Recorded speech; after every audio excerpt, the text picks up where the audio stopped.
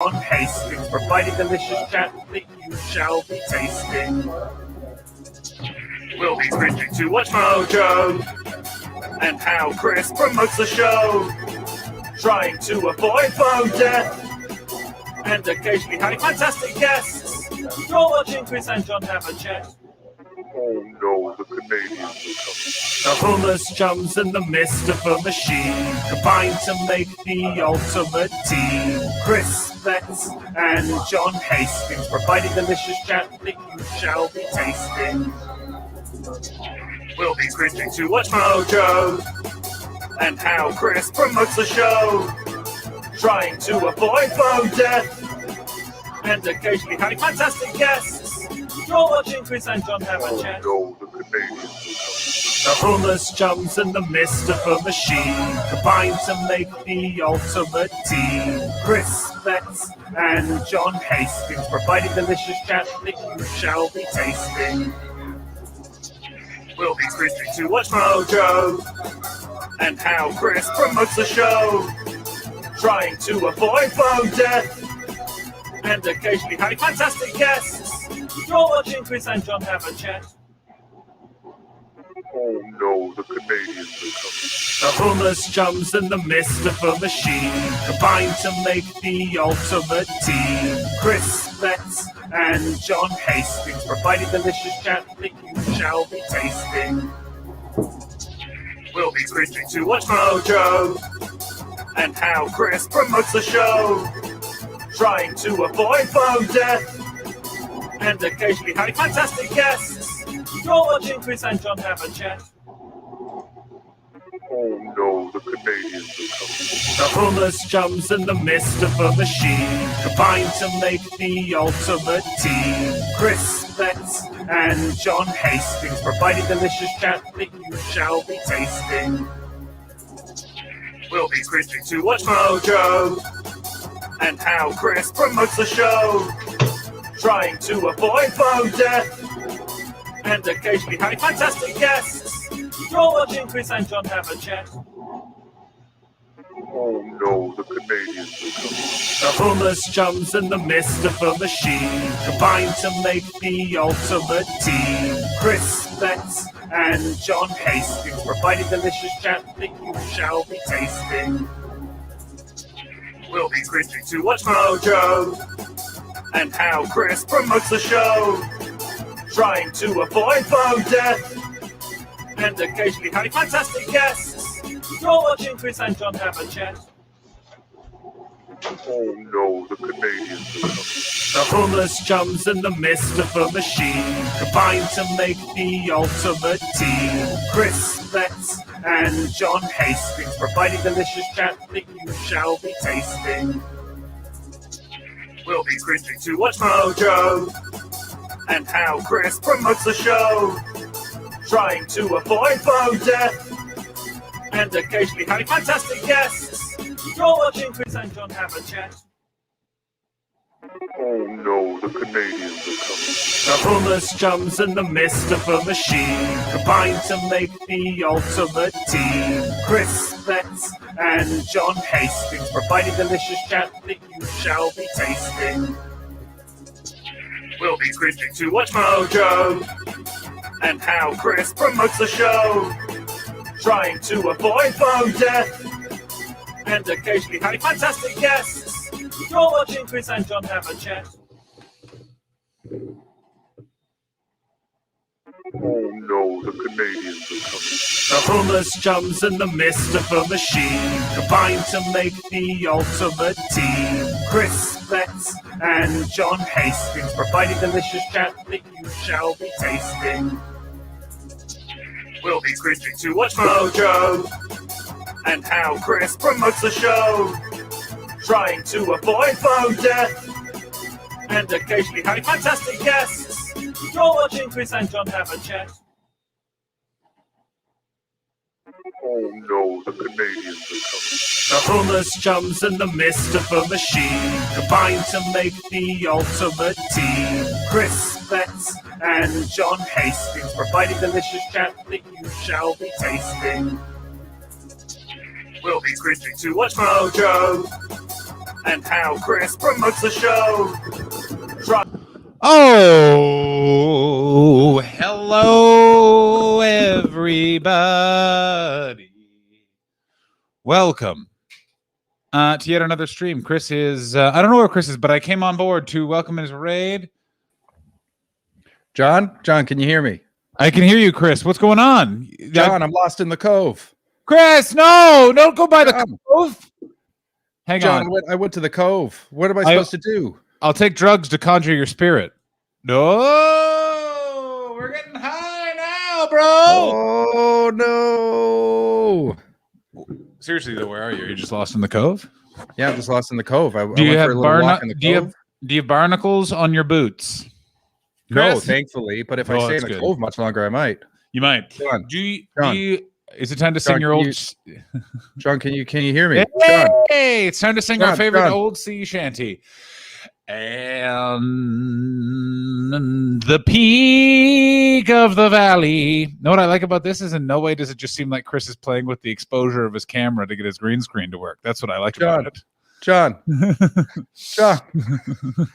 me, John. You know what's amazing about this is it looks far more high tech than just playing with the exposure rate. Although the exposure rate's kind of messed up because I can still see the A in Chris's hat. John. As in a good friend. Not the cove. I know. Put a smile on anyone's face getting a raid. It certainly does, especially from you. My gun is huge. I love the raid, John. Why is it black and white? Is my question. Is that power of the cove? Question. Oh no, the cove has sent me back in time. I hate the cove. I don't want to talk about the cove anymore. Oh, the cove doesn't like that at all. Oh yeah. Well, guess what, cove? Fuck off. Yeah. I took down the cove. The cove didn't see swearing coming. Hey, cove, fuck you. Everybody sing it with me. Everybody knows where you can fuck off. That's the cove. Chris, what do you have to say about that? Fuck off. Yeah, everyone head to the cove. Chris, are you at the cove? Fuck off! Yeah! Everybody knows Chris is at Fuck Off Cove. Do you have any seashells to sell at Fuck Off Cove? No, I don't. My mic-up just fell off the fucking table. Fuck Off Cove. Let's go to Fuck Off Cove. Welcome back, Chris. Welcome back, Chris. Thanks, man. Your song... Fuck off, Chris! Fuck off, Chris! Everyone knows this song is longer than that. Now it's over. No, it's not. It's like November rain. It goes on much longer than you thought it would. And at the end of it, Slash walks out of a church and plays a fucking guitar solo and has sex with me.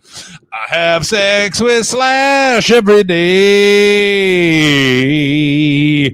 Let's go to Chris. Chris, have you ever had sex with Slash from Guns N' Roses? No. Only I sing on the stream. You better not fucking start singing. All right, hey man, how are you doing? I'm all right. How you doing? Oh, good. It's been so much has happened since we've last spoke. Really? Has it been a big old weekend for the haste? Big old weekend, pal.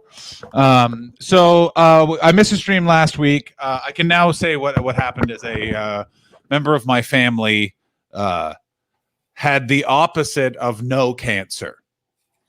Oh, so he had all of the cancers. No, he had one cancer, and he died. And it was his wishes that it was kept quiet, so we kept it quiet.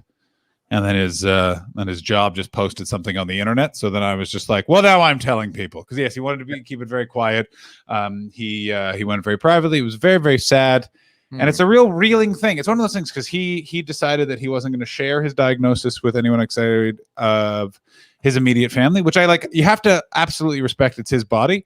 But at the same time, you're also kind of like, oh, what the hell? It's like a double surprise. It's also like, It's like the opposite of a surprise party when a friend is there. It's like you walk into an empty room and there's just a note that says, fuck you. And you're like, well, what the hell? And then it's like, oh, and also the guy who wrote that note is dead. So it was a real rough old time. But thank you, everyone. By the way, I like everyone in the stream clearly playing a guessing game over which one of us had tragedy, which is why we took time off. Yeah. Which That was very fun. It was very fun. And in theory, on Thursday we will be doing a mega stream with a pub I know that quiz. we've made this promise to you before. And you know what? We may break it again. Yeah. But yes, we have that going on. The Employment Agency of California continues to be a problem. And then I just snapped. Basically what it is according to my therapist and a bunch of other people, it's basically I had a week where nothing in my life felt like I was in control. And when you have anxiety already, I'll tell you, that's a real perfect storm. On Friday, I just sat in my bed angry for 8 hours. Just angry. Oh, no. Blood curdling. But like you get over it. It's one of those, it's those adult things where it's just like go through all of that. But that's why we're going to have fun today. We're going to do an Oscar stream. Chris, the, smartness is the better part of valor, is going to be here for the pre-Oscar show. And then we were replacing him with less subpar Chris. I'll have to start smoking. I hope going. I hope this isn't too soon for you. I mean, don't worry. I have cigarettes as well.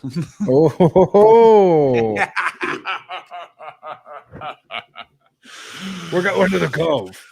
I don't like the Cove. I want. What's my version? Of Chris Subbarton. I like that very much. Coming in hot. Go on. Very good work. So we got a couple of things we can discuss. I booked some road gigs all in San Diego. It's going to be great. Do some San stand-up Diego comedy. sucks, but it's also the first place I ever shot a gun, so it's pretty cool. Let me tell you about Sandog. It's one of those funny things where it's like Tijuana, I always thought was like really far away.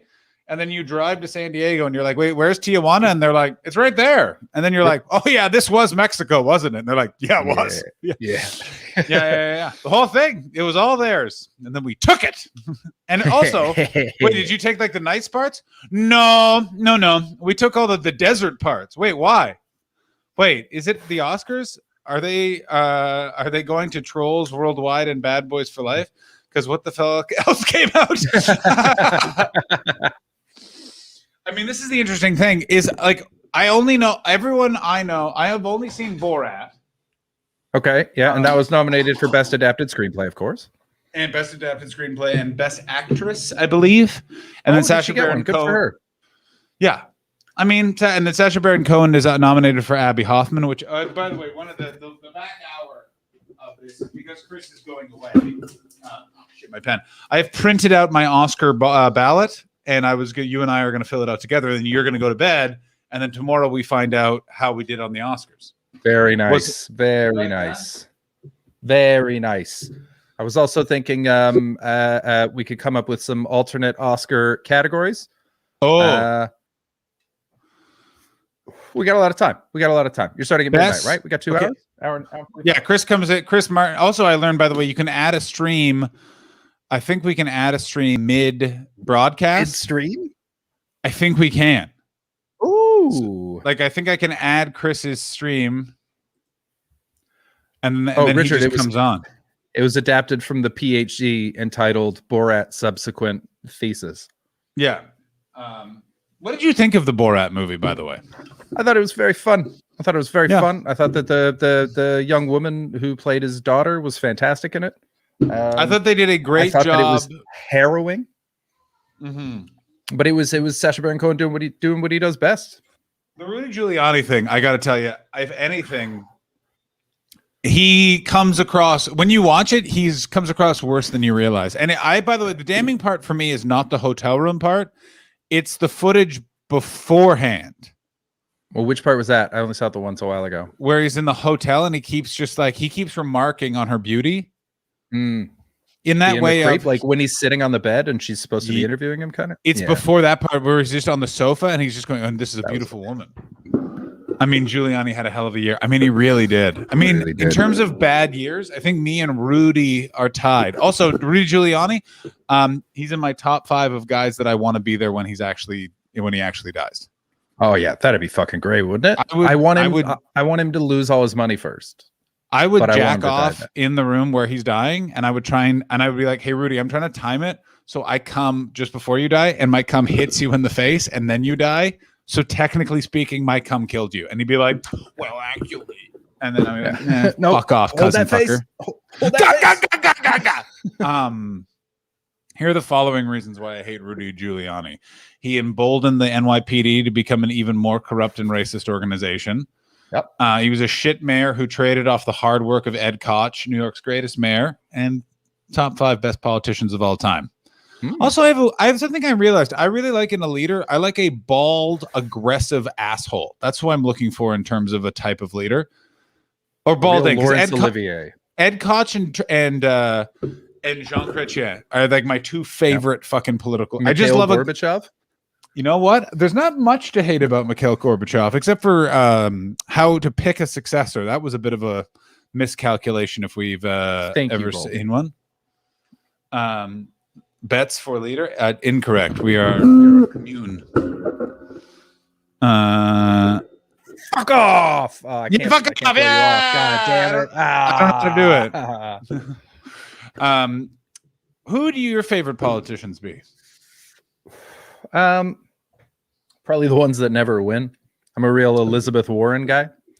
I'm a big fan. I mean, of the that's ones technically true. He didn't pick fucking Boris Yeltsin, but like, you know what I mean? Like, Mikhail could have fucking, like, he could have said something. You know what I mean? Like, let's not could have like been a nod. Yeah, it could have been. Someone should have said, you know what? You know who we don't need to be in charge? Like that drunk guy right over there. That drunk guy with all those thin, whispery dudes. Have you seen his Pizza Hut ad? Gorbachev's? Well, open it now. Open it right now. Get it. Go. Right now. Now we're both going to the Cove. To the Cove. Hang on, I think that I'm gonna go. You know where I always find forest clearings very unnerving. Ooh! How did you, holy shit! Literally, I put in Gorbachev, spelt his name wrong, and the first thing that came up was Gorbachev Pizza Hut. No. Yeah. Now that's an algorithm. I'm gonna hang on. Haunted Woods. Oh yeah, this doesn't look good at all. Save image as save. Richard, that's very funny. What happened to Richard? Alex, I was gone. The he says fair play to the Oscars. Nothing came out this year, and they still said "fuck you" to Tenet. I don't know what Tenet is, and I'm glad about that. I feel like even people who saw Tenet don't know what Tenet is. Oh, two can play at that game. Welcome to the woods and the Cove, everybody. Chris, I'm stuck in the woods. Oh no, I'm stuck in the Cove. Oh no, not the Cove in the woods. Is the Baz, Cove thank haunted? you so much for the follow. Welcome to the Mystifers. I'm afraid I'm lost in the Cove currently. Yeah, sorry, bud. No, don't move that. No. Oh, John, sing your song to bring me back. Oh, we're in the haunted woods together, floating around in the haunted woods. Why are they haunted? Well, that's where the rapists used to live, and they only murdered in the woods. Wait, what? I don't know. Welcome to the haunted woods, the haunted woods, the haunted woods. It's somewhat like the Cove, but it's much more wet. Welcome to the haunted woods and the Cove and the Cove. We used to have a fun chatting stream, and now we're fighting for all souls. Oh no! Come back, John.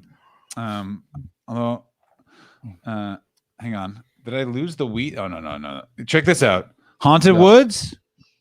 Getting high. Weed. Haunted woods, weed. Oh. Haunted woods, weed. Haunted woods, weed. Haunted woods. Oops. Wrong one. Oh. There we go. Oh, shit. Oh. We're doing it. You're doing it, Peter. Where's I the have spent Hook? Yeah. Did you watch good, Hook? Good shout. No, that's just always Hook is always in the back of my mind. I forgot what I was going to say. It doesn't matter. Oh yeah, I've been watching tutorial videos on Civilization, so I'm going to be very good at it. So when we play, I'm going to be very good. I will be because very I watched bad. videos about it, and that's how you I'll get be very good at bad. things. I'll be All very right. bad at it. I spent myself and a friend all morning calling the California unemployment. We got through. I was on hold for an hour, and they hung up on me. What's going on? You get your goddamn money back? No, absolutely not. I'm going to come over here because I can turn the quality down and it runs better for me, but I can't on John's. What? Oh, interesting. Weird. But yeah, how was your weekend? What did you do? What did you get up to? Sorry, also, by the way, for no Among Us on Friday. I was literally just Don't worry about it. staring at a wall in a blind rage, and I was like about to come on, and I was like, I'm gonna, and then like people will vote me off, and then I'll be like, and I'll just scream the N-word and break my computer. Like I was just like, you know what I mean? Where you're just like this is the most male scene in cinema, in my personal opinion, is Ed Norton beating the shit out of Jared Leto in Fight Club. I just wanted to destroy something beautiful. Like there's a certain level of dude rage where it's just like, well, as I've said before, as I said when I was going through all of this, I called my dad to get into a fight with my dad, and he was just very considerate, and I was then very angry at him for just being like, oh, well, how dare you be super calm and nice and understanding? You know what I mean? You're my dad. You're supposed to be unreasonable so I can have a fight. Thoughtless Stephen. I know you're watching, Stephen. Thoughtless. Yeah. How dare you, Steve? And that was fine. Everyone understood. We I honestly I would have been surprised if you did it, but I figured I'd follow through just in case. Oh yeah. We had a lovely time. You were missed. That's good. Also, I can do this here. Great, good. Richard, nice. How's London? How are things with the vaccine rollout? Is the city opening up? What's going on? I mean, it's opening up, but people are idiots, so we'll be closing back down. Do you think it's going to close back down? I don't think it. I think they're closing it back down. I think that they're literally just going to be like, nah, fuck it. No, they will. 100%. They'll have to. Hey, LA's Megan. Going for it. I got news for it. Like LA is just fuck this. Here we go. Really? Yeah. But the thing is like the LA COVID numbers are super down, and the vaccination rate is insanely high. Great. Yeah, the numbers were going way down here. The vaccination rate remains unchanged, largely, and they don't seem to care. It's about to get real fucking bad, real fucking fast. Between the stupid marches that are going on and stupid marches. What do you tell me all of this? I'm not following British politics because I can't look at Boris Johnson's fucking face. Did you not see the tens of thousands of people supposedly that were marching anti-lockdown with like Star of Davids on their chest saying no COVID passes and what anti-mask walkers? What is with the UK and this fucking bullshit?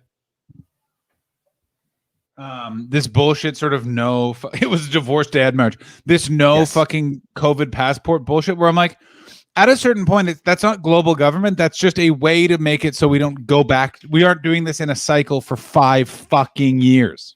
Mm-hmm. And also, it's about keeping your country safe. You realize that, right? It's not just about keeping you out of other countries. It's about national security, so that a plane full of people who haven't been vaccinated don't just show up and fuck your whole country again. And that's why New Zealand's been fine. Everyone knows that, right? Honkies be fucking dodos, bro. Honkies be tripping. No, they were tripping. This honky March. Be tripping. I mean, don't make me get a load of my booms. Steve Mooney, welcome aboard. But the main thing you have to remember is there's a level of privilege and entitlement that almost you'd think the last few years we're preparing people for, where it's like, listen, it's actually not just about you. It's about everyone. And you have to think of a person you've never met and actually someone you would dislike. You are doing this to help someone you do not know, nor will you ever know, nor will you ever like. And yet people are still resistant to it. No! Don't you get it? No, I don't get it. I don't get you fucking jerk. They're jerks. So it's going to be a mess. They're enjoying pints right now, which looks very fun. I'm, as usual, not partaking because I haven't so far. So why would I jump in now when I'm this close to being lied to about getting a vaccine by the government and then having them say they don't have enough? I mean, I think it's what's crazy is I already like the American government. Everyone's going to get the vaccine. Everyone got it. Everyone can get it. Juicy tuna. This is dipped fresh into the cove. Thank you very much. See, I'm lucky. They say don't go into the cove, but they don't say don't put the cove in you. I didn't end up in a cove. I'm just hanging out here in this weed patch. Oh no! I'm in It's gotcha. Just classic weed prank. But yeah, other than that, things are fine. I watched the final of David Lean's movies called The Passage to India, both his most and least racist film. Pretty remarkable. I don't know who's David Lean. Tell me everything about this man. He made Lawrence of Arabia. He made Dr. Zhivago. He made Bridge on the River Kwai. He also made a bunch of other movies you haven't heard of. They are great movies. And this one's a real doozy. So I watched the rest of that with our friends, Alex and Garrett. We had watched all of his movies. That was his last one. So I did that. Yesterday, I stayed in bed until 10 p.m. Yeah, we talked about it on Zoom. Yeah. And then at 10 p.m., I went for a walk.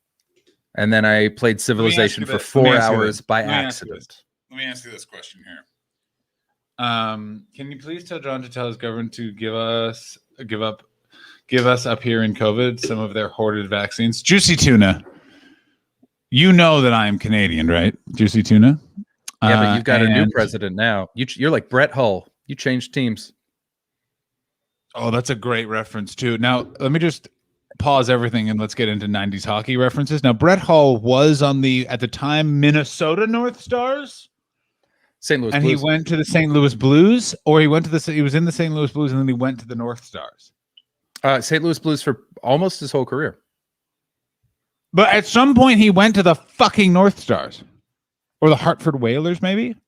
I don't remember that. For me, he's always been a Blue. But you know why he changed his citizenship, right? From Canada to the US? Yeah. No idea. It's because Team Canada wasn't going to put him on the team. So he was like, fuck you, I'm going to play for the US? And so spitefully, he dropped his Canadian... Oh, it's the Dallas Stars. Damn, Juicy Tuna. Nice work. Great pull. So he dropped his Canadian citizenship and then moved over to who used to be the Minnesota North Stars. Good shout. And became American so he could play for their team and just said, fuck you, Canada. You don't like me. You don't want me at my worst. You don't deserve me at my best. He's a real Marilyn Monroe character. I got news for you. Brett Hull can give up all of his fucking citizenship he wants. He looks like a fucking Canadian dad. Look really at this. Always has. Fucking white man. Jesus Christ. Want you to know, by the way, this photo was called Hully 2014. Look at this absolute white man. Oh, man. I just don't like the French. The French. He looks like a pile of hate crimes in a polo shirt. Oh, God. You mean, yeah. This is not my joke. Someone else has made this joke, but the polo shirt is the KKK uniform of the 21st century. What do you mean? He played 2004, 2005 for the Phoenix Coyotes. I had no idea. Holy shit. I knew that he played well in the 2000s. He was incredible. He was unbelievable. The problem was he was one of those guys that played in the same era as Gretzky. So he's not remembered. And also Lemieux and also Messier. And but it was a big era. It was a big era for hockey. I don't like that Mark Messier is included in that conversation at all. And I know that he was, but so was fucking where was it? Where's the Jerome Naginla? I just saw his fucking name. Like there was a bunch of amazing players in the 90s. Jerome Naginla was the next generation, though. Was he? Yeah. No. Yeah, Jerome Naginla was the following generation. That's when he got good, was like early 2000s. When Brett Hull got bad, Jerome Naginla got good, like he sucked his life force. Also, you know what the other thing that's crazy? Zdeno Chara, how long do you think he's been playing in the NHL? Is Chara still playing? Yes. You got to be kidding me. He's got to be like 12 to 15 years. Are you ready? Are you ready for when he started playing? What year? Do you just give me a year? Just guess a year. 2004. 2004? Are you sure about that? No. Because you're a stupid idiot. Because it's 1997.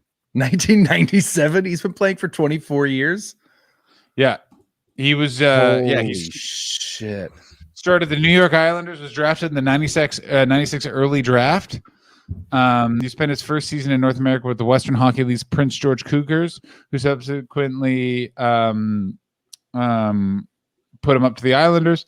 Became a reliable stay-home defender primarily, and then headed to the Senators in 2001, where he had a huge career and was part of the best the Senators have ever been.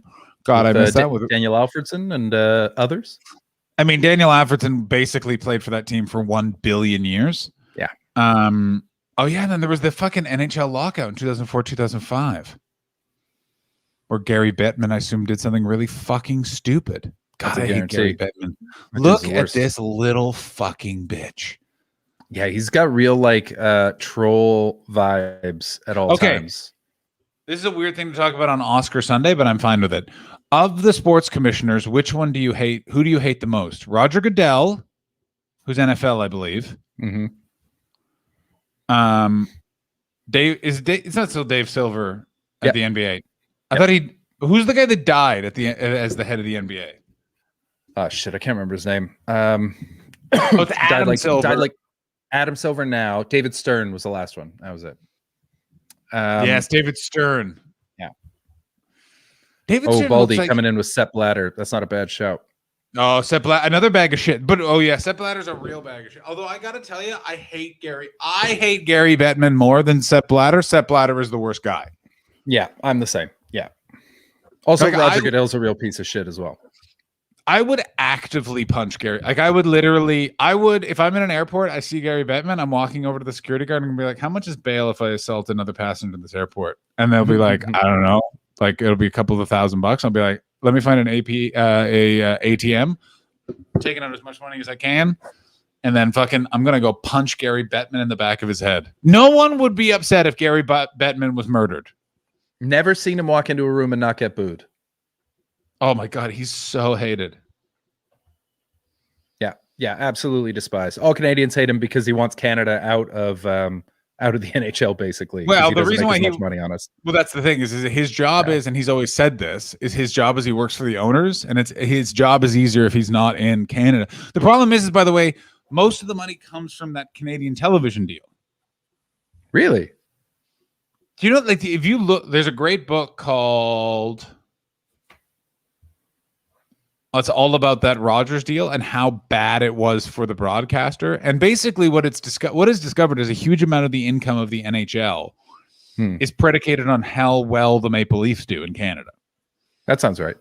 If the Maple Leafs and the Canadians are both having good seasons, the NHL actively makes more money because a huge amount of its viewer base, its online traffic, everything are Canadians, and Canadians predominantly like one of two teams.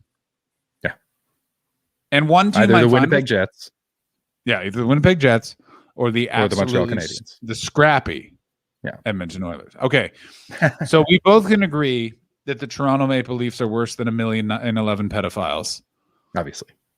Okay, so and I'm saying you're going to say your number one NHL team is Vancouver. I'm going to say it's Ottawa. Yeah. Who's your number two? Mine's Montreal, of course. I want to say Montreal because I remember them winning the cup in 93. I think it was 92, but so 92? good because they immediately rioted. Yeah, that was remarkable. That was so exciting. And I mean, I gotta go Canadians as well. Great storied team. Never been mad at them. Never had like a feud with them. You know, like I can't say Calgary because then I'm not welcome back at the Vancouver airport. First of all, Richard Wright, and I speak on behalf of all human beings. No one likes the Calgary Flames. No, Lindsay. No, Lindsay. I will ban you. I will fucking ban. Blood might be thicker than water, Lindsay. But I will give you the stanky boot. You're gonna do that with her child on the screen. Yeah, I will. Outrageous. I know that I was the first member of that woman's family to hold that child when that child was born, and I will boot him out. God damn. Because my entire family likes the Toronto Maple Leafs because my entire family has been brainwashed by fucking Pat Quinn and his weird car. Oh, I love Pat Quinn. No one likes Pat. Why do you like Pat Quinn? Pat Quinn was the GM of the Canucks. Pat Quinn was a GM and head coach of the Canucks during the 94 Cup run. Was he? No. Yeah. Love Pat Quinn. I thought he didn't. I thought he was at the Leafs his forever. Name's in the rafters, like Cullen doesn't. That's true. Cullen doesn't. My younger brother does not like the Toronto Maple Leafs either. He likes the Montreal Buffalo Canadiens. Sabres. Buffalo Sabres. Well, imagine if it was the Buffaloes. I wish it was the Buffalo. Why don't we root for the Buffalo Sabres? First of all, I love the Buffalo Sabres. Does anyone root for the Buffalo Sabres? Why aren't we rooting for the Buffalo Sabres right now? Also, one of the scrappiest teams, one of the best logos in sports history, with that just bison and then 2 sabers underneath it. Yeah. Great Why? It's the most literal logo ever. We're the Buffalo Sabres. Here's a picture of a sword and a picture of a buffalo. Oh yeah, he also does love the Blackhawks. But here's the weird thing: is I don't like. I'm going to punch. I don't like. Brother.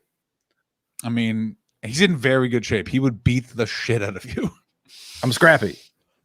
I mean, even still, he'd drown you on the Cove. Oh, not the Cove. You just forget how much easier it is to be 17 than it is to be in your 30s. Like you just it's one of those things where you're just like, yeah.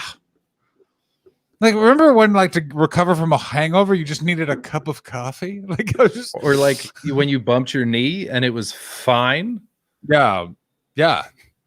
I wonder what it would have been like if you broke didn't hobble around being like, what's that? And here's my problem is based on my injuries of my 30s. I just know my 60s, starting in my 60s, are going to be an absolute asshole. Buddy, the arthritis that you are going to suffer from is frankly remarkable. I hope at that point we've gotten over the whole abortion thing and it's just stem cell research through the anus. And so everything just reheals.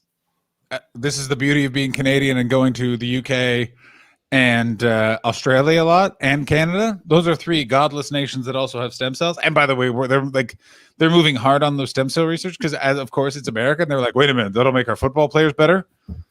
Get killing those babies.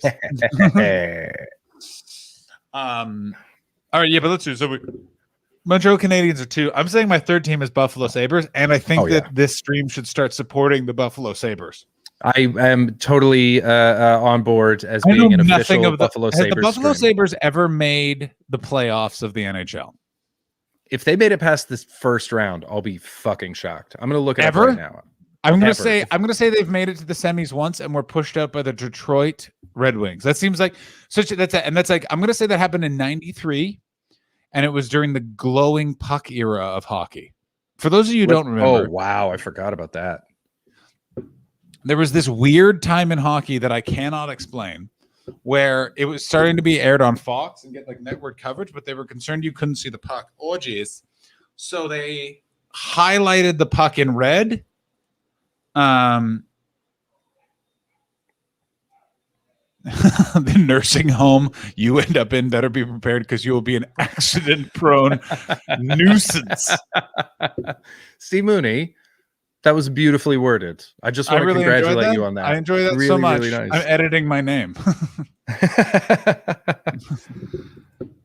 Name one Buffalo Sabre that isn't Dominic Hasek. I didn't even know that a Hasek was there. I did because I had his hockey card because I used to collect hockey cards and baseball cards. Yeah. And if I'm honest, I would now if I could afford it. But apparently I had more money as a child. I don't think they we just weren't paying rent. Yeah, fair enough. I think that what it was, but I don't think hockey cards are anything that have any value anymore. Like, isn't the market like completely cratered for all cards? I think it has. Okay, that's not why I bought them in the first place. I just liked having them. Do you still have your collection from when you were a kid? Oh fuck yeah, yeah! I got all that. I got binders. I don't know where mine are. If mine still exist, you can have them. I got all my figures. Thanks, I got my Star Wars figures. That's good stuff.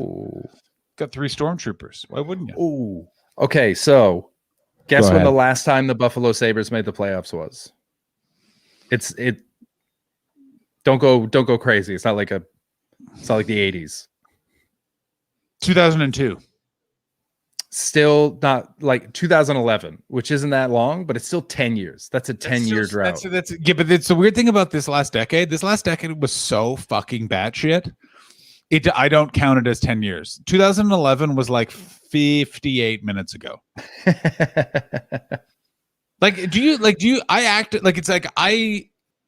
No decade, the 2010s, no decade had less symmetry than that decade. Explain yourself. The 2000s were just chaos. Like the 2000s started with 9/11 and basically ended with the fallout from the economic crash. But it was basically just a blah. Sounds like two crashes to me.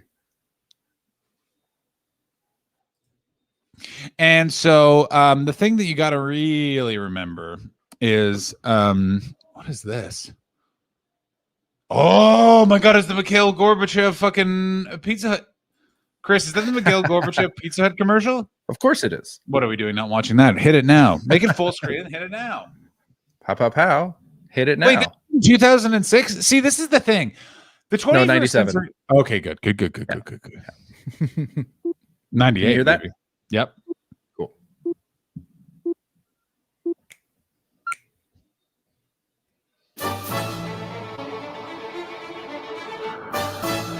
I already love this. Looks like it's a Are John you Grisham joking? novel. Are you joking? Are you joking? Это Горбачев. Почему? Это из-за него у нас в экономике бардак. Да благодаря ему у нас новые возможности.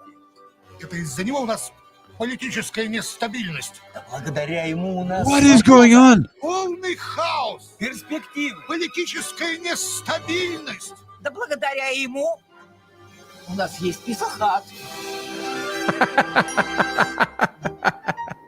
За Горбачева! За Горбачева! За Горбачева! За Горбачева! Sometimes nothing brings people together like a nice hot pizza from Pizza Hut. First of all, there's no way. That's great. There's I mean, I have so many things to say about that. Here's the main one.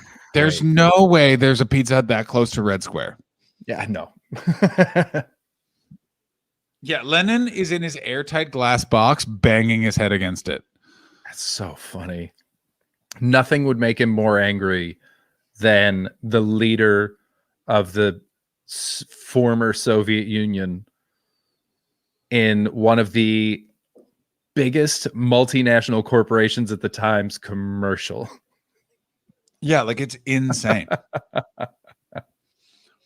Like it's just like there was no way that they would like that. One of the worst meals I've ever had was a Pizza Hut in Sweden. Well, Richard, right, here's part of your problem.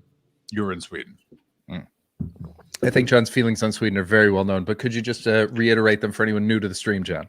I hope everyone in Sweden gets wet diarrhea on their mother's cunts. Well, all right then. Yeah. In the sauna then. I hope they acid burn their mother's vaginas with their wet diarrhea shits. Nice.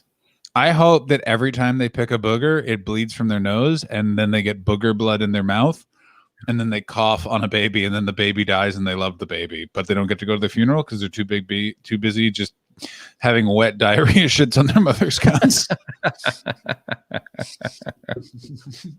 I mean, I can't get over that because, by the way, it's so Russian in its production where it's like, well, we need to make a commercial, but we also need to make sure to discuss the merits of freedom being bad. Well,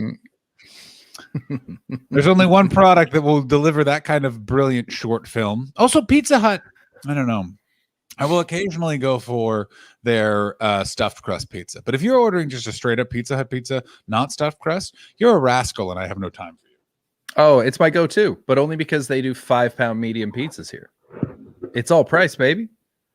5 pounds for a medium pizza. Remarkable. Yes, please. Thank you very much. What's weird about Australia? In Australia, their Domino's, no pizza size. There's only one size of pizza. I remember you saying that. I don't like that. That makes me uncomfortable. I really hate that. Did you ever try the cheese bread? The cheese bread that Pizza Hut has? No, that sounds good though. It's fucking awesome because it's basically just the crust part, like the back end of the pizza, but just rows and rows of it. And then they give you a marinara sauce as if it's just a fancy deconstructed pizza. Love it. No one is talking about how Big Meat is marketing Lunchables to Schneider's to adults as Schneider snack kits. I don't know what a Schneider snack kit is. Time travel agent. That sounds like a Canadian thing. Chris, get on and Googling it. Well, it's clearly just Lunchables, but for adults. I want to see it. Oh, okay, gotcha. I was like, that was inherent in the comment. It was very clear. Yeah, but we're doing a visual show here. Listen, we got to kill another hour and 15 minutes. Let's stop pulling at threads. You know what I'm saying? No. Yes, it's Rob Schneider's dad formed a Canadian Canadian deli company. By the way, Schneider's hot dogs, the black label, best hot dogs money can buy. Get yourself It's been a too long for me. No idea. What, from eating hot dogs or having those hot dogs? Schneider's specifically. But you still I've got hot eat a dogs in my dog. fridge right now. Of course. Yeah, why wouldn't you? Why the fuck wouldn't you? God, I fucking love hot dogs.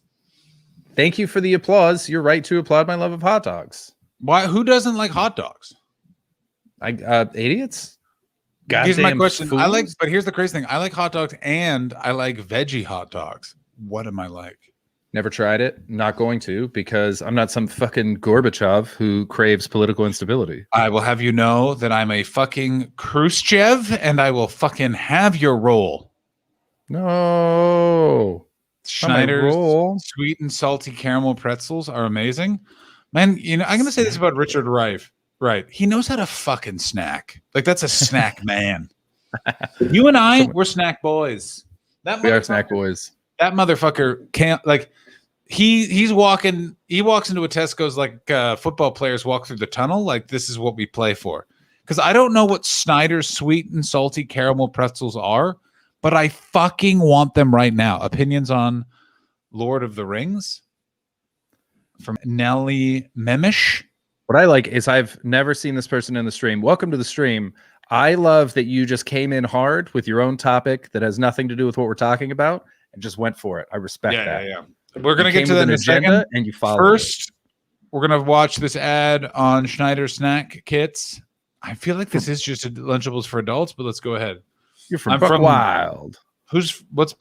Sorry, I meant Tezilias. Hilarious NLE Mish.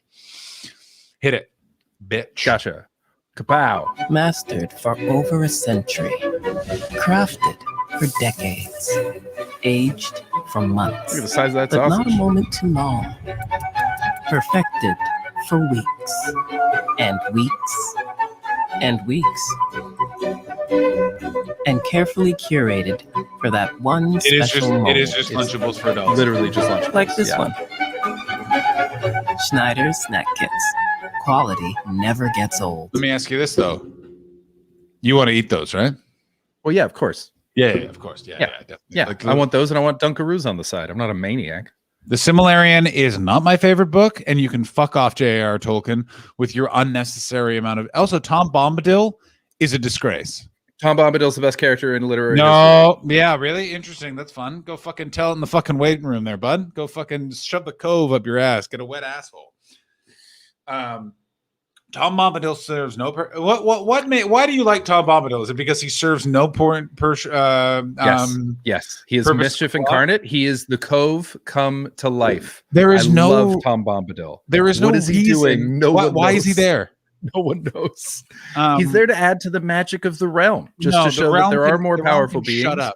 And he's it's not because a lot of it is Sauron a morality play. Is not looking for he's not a real morality guy. He's above morality. He's his own thing. Tom Bombadil's his own thing. I wish Tom Bombadil ate out my asshole while I was shitting. That's what I hope for. You know what? He might do it. Just I hope Tom Bombadil ends up drinking my pee. Hey, Tom Bombadil, can you drink my pee? I don't know what this character is, but I really... Hey, who wants some pee? You can't like Tom Bombadil, Chris. I love Tom Bombadil. No, you don't. So funny. So who funny. Who likes Tom Bombadil? Name Everyone one likes Tom Bombadil. Name. I disagree with you. Gandalf admires Tom Bombadil. No, he doesn't. He just knows he can't trust him. That's all. He's just like that. I don't think Gandalf mentions Tom Bombadil. This is how I remember Tom Bombadil's inclusion in the entire thing, which is they're walking through a field. Why describe walking through a field? J.R. Tolkien, you do not know how to read. Fuck. And then they come upon a boring man, and there's so much singing, and I could give a fuck. I fucking love him. Because I started reading Fellowship of the Ring, and then the only one the books I've read was The Two Towers. And here's how I read The Two Towers, and I was like, "No, that's a fucking book." And then everyone else was like, "Yeah." And then everyone's like, "I don't like The Two Towers. I like Return of the King. It's a lot like Fellowship of the Ring." And I was like, "Oh, really? Is it?" Because guess what? I'm not fucking reading it because Fellowship of the Ring was the most boring thing I've ever read in my entire life. Yeah, never got through it. Paul Lincoln McGarity making a good point here. Tom is the only character that can flat refuse the ring. Nah, not interested. Thanks though. Adds nothing, but Dad likes it for that. It's just he's just that age of the cast. He's the who's the also Paul Duncan McGarity. How are you? I will be in England in November. Can we go on a walking tour and you show me crazy, weird architectural things? Who was the Greek philosopher who just didn't give a shit? Like the ultimate cynic. Is it Diogenes? It was Johnny. It was Johnny Rection Pants. Oh, it was Johnny Rection Pants. You're right. So Johnny Rection Pants. He somebody the ruler of the time. He's walking around and he goes. Chris, now just to be clear, are you sure it's not Yo Mama? Oh, could have been Yo Mama. Could have been Yo Mama. You know what's the interesting thing about Yo Mama, Chris? She's dead. She is dead. It's very interesting. For those of you keeping track at home, we once again remarked on the fact that Chris's mom is dead on the stream. Yeah, she's super dead. Is your mom's ashes spread at the cove? No, but she actually kind of wanted them to be. My dad still got them. We're not sure what he's going to do with them. Wait a minute. Hang the fuck on. So in your house right now is a girlfriend that took your dad 5 years to admit he had, and the what the fuck was that noise? And the ash that was coming from your end, and the ashes of your I didn't hear mother? it. That was you. Huh? Oh, that could have been a car outside. Yeah, it definitely was. Okay. They are he doesn't live with his girlfriend. She's got her own house. They're very adamant that they're old separately and visit each other. That's even weirder. Yeah. Let me ask you this. I feel like you're the kind of guy that wants to talk about doing it with your dad just because you know it'll make him uncomfortable, and that's what you aim to do. What, having sex with my father? No, you bring up sex as a topic of conversation with your dad because you know that like him as an Irish man who was in the army, that will literally make him just be like, well, he was from Manchester, and actually, so what he does is he. Then even worse. Then because first of all, then you know he's having sex in mud because he's from the north. Dad, why is the bed covered in mud? Oh, I had to fuck your mother. He remarked many times. Many times. But practically constantly. I want you to, and I have to stress this. All people from the north of England fucking mud.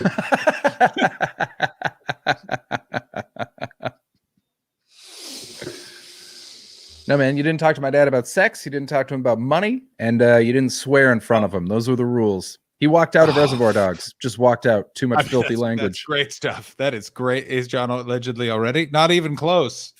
Thinking about it. It's why I don't have sex. I never have any mud. Did Chris's mom smell Petey being from oh no. Isn't that more loam? I always associate Pete with Scotland.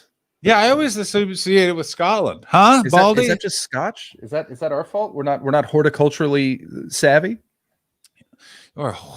Wait, so your dad walked out of Reservoir Dogs too much salty chat? What if you swear in your act? Yeah, he hates it. Oh, okay. Absolutely hates it. Not a fan of my comedy. Very proud that I'm a comedian. He was not in the army. Comedy. Navy even. Yeah, so he didn't kill anyone. No, and when he was younger, used to swear and do all the drugs, did all that stuff, and then just weirdly took a swerve when he got older.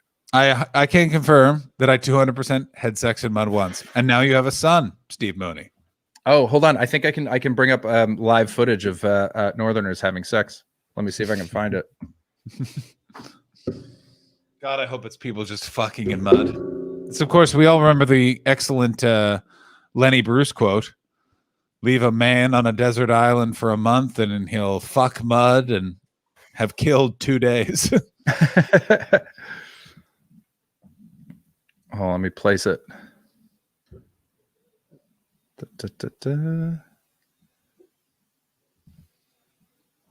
Why mud? It's funny to say fucked mud. It really is. Plus, you get to imagine like the fun splooging sound. Oh my God, yeah. And also with the hips and the mud's drying on your skin. Like you are also getting a lovely routine out of it.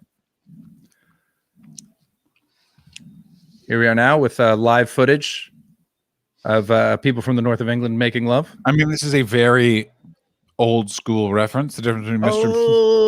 Oh, mulch fucker. All right, what do we got here? Hit it.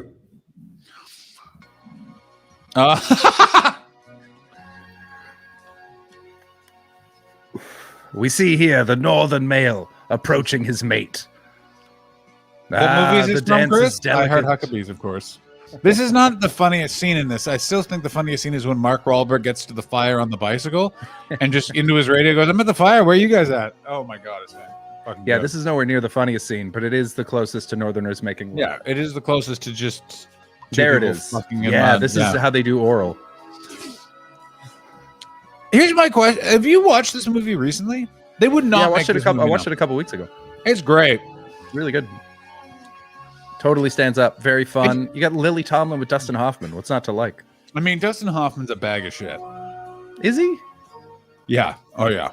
I knew he was like an asshole. I didn't know he was a bag of shit. Those are two different things. Me too. Did you not watch put in John Oliver, Dustin Hoffman? Oh, I forgot about that. Let's from watch the, that for a second. Let's watch that very awkward interaction. That's a So very fun, awkward uncomfortable. interaction. I know. That's why I love it so much. Because I also love it. Because here's the thing: Americans don't understand that you can't once an English person is in an awkward situation, then what are you gonna do? It's like a northerner in mud. They're just ready to fuck.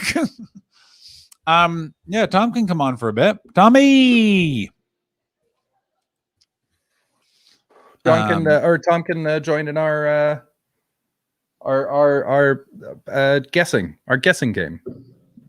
Of which movie? Yeah, Tom. I'm sending you a link, Tom.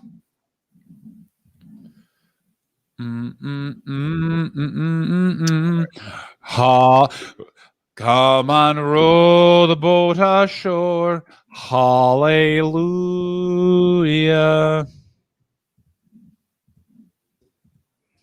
I told you about the time I saw Leonard Cohen sing that live, right?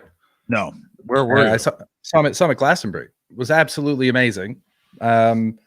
Crushed it. And the moment that stands out, one moment was him singing Hallelujah because it was absolutely beautiful. Hang on one And, second. and the Paul other Duncan was McGarity. Do you want to join? Also, Paul Duncan McGarity. Did you yeah. have kids? Yeah, he's got a kid now. What? No, my dad can't come on. What's this? Yeah, no. Is it that he doesn't want to, or you don't want him here? He's in the early stages of dementia, so he just wouldn't be great as a guest. You know what I'm saying? That's not fun. It's not fun. But I thought I thought I'd just put the kibosh on it real quick. I mean, it could be fun if we just really roll with it. You know what I mean? I mean, he's still very fun. He just he just tells the same story sort of like 3 times in a conversation. So he would do that dad thing of being like, "Well, this was fun. Thank you, boys. Goodbye." After about 4 minutes, when he just decided he didn't want to talk anymore. Yeah, of course. New TV show idea. Bring back dubbed porn. I do all the voices as Northern English. Yeah, that's good. All right, hit. This is so fucking awkward. Hit this. Oh god, it's so awkward. My agent, my publicity, so what do I do now? And they say what you can't do, or what's not a good idea to do, is that if you get into a dispute, it lengthens the argument. She comes back and says this, I say that, she says that. So he said, what you should do is just apologize. But there's a key word that's left out in the quote, as it goes around the world, at a click. And that is, if I did anything that was, out of sorts or I embarrassed her, I apologize. And the word if was important. Now it just says he apologizes. Yeah, it's actually might. I mean, the intention is the same. You said, I have the utmost respect for women and feel terrible that anything I might have done could have put her in an uncomfortable situation. I'm sorry, it's not reflective of who I am. Today. And they leave that out too. Yeah, I know. No, but that's the difference. It's your statement. I mean, because it's that part of it. I'm not. Pause. I'm not the moral arbiter of anything. It's just it's not reflective of who I am. It's right there. Is the English person meeting American person in terms of argument, or an American person? Americans give the benefit of the doubt a bit in these sort of debates. And also it's Dustin Hoffman being an absolute cock, because that explanation's bullshit. Well, I put the if in there to explain. No, you weren't explaining. You weren't apologize. Either apologize or don't. Do you know what I'm saying? Yeah. All he said was like, my PR person told me that I had to apologize so that I could keep making movies. And so I did it, but I'm not sorry and I didn't do anything wrong. Yeah, where it's also like, listen, I think Dan Harmon is kind of a shitty human being. His apology saved his career and he was fine. Was absolutely remarkable. Louis C.K. Fucking awesome apology. I think he would have been fine, honestly. I also think that Louis C.K. just didn't stay away long enough. I've said it before and I'll say it again. If Louis C.K. he should have come back. If Louis C.K. had come back during COVID, I think that would have been better. Oh, speaking of people that should come back during COVID, welcome our very own Dustin Hoffman. All together. Fuck off with your fucking football. Super League forever. What's going on, Tom? What happened with the Leeds? Did you win a game? We got a creditable 0-0 with Manchester United. British sports is so boring. Yeah, if you're excited over a tie, you should kill yourself. No, hang on. No. I feel like I'm about to be told the underbelly are cunts again. Go ahead, Tom. It's coming. Year-round pet count. No. They're very good to me. There it is. Baldy's right in there. Yeah, of course. And it happens so fast. So last week we beat Manchester City, and this week we drew with the scum. So when did you guys get into the Premier League? This year. Scum. This year, congratulations. How'd you guys do against Tottenham? Well, we lost 2-1 against Tottenham, I think. Were you guys invited to the Empire? Yeah, was Leeds United? So you can so your heads are sturdy enough to wear the crown of Premiership, but not heavy enough to wear the sign of shame for joining the European Super League. No, because the last time we were in the Champions League was 17 years ago. Yeah, because Leeds famously bag of shit team until very recently, correct? No. We have been relegated for how long? How many years were you relegated? 16 years. Yes. Okay. Yeah. So I'm just saying. Yeah. You know, but we have won the top division in this country before. More than once. Hang on, just a couple of things coming in. Baldy is saying I am correct. No, don't kill yourself. Brits getting hyped is hot because they're stone-faced otherwise. That's coming in from Pam Shipman. Good news, Pam Shipman. Any relation? To who? To Dr. Harold? Dr. Harold Shipman. From Doogie Howser? Oh my God. I do believe he had his medical license revoked. Oh yeah, I feel like Harold Shipman probably. Citizen Shipman. Yeah. What the fuck? Glenn Moore's joke about Harold Shipman is phenomenal. No idea. My mom never knew how to wish me. Always wished me happy birthday in the worst ways. I remember it was my 18th birthday, and I was in the shower completely naked, totally soaped up, and she just opened the bathroom door and went, "Hi, Harold Shipman," hung himself in the cell, and then just left.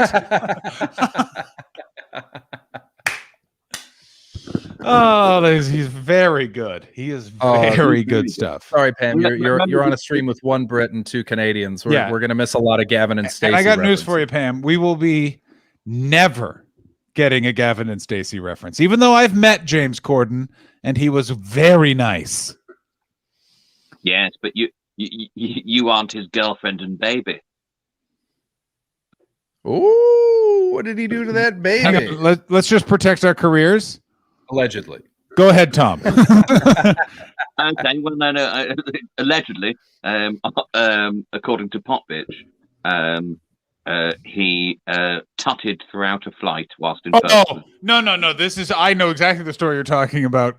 I feel like it's so good, which was he walked on a plane seemingly to the other passengers by himself with noise-canceling headphones, and then a bedraggled, exhausted woman with a child walked on much later, sat next to him. He visibly looked uncomfortable and upset, They flew to LA. When they get to LA, the woman finally was like, James, would you help with your son? And he was like, ugh. I mean, the craziest one I've ever seen or I've ever heard about James Corden was apparently he was walking into the Groucho Club, noted cunt depository, and he walked in and then immediately walked back out, like looked over and like made like a, and then walked back in, and he was signaling the paparazzi of, and so it was in the Sun the next day of like James Corden out of the town. Hey, you don't go to the effort of paying a publicist to hire a bunch of scumbag paparazzi to follow you around, only to not then have your picture being taken going into an elitist members club. All right. What's the name of the fellow who is Scottish American, was in the Doctor Who spin-off? Oh, is it Liam Neeson? No, it's none of those things. Okay, no, it was it's Michelle Yeoh. Oh, it was Serena Williams. Yeah, it was Serena Williams, or one of those. Willow Smith. Was it Willow Smith? Yeah. Hang on, I think it was. John was it Barrowman. Peter Capaldi? Thank you, Baldy. John Barrowman, and the story's secondhand, but very credible. John Barrowman. Private chat me. Who gave it to you? Is it show business figure? Yes, it is. I'm going to need to know who it is. I will type that in now. And dear audience, Thomas, we will tell you if this is a trustable source. You seen it? Yeah, credible. Yeah. That's a credible source. Yeah, so, we'll allow it. Very deep throat. That person was working on the stage door at a theatre where John Barrowman was doing panto, and he pulled down his cap really hard and left the door, and then came immediately back in and then pulled his cap up a little bit more because no one had recognized him. That's just sweet. I think that's sweet. That's a moment of like very silly vulnerability in a famous person. I always like that in Wimbledon. Yeah, I know. It's so low stakes. But imagine how much money he was making doing panto in Wimbledon. Ooh. Because also, what is John Barrowman doing now? I still don't know who this person is. You do. He was really on television when we first moved over. British television? He's quite good as a sort of like all-round entertainer. He's pretty funny. He can sing. He can just about act. This is the weird thing about British media, by the way, is British media still is looking. You know what we need on Saturday night? Good old song and dance, man. Like, here's what I've never said in my life. You know what I need to watch right now? A man singing and or dancing. Yeah, unless it's in black and white, I'm not fucking interested. Yeah. Also, it's just like, yeah. No. There was no sports references on the stream, Thomas. Oh. I mean, if just to sum up his career, his known fors on IMDb are something called. Is that Mikhail Gorbachev? No, that is Marcelo Bielsa. That is God. Bielsa is God? Bielsa is God. No, Lemmy is God. I think God wouldn't have died. Say that to Jesus. Jesus. Give Bielsa time. How about that? Do you want to know what Lemmy Kilmister of Motorhead said when he was asked, "How do you feel when people say Lemmy is God?" He said, "If I was God, I would have made myself taller."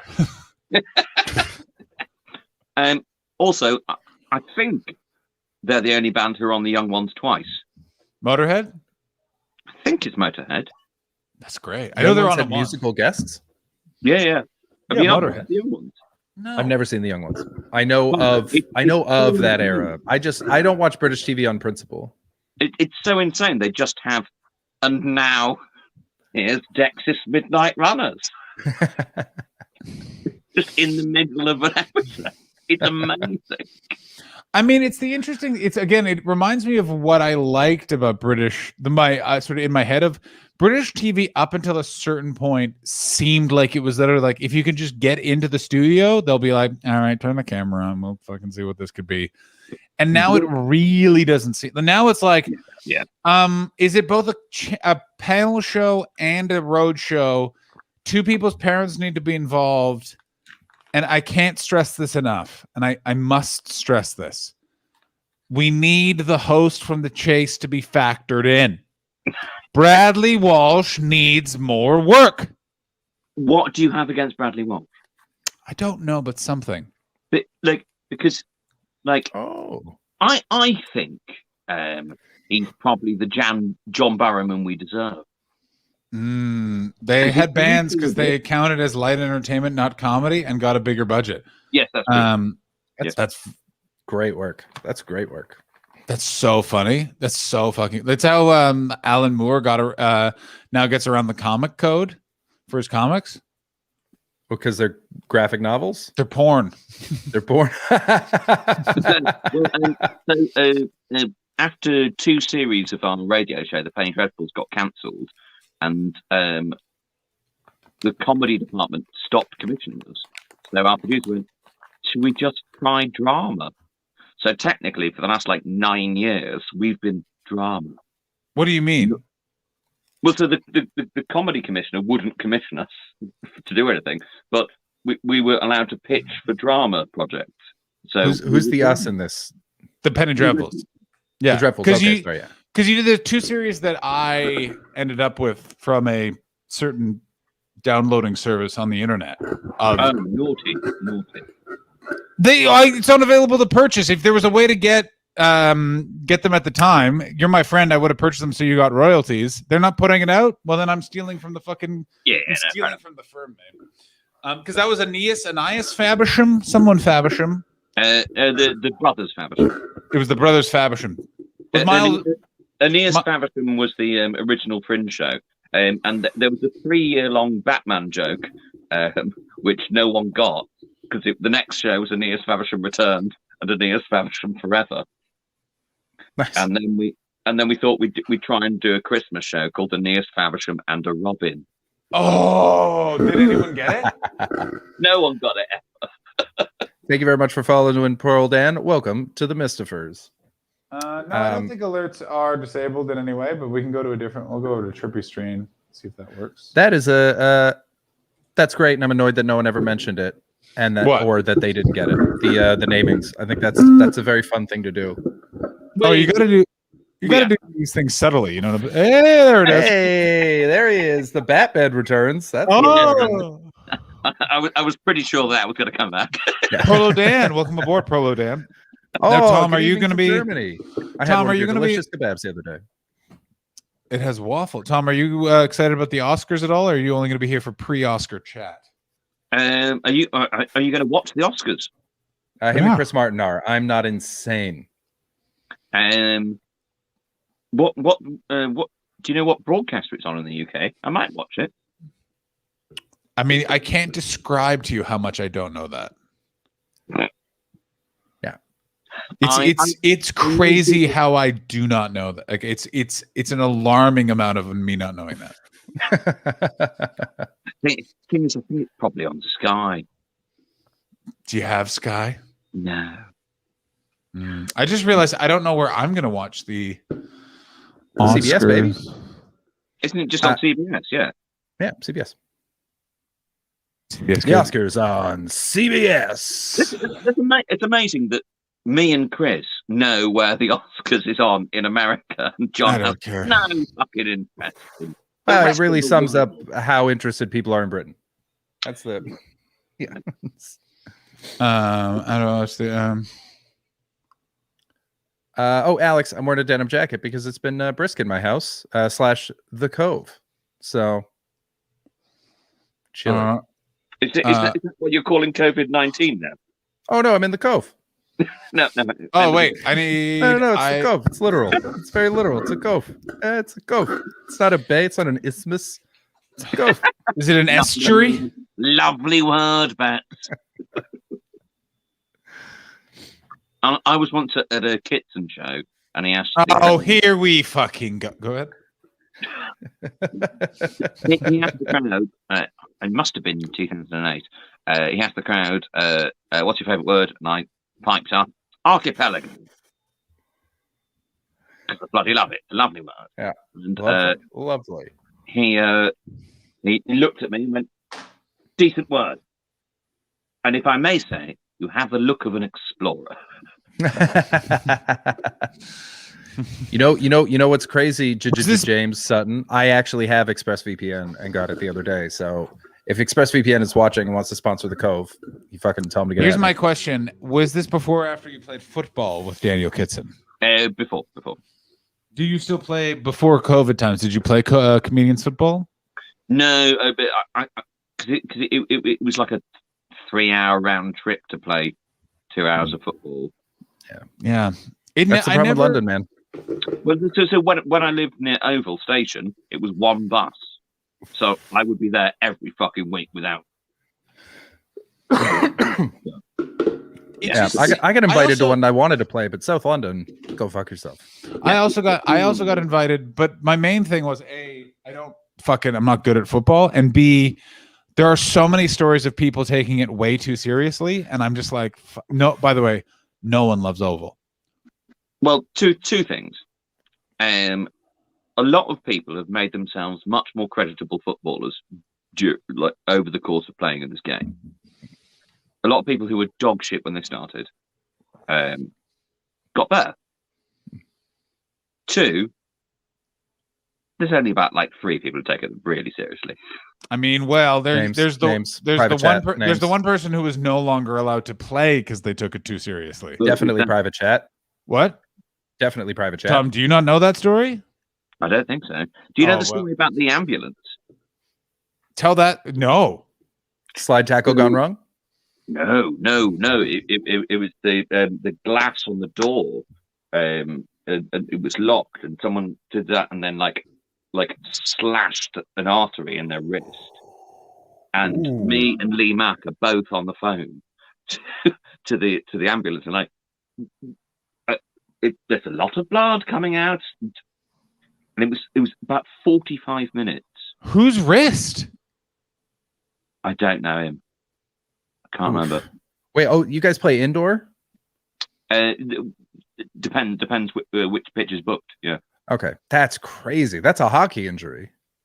It was.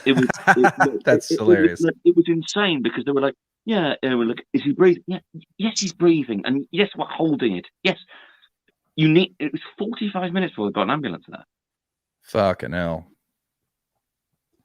They must have known something you didn't, which is that we don't really need blood. That conspiracy exposed, ladies and gentlemen. Blood is a myth. Don't worry about it. It's the Hancock joke. A pint? That's very nearly harmful.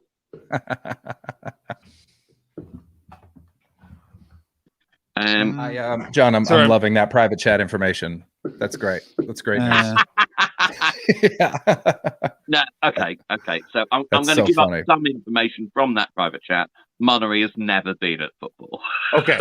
And it was someone like that. Like it was like an old, feeble drunk that person apparently like fucking thwacked, and they were like, "All right."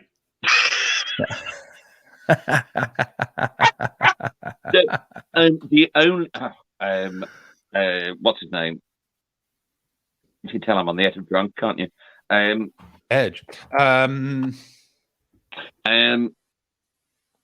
Russell. Kane, one of the Russells. Brand, Peters, Howard. Russell Howard is the only person I've ever seen dive in a friendly game. Wow. Oh. Like for who? Do you have refs? Just for it's always Zoltzman. Yeah. Of course it is. But he's playing as well, so he's always going to give the decision to his team. But he does. That actually surprises me. Andy Zoltzman seems like a guy who's a straight shooter when it comes to these sort of information. I'm not so sure. Oh, did you finish reading the private chat, Tom? Don't read it out loud.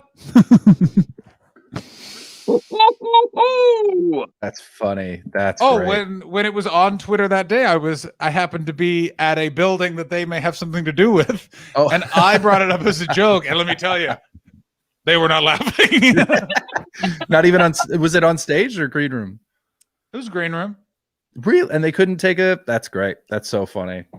No, that whole crew. I like everyone over there. Not good at jokes. No, not playful. Not a playful bunch. No. Mm-mm. Very self-serious. Yeah. Sorry, who's the crew? Like his crew. I don't know who they are. Private chat. Oh, okay. Yeah. I don't know anyone over there actually. Now. For a comedian, you never actually play London clubs. I always assume I'm going to see you, but I never see you at London clubs. I only ever see you at or at Old Rope. Yeah. I don't tend to put a lot of effort in to get booked. Fair enough. Yeah, that always frustrates me because I always think of it as going by someone not putting the effort in to get booked, and I'm subjected to being on a club weekend with not a fun, good comedian. Sometimes I then have to be with a motivated, annoying shit comedian, and I'm always like, no, because Tom and I could be having pints and laughing in an alleyway. Instead, I'm with fucking Jimmy Timgugh. Like, you can just say Jimmy McGee. We know who you're talking about. Yeah, listen, but Jimmy McGee's a great time to be on a club weekend with. Just no matter what he's moaning. We should be tripling. You wouldn't triple. I'd triple. Why do you have a triple? You should give me one of your gigs. I'm not giving you one of my gigs. I had a bunch of Edinburgh preview once, and he said, you should give me half of these. And I said, fine, but I get all the fees and you can do it so your show is good. And he's like, no, that's not how that works. And I went, yeah, that's how that works. That's exactly. Welcome to capitalism. Favorite moment in my life is when Jimmy McGee claimed to be a socialist. He said, I'm an old socialist. And I was like, first of all, you're not old enough to be an old socialist. Second of all, you're not a socialist. No. Actually, I don't even know Jimmy, so I can't really tell you no, he isn't. You've met him. He was at my wedding. And he's not. And he's not. Yeah. He's someone who thinks it's unfair certain people have gotten mock the week, and I agree with that. But it doesn't mean that that has anything to do with socialism. It has to do with television unfair. Yeah, no. But this is the thing I don't. And Tom, you don't have this, but there is a lot of English people that do have this perception that show business is a meritocracy, and I don't know where the meeting was or who decided it was a good idea to tell people that, but it was such bullshit. I think there is a certain amount of the stand-up circuit that is meritocratic. You're correct. Because if you don't get the laughs, you're just not getting booked again. Yeah. But television, of course, it's just a fucking sausage factory. Oh, but we also all know that comedy competitions are never rigged and are totally fair. 100%. Have we? Has everyone here won a comedy competition? Nominated, thank you. I'm a winner. I won an award, and I've been in a couple finals of like new act ones. I was in a couple finals, and then I won an award last year. But which? You won the Leicester one. That was good. Yeah, that was good. I like that. Nice. Which one? We were nominated for a Leicester one, I think, and they were like, "Will you come to the ceremony?" We're like, "What? Come back to Leicester?" No. Yeah. So we didn't win. I'm pretty sure. That was. I mean, I remember asking my agent when I was nominated. I was like, "Do I have to fucking go to this?" Because I didn't think I was gonna win. I was like, "Don't make me go to this, right?" And they were like, "Nah, it'll probably be good for networking." And then COVID hit, and I was like, "Oh, this is so sweet."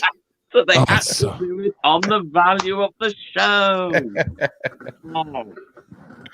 Here's the thing: is I love Leicester during that comedy festival, and I always get tricked. Like I'm always like, I remember like going for gigs there in the off season, and be like, "This will be fun," and then you get there and you're like, "This is not fun."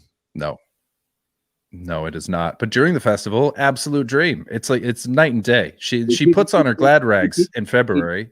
It didn't used to be good.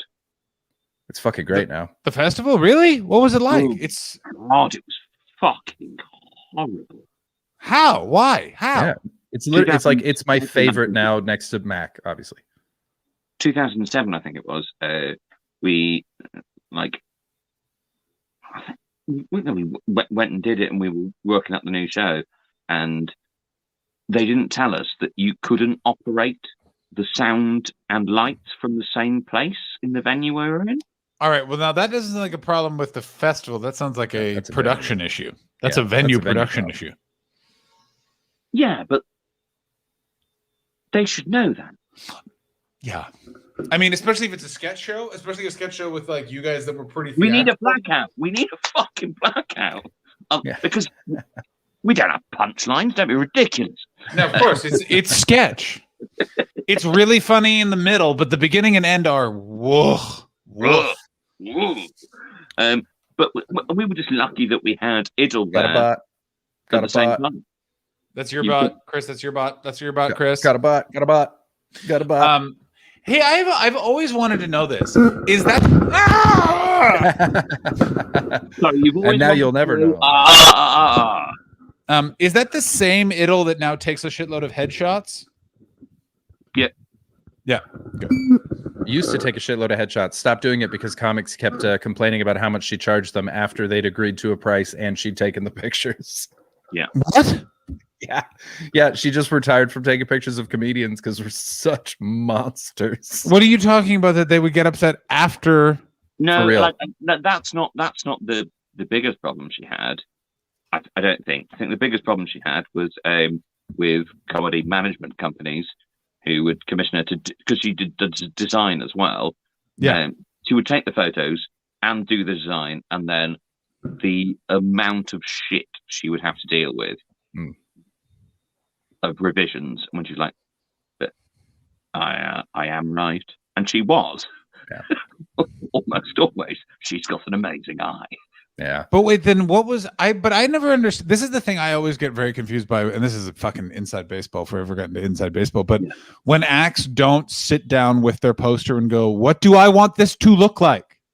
Like, the amount of people that are like, I don't care about the title or the look of the show. And I'm like, but those are things you can actually control. You can like the idea that the amount of posters I see that are overly serious for a stand-up show, where I'm like, assholes, you're trying to sell like literally like do something or insanely ugly. Yeah. Oh my god. I think in the context of Edinburgh, you can assume that people know that it's going to be comedy, so that you can push it somewhat. I disagree. I absolutely disagree based on the amount of people I have seen coming out of shows going. It was a few times. It was a lot of, how do I say this? A lot of people going, oh, funnier than I thought the poster would make it. Or I've seen people look at a poster and go, why would I go see this? This doesn't look funny, which I know is really embarrassing, but it is true. And when there's that much competition, you want a poster that A, brings people in for what you're going to do, and B, stands out compared to the other ones. And like there was one woman, I can't remember her name, but she had a poster that was like, this is going to be a sexy comedy show kind of thing. I think she was done up like a sexy school teacher or something like that. And then the whole show was clean comedy about her kids. And it was like, and she said people were so mad when they were leaving. She had like stag doos in. Deliver on what the poster says. I think that's true. Yeah. But I do think you can have a series. And there was a Kitten poster. Oh, here we fucking go. What? I thought Kitson didn't put posters out. He was too busy just being cool. Also, you can't use Kitson as an example in anything because his like otherworldly style of fame flouts all convention. Oh, I remember when Tom was just living in an island in the Maldives and suddenly Kitson was there and they had sex. It was the Seychelles, actually. Oh, was he gentle? Yeah. I would picture actually Tom having a go on Kitson. Yeah, me too. But he could push back. They're power bottoms. Yeah. Oh, yes, he gets a lot of power from the bottom, of course. Yes. Anyway, there's a Kitson poster, and it was black. It just said Daniel Kitson, and then a series of quotes. And I think it was 5, maybe. And the fourth one was, nobody could have not enjoyed this show. And the next one was a quote from the I think it was the Sunday Mail going, "I didn't like it."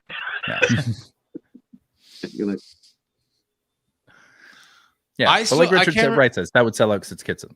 You know, he could do his own thing. That's like I saw a poster with Pasco 2 Fringes ago, and there were no quotes, no stars, just your name in the title and a nice picture. And I remember looking at it being like, that's where I want to get to. I want to get to the point where I don't have to have like these fucking strangers vouching for me on my material. What's your favorite quote you use?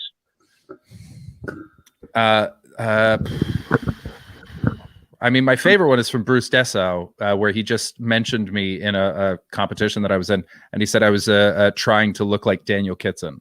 That's the best quote I ever got, obviously. Mine one that I do use is fruity, befuddled, and increasingly melancholy. Nice. Yeah. I feel like that's how your ex-girlfriends would describe their type, so that's perfect. Mine is a shockingly good Kim Jong-il impression. I've got another one. His hair is an objet d'art. Ooh. Steve Bennett gave me managed to sidestep obvious racism. Also, by the way, I'll have you all know the Kim Jong-un one. That is put on every poster I ever have commissioned, and then the ensuing fight between PR and promotion and me, and it always is just like every time it comes down to I will not have people like, what does that mean? You're wasting. And I'm like, and I've said it before, I'll say it again, going, it doesn't matter. People look at the stars, they don't read the quotes, and they go, have I seen this guy? Have I heard of this guy? We'll go. That's they don't give a fuck. No, I think if the design is good, they will read the quotes. Yes. But once if the eye is led to them, they will. Yeah. But I still think it's a main thing of they need to have been able to see you. No, like, you know what I'm saying? Yeah. Like, the reason I do okay in Edinburgh is because I've been in Edinburgh for so many years. Yeah. Like, you've got to follow. Enough people have seen me in Edinburgh. Yeah. The kind of people who are going to Edinburgh, the kind of people who've been to Edinburgh, so they will have seen me. Yeah, like this is the thing with Edinburgh in the end is it's a long game. Unless you're going over to and I say this to Americans all the time, I go, don't go over thinking you're going to be Dimitri Martin and just get nominated and sweep it. They're not going to do that. That was done because they thought Dimitri was coming back. Yeah. But like go over and either go, I'm learning how to do an hour. I'm going to get this hour tight, or go over to have the experience. But like if you're going over to build an audience, it's 3 to 5 years. Yeah. I was just hitting that in the last one where it was suddenly like, oh, my shows are full. How did this happen? And they go, oh, we saw you at this 2 years ago. Yeah. Oh, okay, cool, great. And it's that, whenever, and it happens very much. Comedians go, why do you run around to so many shows? And it's because I literally have seen. I can literally show you on the ticket, on the sales tickets, they'll go up. And there's certain shows, best of the fest assembly rooms daytime and best of the fest nighttime. You want to sell out your run, you get one of those, boom, taken care of. Wow. Yeah. That's, I would say, I literally think if there was a way to sell tickets immediately after a show, just do that and you wouldn't need posters and flyers. That's why I can't flyer for myself, so I only do spots and then I exit flyer those, because I can't guarantee to people that they'll have a good time at my show. I find it impossible because I feel like I'm lying to them. And so I'll just go be funny and then be like, you already like me, come on down. Well, look, that's why I did started doing the hand-drawn flyers for solo shows, is because it inverts the power relationship between you and the flyee. That's the correct word. So I'm not going to give this to you unless you're going to come. Yeah. I drew this, you prick. This is important to me. Yeah. And wait. And do you? I've never actually. I knew that you've done that. You've done that for years because you started doing that with Gentlemen is the -1. I think. What? Yeah. 2015. Yeah. Because that was the year we were doing it. Those are in the year like the big trial year. Because trial was like for me was like 2014 started, but 2015, 2016. I'd already started doing handmade flyers before that year. That 2015 was when I became militant about it. Yeah, like it was the thing you did. Yeah. Have you been confronted by any weirdos that have all of your hand-drawn flyers in like a? No. But I've been reminded by lovely people who have them like up in their houses. That's nice. Ooh. That's nice. Which is lovely. There's use leaved flyer. Interesting. I just wanted to say I can't believe I've never heard this line before, but Alex said 3 stars, but read the room like a 4. I think that is fantastic. That's lovely. What is the one thing of the Edinburgh Festival you do? What's the one thing that everyone likes about Edinburgh that you do not like? Or what's one thing about Edinburgh that you do like that everyone doesn't like? Tom Tuck for both. Yeah, both is Tom Tuck. The rude audience at ACMS. I would say I love the pressure of it. I like the finality of it that everyone else thinks. Oh, that's an actual review quote from an Hastings room. No. Is it? What review? What review? I don't read my reviews, so I don't know. She's joking. She's joking with us again. She's a funny lady, our Alex Watson.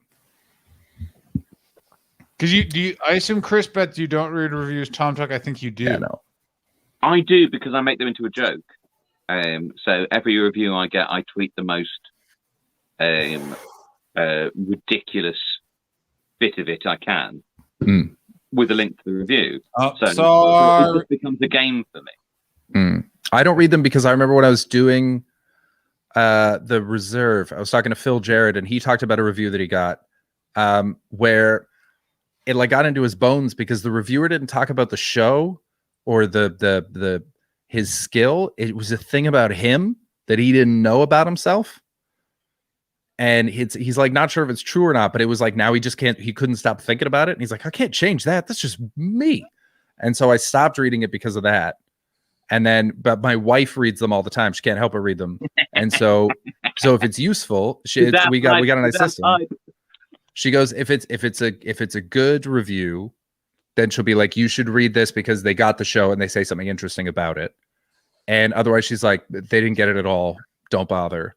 The one that I got last year was so funny, where it was like, well, not last year, but it was a show about questions, and I specifically say I don't have any answers in the show. And in the review, she was like, a lot of great questions, no answers though. I was like, cool, great work, thank you very much. So another quote I do still use is from Broadway Baby, and let me tell you, the first time the Penny Dreadfuls didn't get 5 stars from Broadway Baby, we didn't give a shit. But it was 4 years in. But this 19-year-old Cambridge undergraduate called Laura. This is going to be very, very bitter. Go ahead, Thomas. Yeah, you remembered her name. Yeah. As soon as you said her university and name, I was like, "Oh no, Tommy's in a weird place." But it was Thomas. But it was. No, to be honest, I was absolutely delighted because it was the first 1 star I'd ever got in my solo career, and which meant I'd got the full gamut. Oh, so you can do the. I've always wanted it. Well, all the way through. I've never gotten a 1. That's my problem. Either. I got the rest. Yeah. So I hadn't had a 1 until and this was 2017, I think. Is this for August Institution? An August Institution, yeah. Yes. And the key quote is non-Muslim, and I don't know how many years Laura spent living in a Muslim country, but I've spent 6 years living in a Muslim country, so I think slightly more allowed to talk about it than she is to judge me about whether I'm allowed to tell jokes about it. Is this the thing where you ask the audience to guess the pillars of Islam? Yeah, Yeah, I remember that. it's fair, isn't it? Yeah, it was fun. Yeah, Because it's a fun none bit. of them know. Yeah. Tom Tuck's stand-up show in August Institution opens with an extended maths joke, which sets the tone for an hour of fairly numbers? niche humor. Is this the actual review? Yeah. What do you think we're doing here? I forgot that you were bastards. In this territory, Tuck is at his best. A geeky, somewhat odd approach to comedy works well for him. I don't like this at all. This is not written well. That's right, guys. I hope you're all sat down. This review is not written well. How exciting would it be if we scrolled up and it just said Alex Watson at the buy and it's waiting for it to go on? Particularly problematic moments include a gag that belittles and disregards the seriousness of alcoholism as an illness, and another that generalizes that all Uber drivers are immigrants. That's not the. I know this joke, and I've heard this as a lovely argument. It's a diatribe. No, the joke is about how you guess the pronunciation and location of all Uber drivers you get. Yeah. But if you got an Uber driver's name and the Uber driver's name was Alex, I go, maybe you're from Wiltshire. Yeah, You know, it's so fundamentally befuddled, this review. Yeah. Let's keep going. This latter skit grew from an idea the idea that Tuck likes being right, claiming to have a talent for guessing the driver's nationalities based on their names. But here, Tuck really gets it wrong. Why does the font change, by the way? I have no idea about Broadway Baby's policy on this. Quite a considerable portion of the show's material centers on Islam, including the show's big reveal. But its inclusion in the show comes across as gratuitous, capitalizing on topical politics without really saying anything. Many comics this year at the Fringe are, unsurprisingly, addressing ISIS and talking about Islam, some in important ways, such as British-Kurdish comedian Kay Kurd. But Tuck, a white non-Muslim comedian, how does she know you're non-Muslim, is ill-positioned to make half the jokes he does. Wait? When he quizzed the audience on the 5 pillars of Islam, it struck a jarring chord. It was unclear why this was such a focus on a show alongside anecdotes such as about DJing a midday roller disco. What are the 5 pillars of Islam? Also, what's up with this DJing a midday roller disco going to you, Thomas? Which question do you want me to answer first? Well, okay, can I add another question to it? And that was, how did you incorporate the 5 pillars into your midday DJ sets? Yeah. I didn't. The midday DJ set was about Prince and Bowie. Wrong. Bad idea. So Why? we'll start with the 5 pillars. We'll get those out of the way. Okay. Well, so it's Ramadan. Can't remember the Arabic name for it, but the tithe, so 10% of your income should go to charity, and specifically Muslim charities. Then there's the Hajj. Then there is a prayer 5 times a day, and the 5th. Oh shit! Come on, Tuck. Your credibility. If you get this wrong, then Laura wins. Bros before hoes, I believe. I believe it's bros before hoes. Then you shouldn't be pressing me on the 5th.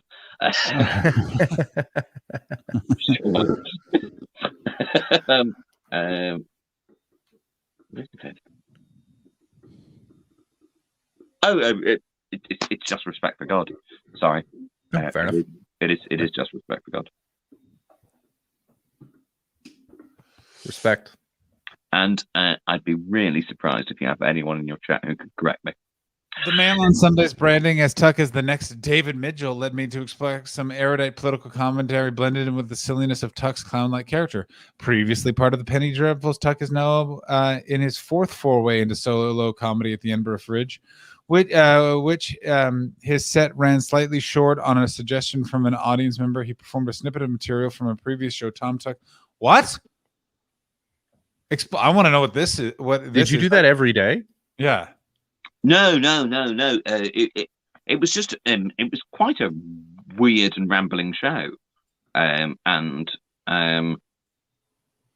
if I'd got to the point where I needed to do the big like reveal at the end, and I'd finished all the material, because sometimes I did, I went, any requests? And then that night, clearly, someone said yes. So I did a bit from an old show before I did the bit which I'm not going to say on stream, but I believe I've told you both privately what it was. Chris saw Private it, chat? and then he told me. I think I know what it was. But I'm not going to say what it is. But I do believe I put in all the architecture for that bit to be allowed, but I'm not going to publicly say it. Okay. Yeah, exactly. Yeah. Exactly. Was she insufferable? I don't know how to. Old man Chris is getting tired. Chris, are you getting tired? I am. I'm getting sleepy. Aw. I've played a lot of Civilization today. Oh, which one? 6. It's the only one I got. I've been getting into 6 since the argument. The other was it last week? Nice. Was it on this very stream? Or was this? It was on this very stream. No. Twas with Chaz. Oh, where was I? I was somewhere. Yes, you went away and told us to talk about something, so we talked about Civ. Where did I go? I think you were late. You were late, and so they were brought on. Yeah. I think I was doing physio. Yes. Oh yeah, David Hoare got a fucking earful that day from Chaz. Chris, have you won a game yet? No, but I've only I keep starting them just to get the hang of. Yeah, exactly. But I've lost twice. Have you lost yet? I haven't finished one. I lost one to Chaz, but I haven't finished a game. And even the one with Chaz, we just called it because he could have beaten me twice already, and then decided to go for a science victory. So I lost. Yeah. But it's very fun, and I'm going to play it again with Chaz on stream. And if you want to play a game on stream, that would be very welcome. It was the phone call from the government money people. Interesting. There's so much stuff that happens on this very stream. I got to tell you, I am not excited for the Oscars, but I am excited that I made coffee before this stream started, like right before, as the treat. As is, I may also pop to the window for a little. So there's a podcast I guest on. Now you're just dropping all sorts of names. You guessed on a podcast, Thomas? Jesus Christ, Tom. Come on, man. How much longer until we have to pay you to come on here? Oh, that's a good point. Have they paid me for this time? What podcasts are paying people? And the podcast that asked you to listen to all of their episodes and write a quiz for them. No. Jesus. No. I hope they pay you. Yes, again. What podcast is this? Best Pick podcast. I'm the Christmas quiz master, but I have to listen to all of their episodes and do a lot of research to write the fucking quiz. Anyway, Tom Selinsky, host of the show, thinks Mank is an absolutely terrible film and can't understand how it's been nominated for any Oscars. I have not seen any of the movies that are nominated for an Oscar. I don't know any of them at all. And I'm supposed to have filled out my ballot for when Chris Martin joins us in 13 minutes. So bring in the ballot, John. Let's fill that fucker out. Usually, I would be at Tom's house right now filling out a ballot. Because do you watch it every year, Tom? Well, it's a fun party at Tom's house. Yeah. Which Tom? Tom Selinsky and Deborah Francis White. I've never, I don't think I've ever actually met Deborah Francis White. Fun fact. Really? Well, she doesn't gig, so yeah, ACMS would have been the only crossover, probably. Yeah, and I just don't think she was ever there. Like, I just don't feel like I'm ever going to get booked on The Guilty Feminist. Probably not. Yeah, known misogynist John Hastings will not be welcome. Noted wolf whistler John. I'm old school with my wolf whistling. Just John calls all women chica. Hastings. Yeah. Hola, chica. I think you should start a rival podcast called the Unapologetic Misogynist. Yeah. And we have the same guests. Welcome to the unapologetic.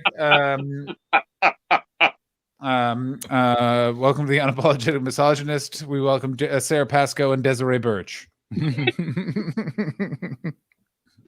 and gentlemen, please welcome Sophie Hagen. Sophie, welcome aboard. No longer welcome on The Guilty Feminist. Is she not? Dumped her. No So you comment. remember that? Sophie Hagen walked away. It started to get big. Sophie thought she was too big for her britches. Walked away. Thought it was going to languish. Deborah leveled it up.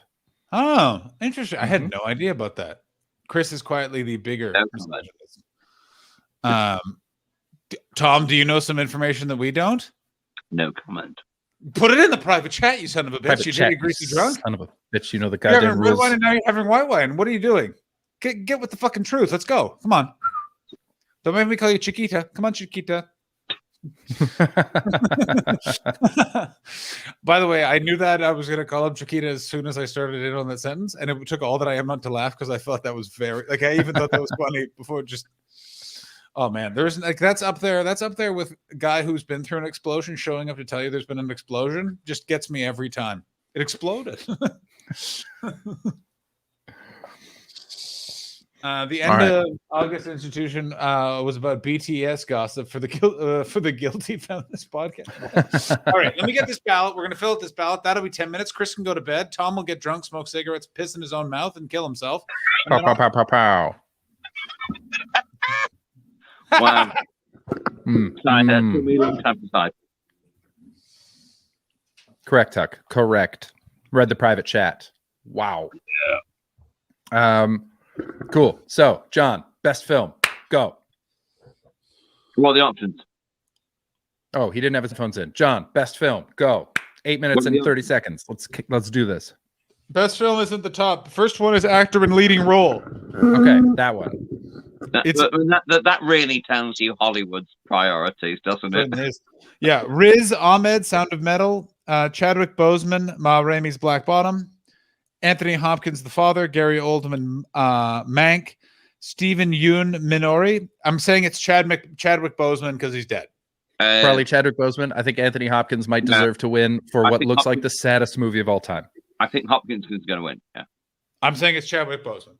Actor in supporting role: Sacha Baron Cohen, Trials of Chicago 7, Daniel Kaluuya, Judas and the Black Messiah, Leslie Odom Jr., One Night in Miami, Paul Raci, Sound of Metal, Lakeith Stanfield, Judas and the Black Messiah.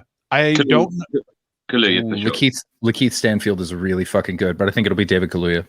I have not seen that movie. I don't know what it's about, but I want. It's about the Black Panthers. Huey P. Newton. Yeah. Ooh. And the agent that the FBI put in to take him down. Which one? At a certain point, their membership was more FBI agents than it was actual members. They just picked one. Oh. I haven't seen it all, but the astonishing bits I've seen. I mean, I want to give it to Sacha Baron Cohen because I have seen that movie, but his accent as Abby Hoffman was woeful. Really weird. Yeah. It's Daniel Kaluuya.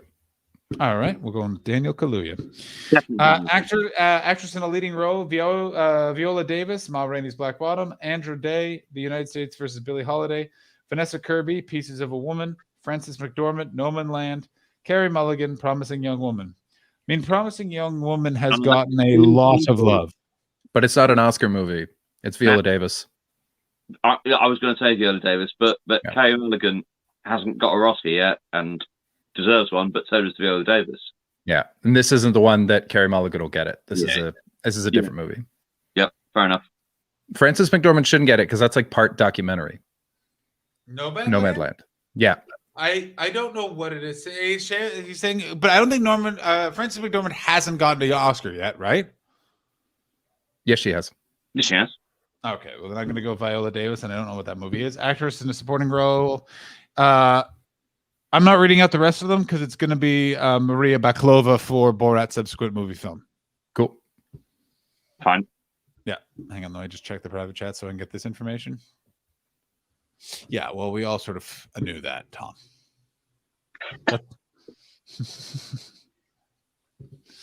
And also, by the way, I want you to know the Oscars are on ABC and not CBS, so you both can suck my asshole.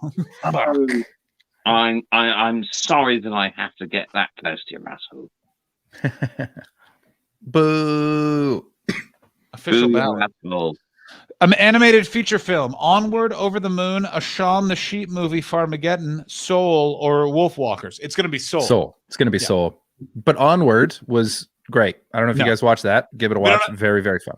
We only have 6 minutes, Chris. Judas and the Black Messiah. This is for cinematography. Judas and the Black Messiah, Mank, News of the World, No Man Land, The Trial of the Chicago 7. Mank will win. I think it should either be Nomadland or Judas. All right.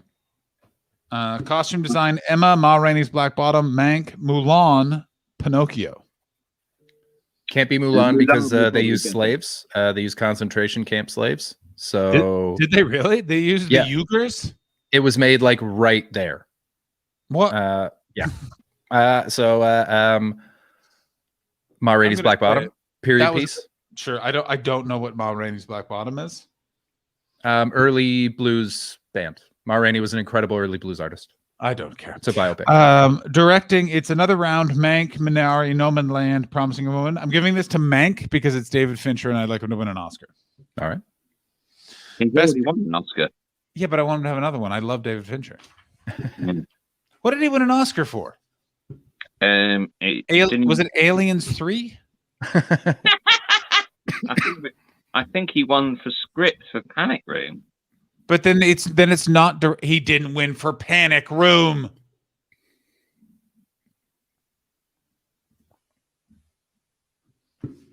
Did he not?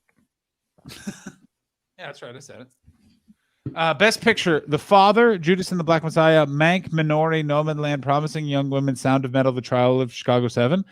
I am going to go out on a limb here and say it's going to be The Trial of the Chicago 7. I don't think that's a bad guess. I think you're underestimating how much Hollywood loves a movie about Hollywood. I think it's going to be The Father. It's supposed to be incredible. I'll never watch it. It looks heartbreaking. I'm going Trial of Chicago 7. Breaking my heart. I love breaking my heart. I can't stand it. I can't stand it. Yeah, no thank you. What's that movie? The Bjork movie. Dancer in the Dark? Yeah. Oh, that movie fucked me up, bro. Yeah. But like I will deliberately watch that every 3 or 4 years. What are you talking about? Just to break myself again. How many times have you watched Requiem for a Dream, you psychopath? Twice. That's a one-time only movie. The first time I genuinely thought I was like drunk afterwards. Like because of the cutting style. Like I watched that when I was 17, I think. First time.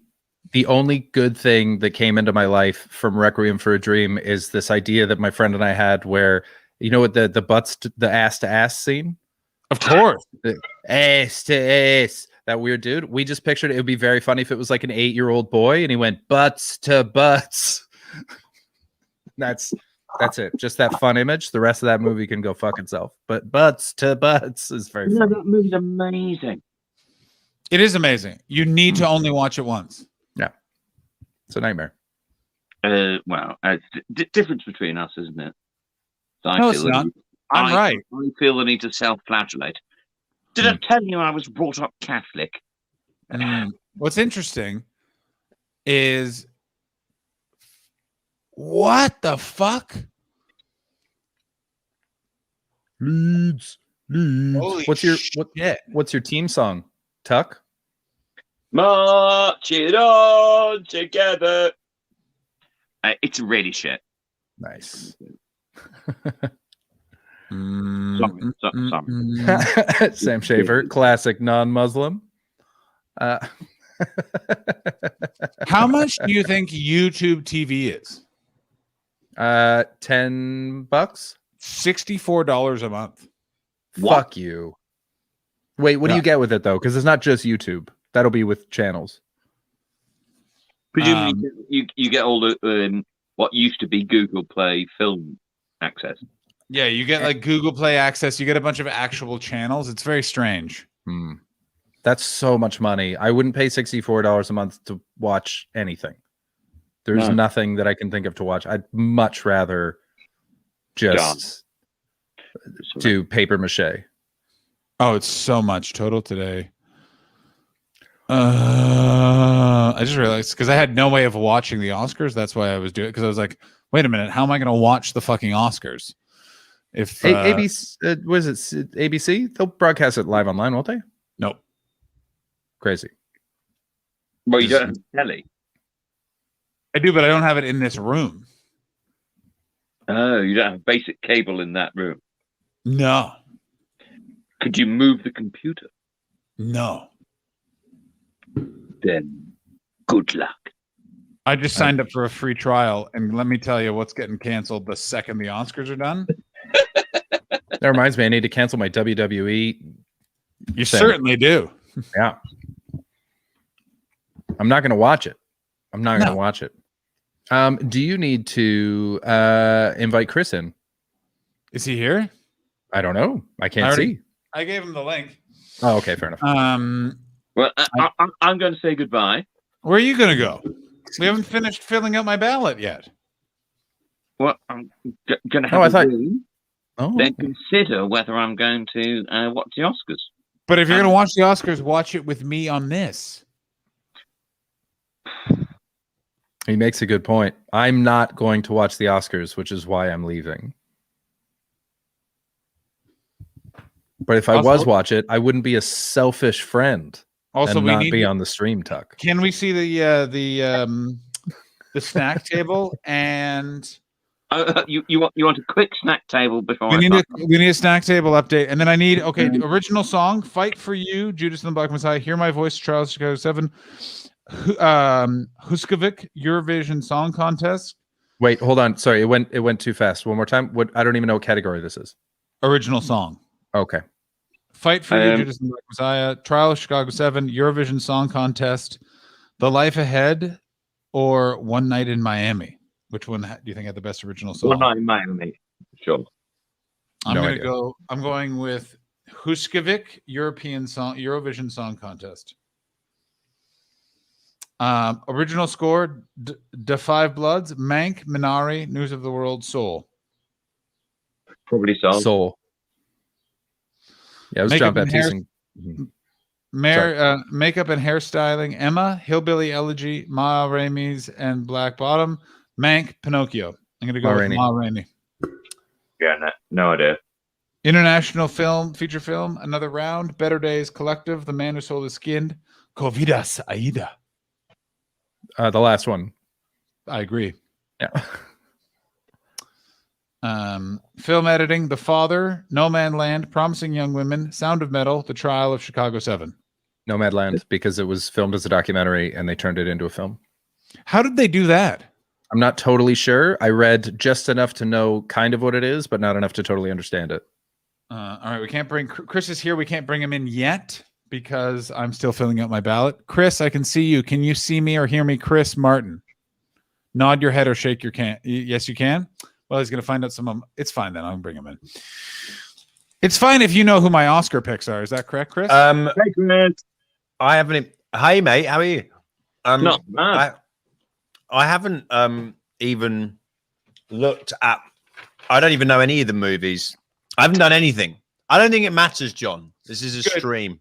There's no rules. Can you also send me your YouTube TV login information? No, you have to sign up for a free trial. God, I saw the text and I purposely ignored it, and I thought all other grown-ups. I'm not even expecting you to pay for it. Do what all other cheap grown-ups do and sign up for a free trial, then cancel it. And if you cancel it immediately, in case you're worried about it, it will still give you the week, but you can cancel it. You can literally sign up and then cancel it. So I think I can leave. Here's the snack table. Yeah, I want to see the snack table first.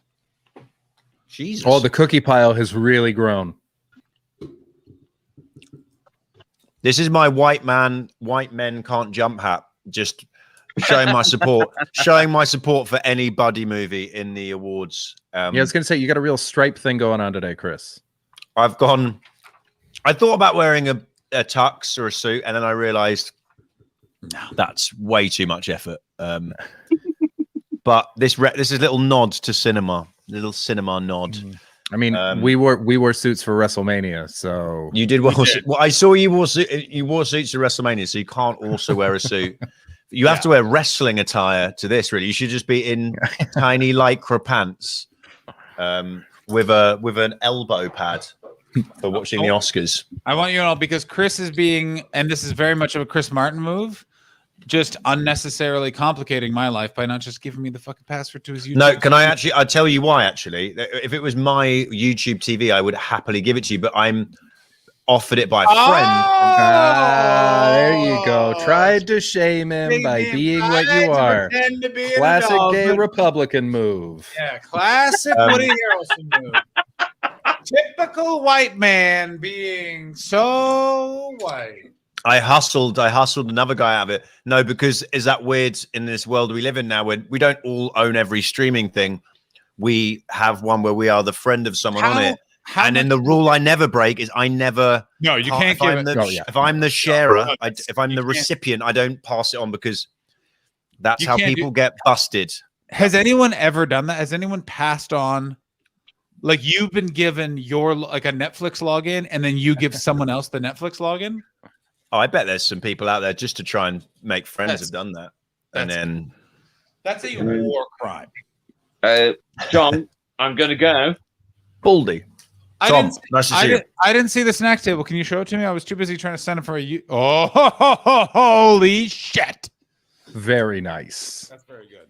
John, I just rated you. I should have rated you 10 minutes ago. I had so many more viewers, and then they all left in the last 10 minutes because you were like, "I'm leaving." I think so. Yeah. So, but you got some. They're all over there. Hi, folks. I'm still here. But now you're on John's channel. You're going to watch the Oscars. It's going to be a wonderful time. I wish to die. Is it just going to be me and John? Yeah, I'm going to go because this is a fool's errand. I've invited some people.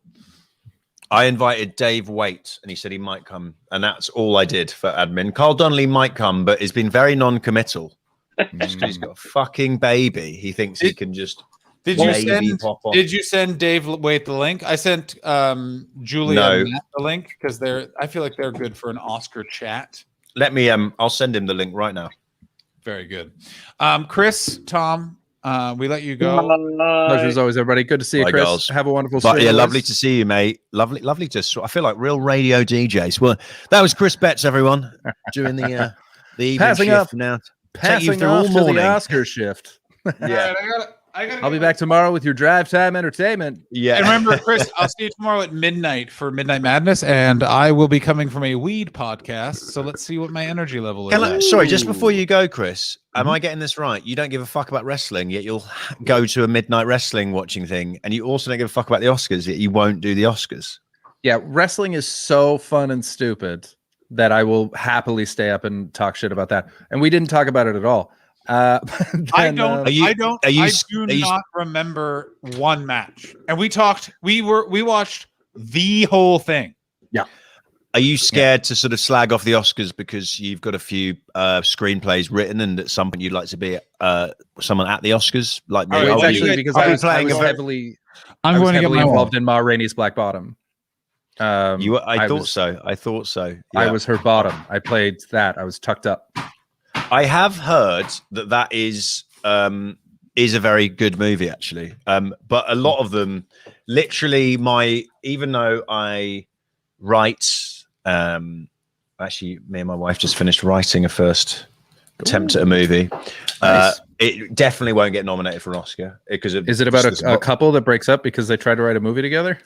Yeah, it's about mixing work and pleasure, and how that causes one of the people to be murdered horrifically. No, but just what generally gets nominated for Oscars is normally, I don't know if any of these are normally a biopic, something about a famous old person that'll normally get something to do with race, which is good to keep that dialogue going. Yeah. Or just someone with a disability, Sound of Metal. He's deaf, right? Yeah. Chris knows more about these than we already did. That's very funny. And Mank, all I think of is someone from Manchester, and I don't know anything else about that. I haven't looked into. Well, when you watch it, you are in for a big surprise, my friend. So, what? How many have you watched on this list then, Betts? None, not a single one. I just right. I just pay attention to movie news. You don't need to watch them when we've got your finger on the pulse of movie news. That's right. I just sit outside the Ivy and eavesdrop.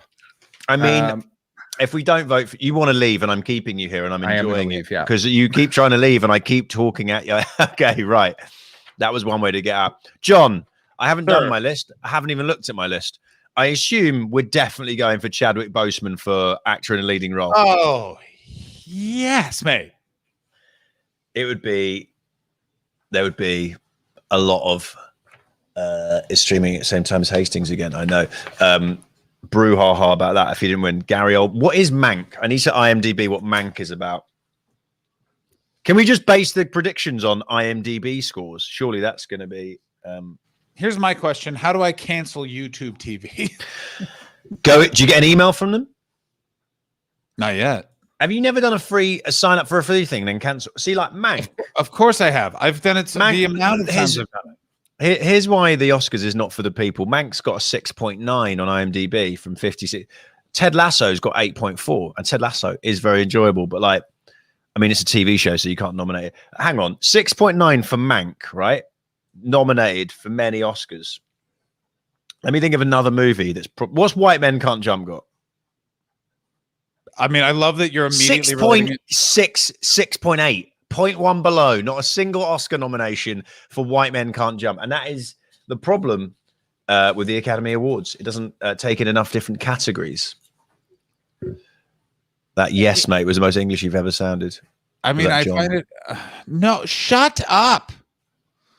I hate YouTube. YouTube TV can fuck off. I really hope you can't cancel it and you end up paying $65 a month. It is good though if you like the TV show Below Deck, which I do like. I mean, I can't believe that anyone would pay $65 a month for what is basically just television you get for free. No, but those are the channels you don't get for free, right? On YouTube TV. There's sports channels and stuff. No. Yeah, I mean, it's like so much. That's so much money. David, I'm very good, thank you. Thanks for asking. I'm eating pistachio nuts. Good. I'm in a. Do you know what I saw, John, today? And I. Now, Chris, when someone's. Go ahead. What was that noise? It was me touching the mic with my face. So I was getting my orange pen that goes with my orange hat, so I can finish filming down. I'm good, thanks, David. I saw something today that I don't know what this means in terms of the pandemic, where we're at on it, whether it's nearly ended or anything. But we drove past just now a man walking his pet goat on Sunset Boulevard. No, you didn't. I did. Hands. A goat? We walked past a man walking a goat, right? Drove past a man. Yep. That's why I brought her in. I mean, that's very corroborate. Good, so it's also always weird. Is this streaming on my Twitch? Is this streaming on my Twitch? Oh, funny. I didn't even realize. Let's see how many viewers you brought. Have I brought any viewers? I go on Twitch. You got 5 viewers, my friend. You brought us 5. Coming in from Mitchell Jones. Yes. Give Mitchell it up Jones, to the people, the dedicated people. A bit more of a regular streamer. You pop over to me. That's John Hastings Comedy. Give me yourself a follow. Have yourself a nice time. Who are these people? Hi, guys. Hans Hype.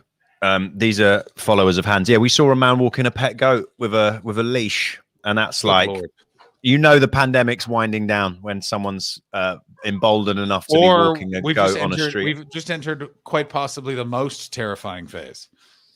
Documentary short film, Chris. Are you going Colette?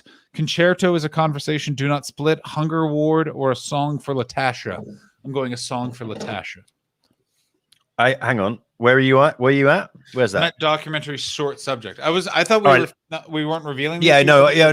Are we not going to reveal it? But surely, as we were going through, we reveal it to see who wins. Is how I thought we were doing it, but clearly we're not doing that. Do you know what we did?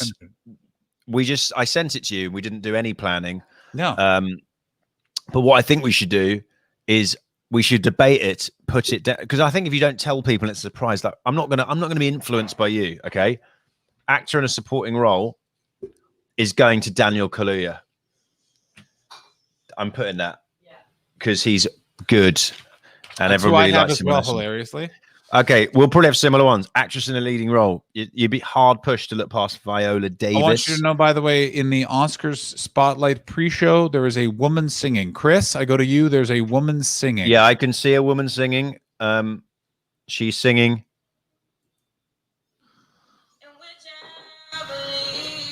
Please Sounds don't play nuts. that. Please don't play that. Please don't play that. Will we get banned? Yeah. Okay. Okay. So we're just gonna watch the Oscars with the sound off and just see from the thing. But you put it on your headphones so you can hear it in one ear, and then John, they can't hear it in the other. That's how you do it. Chris is notoriously anti-women singing. Yeah, this is something that has been brought up a lot. Is Chris is not a fan of the old Galaroos. Who? Chris Betts. Oh yeah, Chris Betts. Also, people, we didn't turn off Chris Betts' stream. Great. I can't tell. Hang on. We can slander him. We can tell him. No, leave him on there, mate. I'm going Viola Davis. I just like her name. I was maybe Kerry Mulligan. No, hang on. No, cancel. Ignore that. Frances McDormand is going to win that because she wins things and is good at acting. Actress in a supporting role. Go ahead. I'm going to go with, I've not seen the movie, but Yu Jung Yaun. I'm going to go with that. I've got Maria Baklava-Volova of Borat's subsequent movie film. Right. Here's my thing with Borat. I watched it as it's probably the only one here I've actually watched. That's Hans. Just my wife trying to do stuff. I watched what does I say? I watched Borat, and it was all right, but I did find it funny at the end how Sacha Baron Cohen said, "Now please vote." Like he thought that he thought his movie was going to change people's voting preferences, and I don't think it did. I think if you were a Republican who liked Trump, and I just spat on the screen, you'd have thought, "Fuck this guy, he's mean." And if you were going to vote Democrat, you're going to vote Democrat anyway. But I liked the, but it is, again, I enjoyed the self-importance, This is a lefty, self-important event. It's supposed to be good in Chicago 7, according to. Have you not seen that movie? And I haven't seen that. I don't. I think you'd like it. Okay.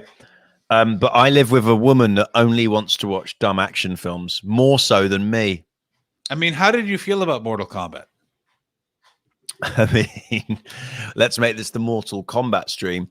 One of just so dumb, as in, it's just one big long fight. What I didn't get was why the baddies so desperately wanted to. They couldn't wait like a week to have the main fight. They just had to. It was like they needed to fight him now. It was just like what does a week do differently? I guess it would have got Cole used to wearing his metal T-shirt a bit longer, but a few just funny things in that movie we discussed, didn't we, John? That generally dumb. I like the fact that when Hannah noticed that when they flew to the desert to try and find the temple, Cole just went with black T-shirt, skinny jeans, no hand luggage at all.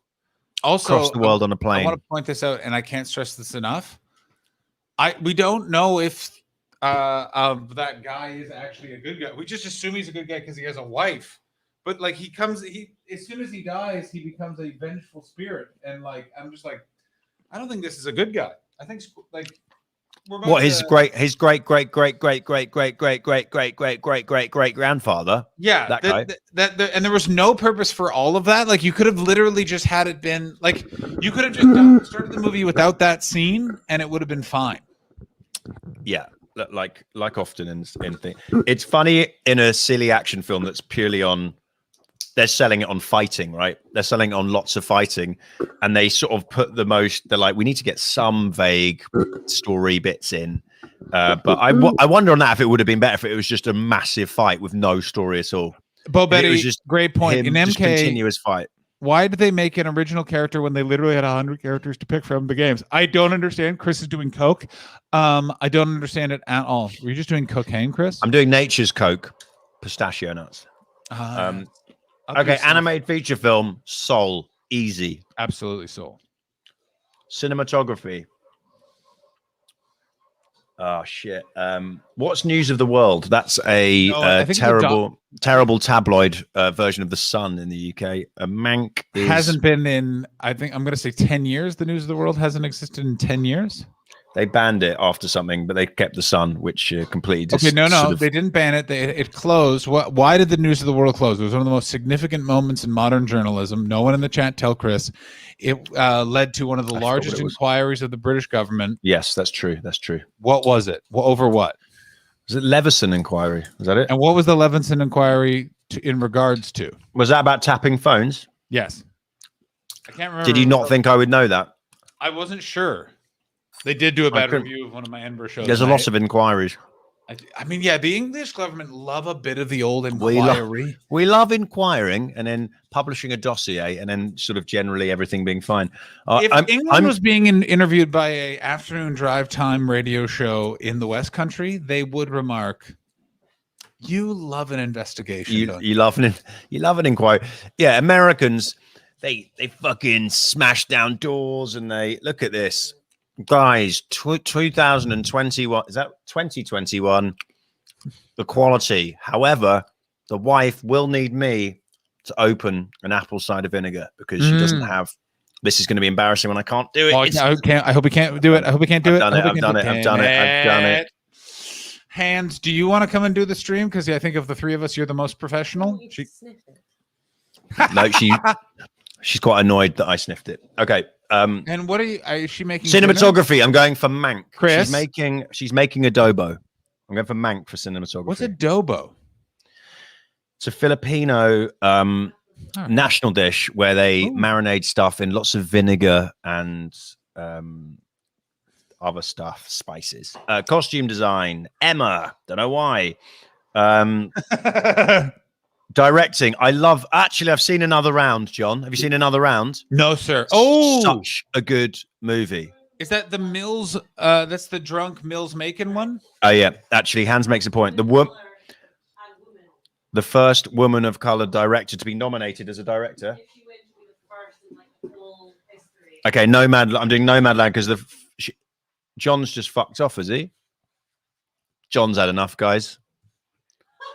John's gone. John was so furious at the suggestion that a Asian woman would win be the first one to win a directing thing for Nomadland. He's like, I'm gone. Do I have to let John in? I think I have to let him in. I'm back. John, I said you left in a huff because I suggested a woman of color will win a directing Oscar for the first time, and that's exactly why you left. I mean, that's not exactly why, but No, it's not actually why, guys. Don't clip that. Kirsten, are you watching Nomadland right now? That's great. Getting yourself doing some homework for it. Daniel Kaluuya's on TV. He's a really nice guy. He seems like a lovely chap, and he's great in everything I've watched him in. He's one of those actors you're always good. Okay, good. Documentary feature. Chris, My Octopus Teacher. I've watched that and I'm voting for it. Chris, did you hear the fart I just let out? Was that a fart? That was a fart, yes. Guys, and where you're not going to get that on ABC, are you? Yeah, man. On ABC's coverage. Man farting while he's updating the title of a stream. Not a man farting whilst cancelling his TV subscription. I tried to cancel it already. YouTube, if you cancel it, they do not give you your free week. They just kick you out.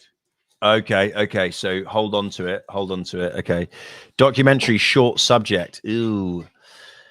What did you go for documentary feature? I haven't picked up. Oh, you said Octopus My Octopus. Yeah, because I've watched it and it's just a lovely movie. No, Baldy, I don't approve of banging octopuses. I approve of octopuses being your friends. It's on Netflix and it's a lovely documentary about a South African guy who basically becomes mates with an octopus, and it's lovely. He loves an octopus more than his son, which is an interesting plot point. But when you see how smart the octopus is, I don't blame him. What are you eating, John? It matches your hat. I'm chewing on a pen. You're chewing on a pen that matches your hat. This is unusual for you, John. You're normally in the old pink. No, I switched it up since Christmas, mate. Oh, jeez. Have you gone from pink to orange? Is this a divorce-based decision? You had to get a new color? It was just I got a new hat. All right. I'm going with Hunger Ward for documentary short subject. I like the sound of it. Hunger Ward. Film editing,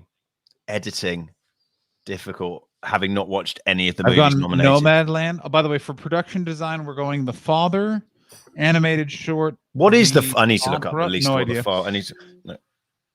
The Father. For live action. It's got short Hopkins film, and Hopkins and Coleman, and it's rocking an 8.3. It's rocking an 8.3. That's high.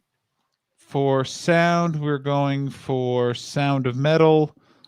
For visual, I'm doing effects, film we're editing. going I'm doing Sound of Metal Mulan. for. Okay. Adapted screenplay is Borat. An original screenplay will be Trial of Chicago 7 for Aaron Sorkin. My ballot is filled. If anyone else wants to get a ballot, just Google Oscars 2021 ballot, print it off and do it that way. Or if you're better at computers, you could just edit on a PDF, but I do not know how to do that, so I've printed it. International feature film. Wait, you don't know how to edit on a PDF? I just did it because it's fun. I do when someone send it. I probably do. I do. It's not easier than writing it. International feature film. Better Days, just because it sounds optimistic after what's been sort of a bad year for most people, I'd say. Controversial. Yeah. I don't think so. Makeup and hairstyling. Let's go Pinocchio. I assume someone had to put a massive nose on a boy for that. And that's going to take effort. Ended up fairly high watching the octopus lark. Good on you. Did you cry whilst high at the end of it? Soul won best sound. Good shout. Original score. That's a great shout. I'm going to go Soul. I'm going to go original song. Sound? Ooh. It's literally it's a movie about original score. Yeah. Fight for You, Judas and the Black Messiah. Original song. Hear My Voice.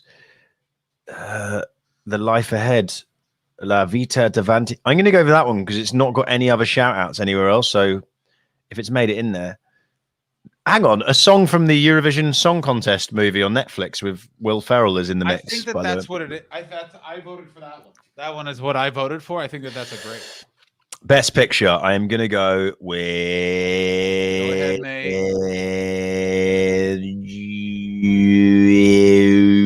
Is it your Nomad? Nomadland.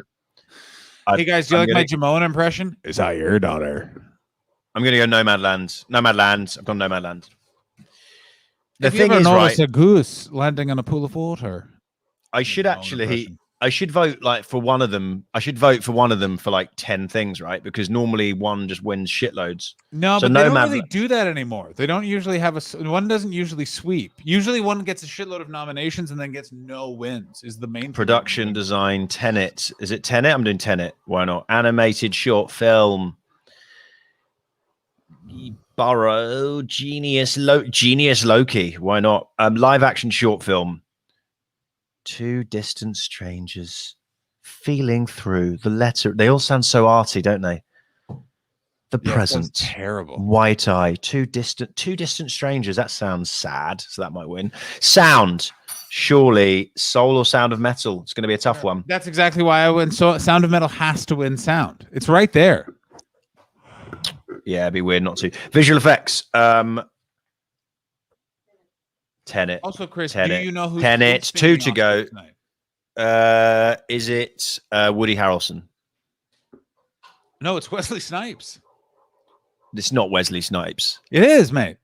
Look it up. Is it Wesley Snipes? It is Wesley Snipes. No, it's not fucking Wesley Snipes. I got so excited. I was like, he's been in a couple of movies recently. That'd be a random shout. He's not like popular culture. He's not like Blade level Wesley, is he? I mean, Blade, that was Wesley's peak was White Men Can't Jump. No, Blade was his peak. Come on, mate. No, Late 90s. Blade was yes. not, but Blade was not a big movie. Like Blade was kind of like, meh.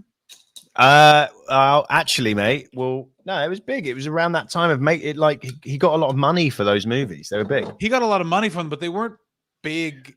Like, well, how are you defining big? Because we could find out this now online by I don't think it wasn't a tent pole big movie. It was brought out in the spring. It was sort of like.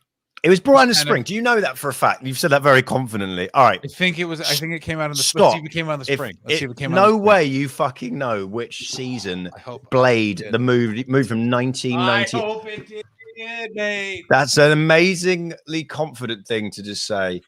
Got it. All right. Blade movie release date. Fuck you, John. August the 19th, 1998. That's spring in Canada. That's a little free lesson for someone that knows John Hastings very well. He will Oh, how you like that shit, Chris? Hi, tell fucking Walker and stream is mine. Go ahead, Chris. That was. Everyone knows what Hastings is about. So I like. There's a lot of people debating when was peak Snipes. We've got. Demolition Man is definitely more peak Snipes. Oh, this is a humongous call. You think Blade is the original forefather to the Marvels? Maybe. I like Demolition Man is peak Snipes. Yeah, Passenger 57. Do you know what we're learning about Snipes? Is there's so many peaks. Do you know what I mean? That's why they call him the Man Mountain. You know what he is, mate? He's a range of peaks. All right. So let's continue dissecting your lies. So if we're going to debate, what do you think the gross of Blade is? And then we'll compare it, because that is how you would know if it was big, because it's how many people paid to watch it, right? So give me your gross. I'm going to say, so what it earned, gross or net, Chris? Well, no, gross is like the total of, because that's just how many people paid to watch it, right? So that's just how big it is. $100 million. Okay. And Demolition Man. I think that's too high. I'm going to say Demolition Man. $200 million.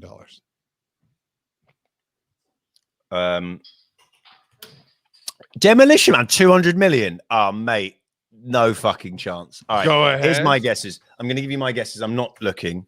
Anyone else like to? Don't. Everyone will be cheating like right now. Okay, my guess is White Men. Did you say? Hang on. What did you say was $200 million? Did you say White Men Can't Jump? $200 million? No, you said Demolition Man. Demolition Man. No, White Man. Demolition Man. I reckon Demolition Man made $30 million, and I reckon Blade made $80 million. You're out of your mind. Demolition Man made more money. I don't know what the figure was. Demolition Man made more money than Blade. Okay, here we go. Demolition Man made $58 million by the end of it. Okay, shit. And then what's your worldwide? Okay, I was wrong. What's your worldwide? I'm going to go. I mean, Dave, 159 million. Yeah, and I'm going to say Blade made 131 million worldwide. I don't know where I got these figures. Yeah, there's no. Okay, all right. What about Blade? What about Blade 2? What about Blade 2? Blade 2 is going to be more, surely, because it's a sequel. But it's a sequel. You're going down. No. Yes, mate. Let me have a look. I thought that the whole point of this, you've got the bedded in audience. Blade 2 box office.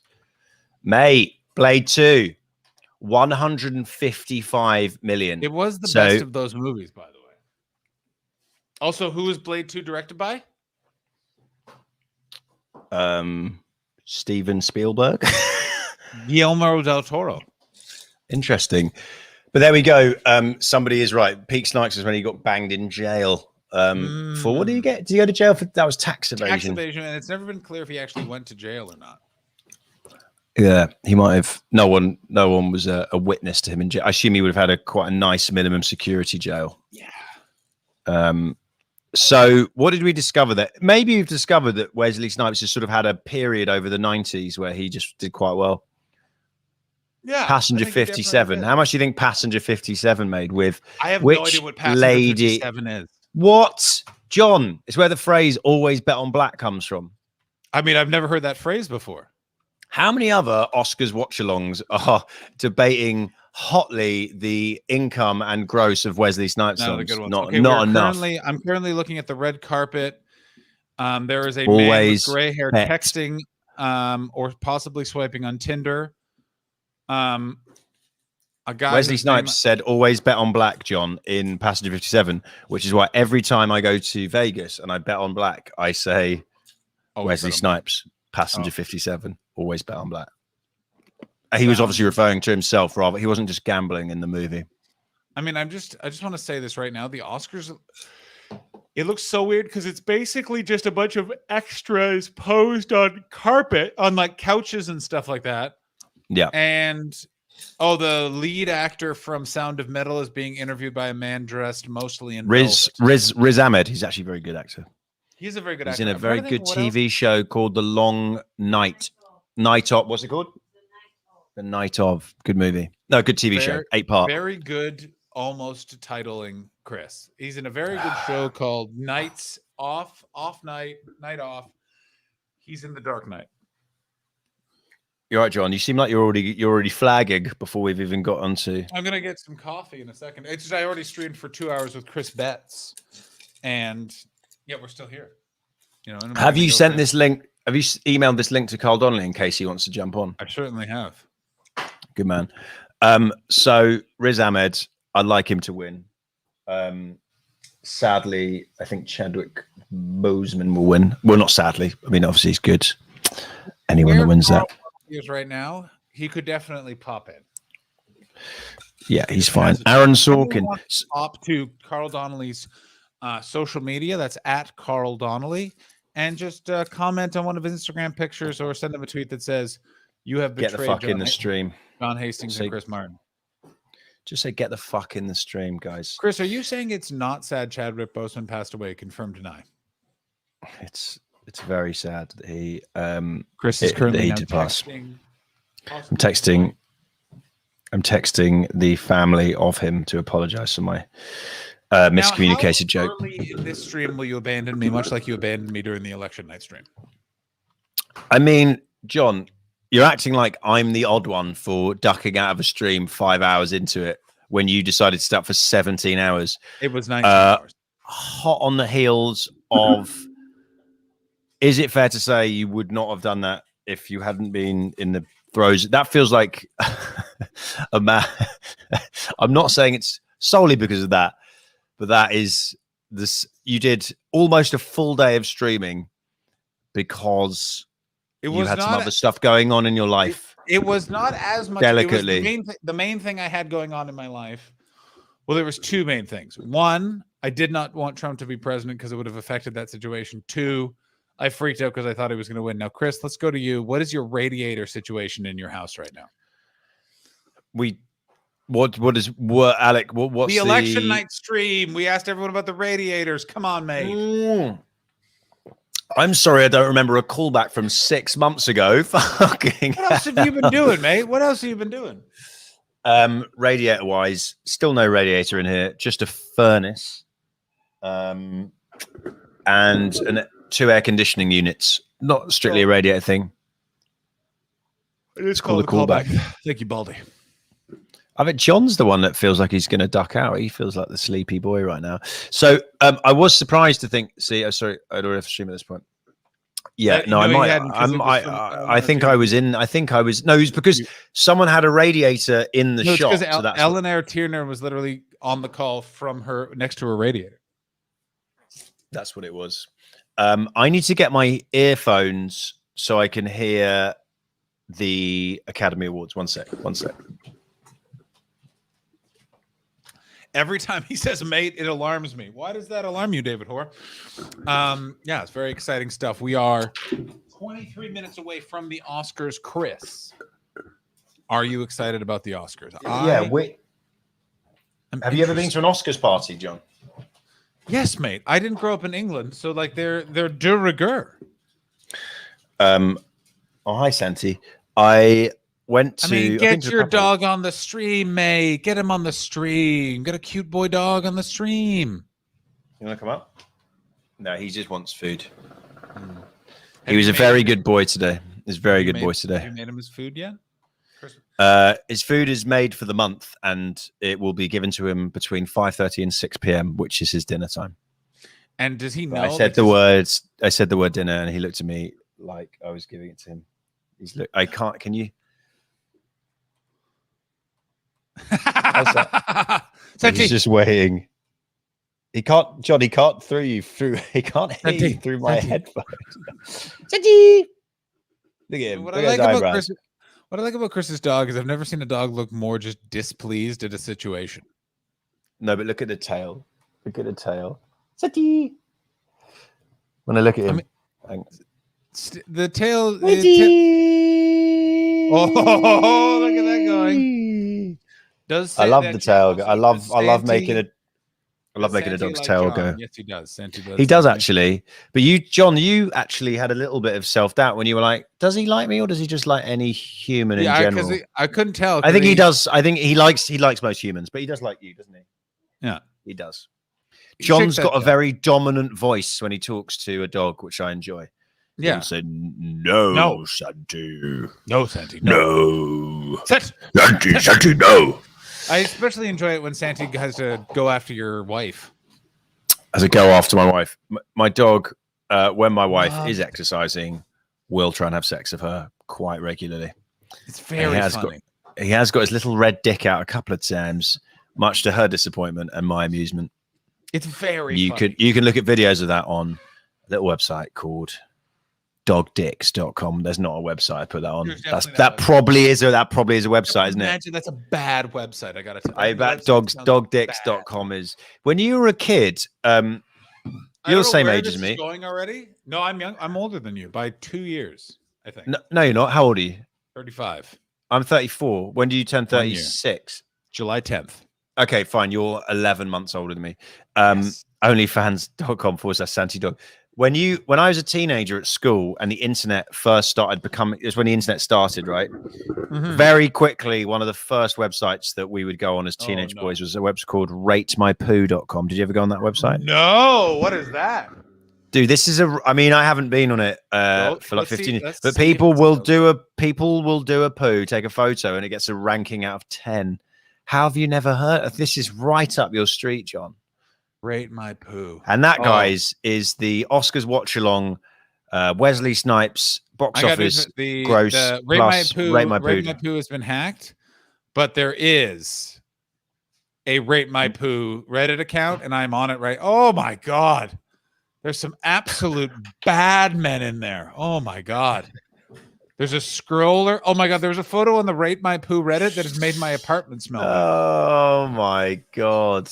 Alex Watson, I'm eating. Well, sorry about that. How have we turned it? It's an awards ceremony. People are in suits and lovely dresses, and we're talking about poos with a rating. We gotta film it. We gotta fill at least 8 hours. You know what I mean? You gotta fucking get into it. This is the nice thing about being on the West Coast, by the way, is that we'll be done by 8 p.m. We'll be done at a respectable hour. If anyone wants to submit a poo to Rate My Poo, go on Reddit. If you happen to go on, yes, let's move off that topic. So I was about to go to details. Let's move off that topic. What have you been up to this weekend, John? I haven't seen you. What did I do? I filmed some sketches yesterday. Went to the Improv on Saturday. I died on my ass at a gig on Thursday. It was very funny in front of John. Yeah, because really died on my ass, like horrendous. For like one of the worst gigs I've had in a year. I've done 3 gigs in a year, so it's not. You've done 3 gigs this year in the COVID time. Oh yeah, because you didn't gig at all. I was just like, COVID is just fucked everything. Was it a humbler, Chris? No, it was pretty bad. I gotta tell. Like it was just bad. It was bad. I was there. It was bad by me. The gig itself was not good, an easy gig. So well, it was an open mic on you can just say what it was. It was the Improv patio open mic. Yeah, and it was brutal. It was bad. Most people did struggle, and then I think sometimes in those nights you get like a little window for about 20 minutes where it's like quite good and people are doing good, and then I think I went on just as that curve went down, and I didn't have the requisite skills. I didn't have the skills because I've been rusty to make it good, and it was just to comedians by the time I went on, which is never like a real gig. Did John rig the audience? No, John actually was very sweet and nice about it, and didn't give me as much shit as I probably deserved. But it was an odd gig. But I you want know you what? to know this right now. Angela Bassett is on the red carpet, and good God. Is that her in the red? Yeah. Why do I know the name Angela Bassett? She's Black Panther's mum. Shit. Also, She's how old stunning. do you think Angela Bassett is? Well, I was going to say the name. She sounds like she should be in her 50s, but she looks stunning. She's 62, mate. She's 62. Yeah, mate. Angela Bassett. Hans, have you seen Angela Bassett? Who's that with the old feathers? Angela Bassett, 62.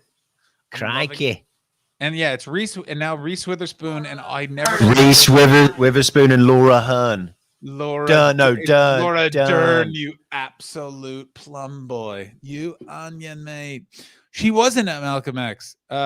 Show Christine Brinkley. You've seen Christine Brinkley, right? I'll look her up. Is this a horrendous prank, or is this? Chris, I want you to just look at Baldy 3's comment. Do you think that he had anything to do with what happened on Thursday? What are you saying, babe? I mean, I love right there. That's an amazing bit of detail from Hans. She's in an action film and she's in a plane. I thought she dies. Hang on, for fuck's sake, I thought Angela Bassett was in an action film and in a play, which is even funnier. Christine Brinkley, hang on. Okay, Chris, what's going on there? Okay, she used to be in Sports Illustrated. She is 67. Yeah, look at what Christine Brinkley looks like. It's like how good she looks for how she is. Well, hang on, for fuck's sake. She had work done, though. She had work done. I mean, she's had some work done probably, but it doesn't really matter. I mean, what? Now? What? 67? Yeah, she looks, it's shocking. Yeah, she must have had a few little tighteners on the old boat race, but she looks when we first space, correct? That's correct. When we first moved here, we stayed in an older director's pool house, and his wife was in her 60s, and was absolutely stunning. Still, I want you to just read. I'm just going to bring up a headline that it's from FoxNews.com, which is annoying, but this headline is insane. Okay, are you ready? I'm ready. Christine Brinkley on hip replacement surgery 26 years after helicopter crash. What the fuck is going on? I knew I had to do this 26 years later. Why is that a recent story? No idea. Really, since Trump's gone, everyone's really struggling to fill those news columns talking about someone getting hip surgery 26 years later. So, Chris, you're living in an old director's pool house. Go ahead. If Chris banged in an old director's pool house, sans rubbers, that's too far. Let's talk about Chris Betts. Chris Betts. Okay. Oh, because he doesn't wear rubbers. Gail Gergich. Are we just naming famous ladies? Is that what's happening? Gail Gergich is who Christine Brinkley played in Parks and Rec.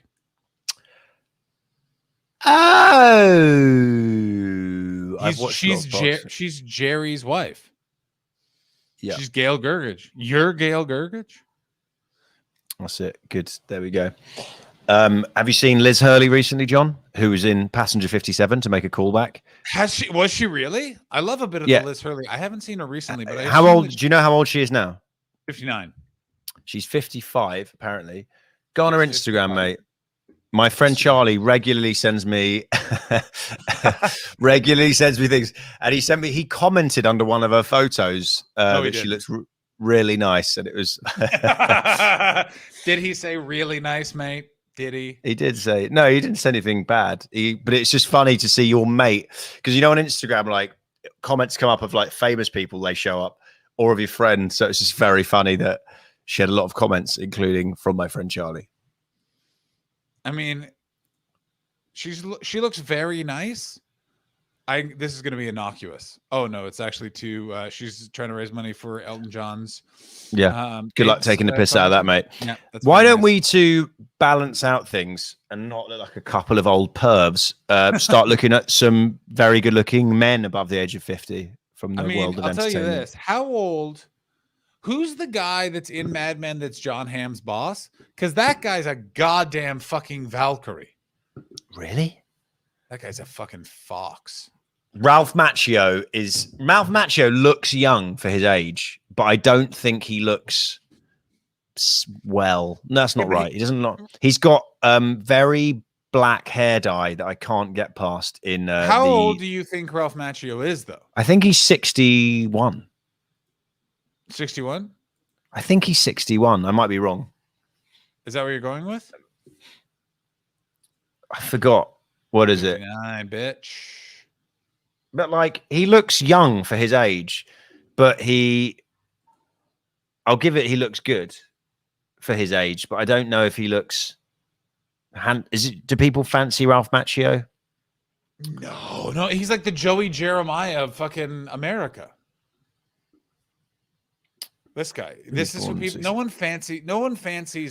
Dad, but to be fair, comments for his look at those eyes. Those are not friendly eyes.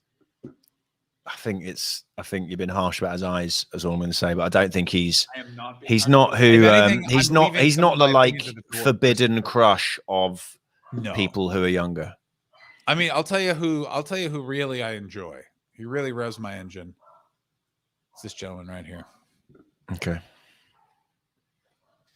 And I will say he hasn't aged the best, but he's got a good attitude. And that sometimes really that'll count a lot. Something about him. Oh, that guy who's in lots of things. It's Mr. Big from Sex and the City. Look at those. It's just. Oh, that's dreamy. That's big. I watched My Left Foot during the week, and Adrian Dunbar from Line of Duty looks the same, but just grey now. It's interesting that when some people get older in the spotlight, they facially just look the same for 30 years, but just the odd sign of graying or whatever. Jesus. Pat Morita, Oscar nominated for Karate Kid, used to be a comedian. Have you watched him tell his story about getting Karate Kid? And he was like, just like he went back to LA. He'd kind of moved to Hawaii and was sort of half homeless, half doing comedy clubs. And then he got Mr. Miyagi, and that kind of changed his life. Sadly died of alcoholism a bit younger. Did he really? Yeah, he's a big alcoholic, yeah. Mr. Miyagi was a big-ass alcoholic? Pat Morita was, yeah, because he's not the same as the character. What? Mr. Miyagi dying as an alcoholic would be very shocking, but just a man who is an actor dying of that is less shocking. I'm going to say, unfortunately, Pat Morita had a nickname as a comedian, and oh no. Yeah. They didn't want him in the part because of the no Cobra Kai spoilers. Okay. Yeah, I still not watched one episode of Cobra Kai. I should do it. I think you would like. For me, season 1 is really great, and then it's now super popular. But one is for me the bit I loved, and then there's a lot of nostalgia they bring in, and a lot of the. I'm not going to ruin it. It's Johnny Lawrence is brilliant. The actor and character are great. William Zabka. Is Elizabeth Shue back to be the Ralph Macchio's girlfriend? Is that who? I don't want to ruin anything for you, John. Oh yeah, that's good stuff. Who is singing right now on the Oscars? We should probably talk a bit about the Oscars. We should talk a bit about the Oscars. Who is this lady singing? I don't know any people. Is what I've realized. I don't know any singers. You know this, John, about me, that I don't hear any lyrics from songs when they're sung. I have the same problem, which is going to really make this an interesting watch along. I'll tell you what. So, not being able to understand lyrics. So I like music and I like songs, but I like the beat. But then there's a really great TV show called Patriot on Amazon, and I really recommend people watch it. It did 2 seasons. Not enough people watched it, so I didn't get more seasons. But it is excellent. It's dark, it's funny, sad, it's original, some of the best characters. But right at the beginning of the show, John, he's a guy, the main actor is recovering from PTSD from killing someone he shouldn't have killed. And he also is like a singer-songwriter. He likes to sing and perform, but he's also like a government agent. But he's singing, instead of doing a flashback, he sings what's happened in the last year. Yeah. But he sings it all but I literally was like, this sounds lovely, but I had to get Hannah to stop it and tell me all of the backstory because my brain was just like, I don't know what, I didn't hear any You couldn't words. pay attention. That's so funny. My brain just doesn't hear lyrics. It doesn't know. It could be just like, Chris is a terrorist. And I'd be like, yes, this is great. This is great. I love it. Chris Martin is a boy who's got stuff and he's crying and he is one. I don't like him. Okay. Exactly. I'd love it. This lady singing's very good. And the backup dancers have got to wear masks. I've just noticed. I don't have that. I'm what are you looking at? Because I'm literally the Oscars 2021. It just hasn't started yet. It starts and for some reason I can't find the red carpet. I'm on ABC Live. Oscars Into the Spotlight. It's either that or watching Daddy's Home, the movie, is the other option I've got there. Top picks for me. ABC. Well, the dance after a mask's interesting. I want to just let me fucking watch ABC. Let me go live. I could do karaoke, Bo Betty, because I can read the lyrics while singing, so I can do karaoke, but I can't hear what the only lyrics. I think I learned all the lyrics to most of the songs on Big Willie Style, the album, and Californication by the Red Hot Chili Peppers, and I think that was like my brain was like, those are all the lyrics. You've like maxed out your lyrics for the rest of your life. My God, what a year 98 was. You really, Chris, did you believe that, like we all did in those years, that everything would just have the numbers 2000 after them for a long time? Yeah, I believed it. Yeah. Well, it was, unless I was a massive Millennium Bug guy and thought that was going to fuck everything up. So many. Did you think the Millennium Bug was going to fuck it? Let me tell you who thought Millennium Bug was going to really get us in trouble. That was my mother. My mother was very convinced we were in real trouble with Y2. There was you can't trust a person from a generation who actually your mum's quite competent, but I couldn't believe my parents' worries as they don't know how to copy and paste. So I would. What are you talking about? Your parents don't know how to copy and paste? No, or attach stuff. No. What? They don't know how old is you? How old's your mum? 65. Same age as my dad. My mum is 60, but your mum worked in a job where she needed to do stuff with computers. Yeah, she still has a job. My mum was a housewife, and then my dad dictated letters on a dictaphone for a secretary to do. So what? Yeah. Your dad I'd walk into my dad's office when he used to be in law, and he'd be like, regarding the thing, delete, and he had a little one. Stop and start it, delete, record over, yeah. So he didn't. So he's a guy that types like this, which I don't type far away from.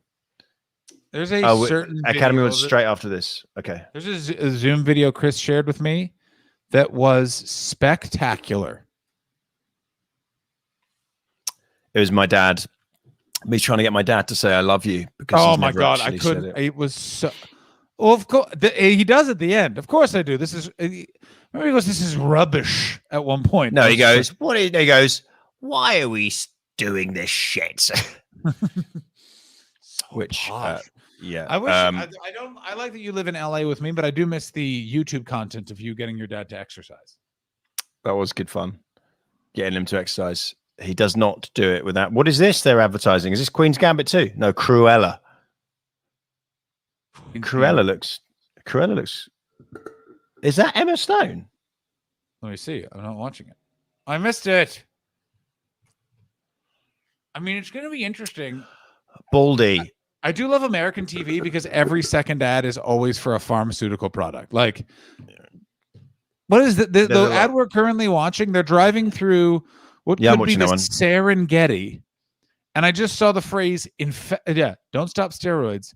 Tell your doctors if you've had a parasitic infection." What the fuck is going on? You are right. In the UK, the only thing you see an advert for is Nurofen, and I think that's it. That's the only drug I've ever seen an advert for. You've seen an advertisement for Nurofen? What an odd ad thing to advertise. In the UK, yeah. But like here, you're right. Here it'll be like Scarlet Fever. Get it sorted with this obscure drug. Have you ever had the dengue fever? Have you ever thrown up so much you died? Side effects may include getting meningitis, but buy it anyway. What's this one for ramen? No, it's not for ramen. It's for Verizon. That's a good game. Guess the advert to people not watching the same channel as us. Frozen. Maybe not so good. Gaviscon, Baldy. Baldy's right. Gaviscon and Nurofen. What is Gaviscon? What the hell is Gaviscon? Gaviscon's for sort of indigestion, heartburny shenanigans. Oh my God. They're doing American Idol, Walt Disney World. Who are even the judges on American Idol? Lionel Richie. No, you're making that up. I just saw Lionel Richie's face, so I assume it was him. Well, then that makes all the sense in the world, actually. Oh, Nurofen got sued in Australia for marketing their product for specific types of pain, but for some reason it's okay in the UK. Each country has its. Oh shit! I never replied to our friend Jimmy John, who wants us to send him some melatonin. I'm currently at war with EDD, so it's on your back to attempt to get blood from that stone. I did send it to him last time. Let me ask you this, and this isn't the public forum, but did he pay you for it? Yeah, he did actually. Okay, he did pay me for that. I'm sure he did pay me for it. I can't remember, but I think he did. But he has bought us a scarf that he said he would send us. I think when I receive the scarf, I will then send it to him. That's what I'm saying. Is I'm holding it ransom until we receive. Bear in mind, I was still married when he purchased those scarves. Yeah, it's very funny for someone to go, guys, I bought you a really nice present, and then not send it for 6 months. That's like, did you buy it, mate? Or are you holding it? I think. Did we got it like October, November is when he was there, right? Let's say November. We'll give him benefit of the doubt.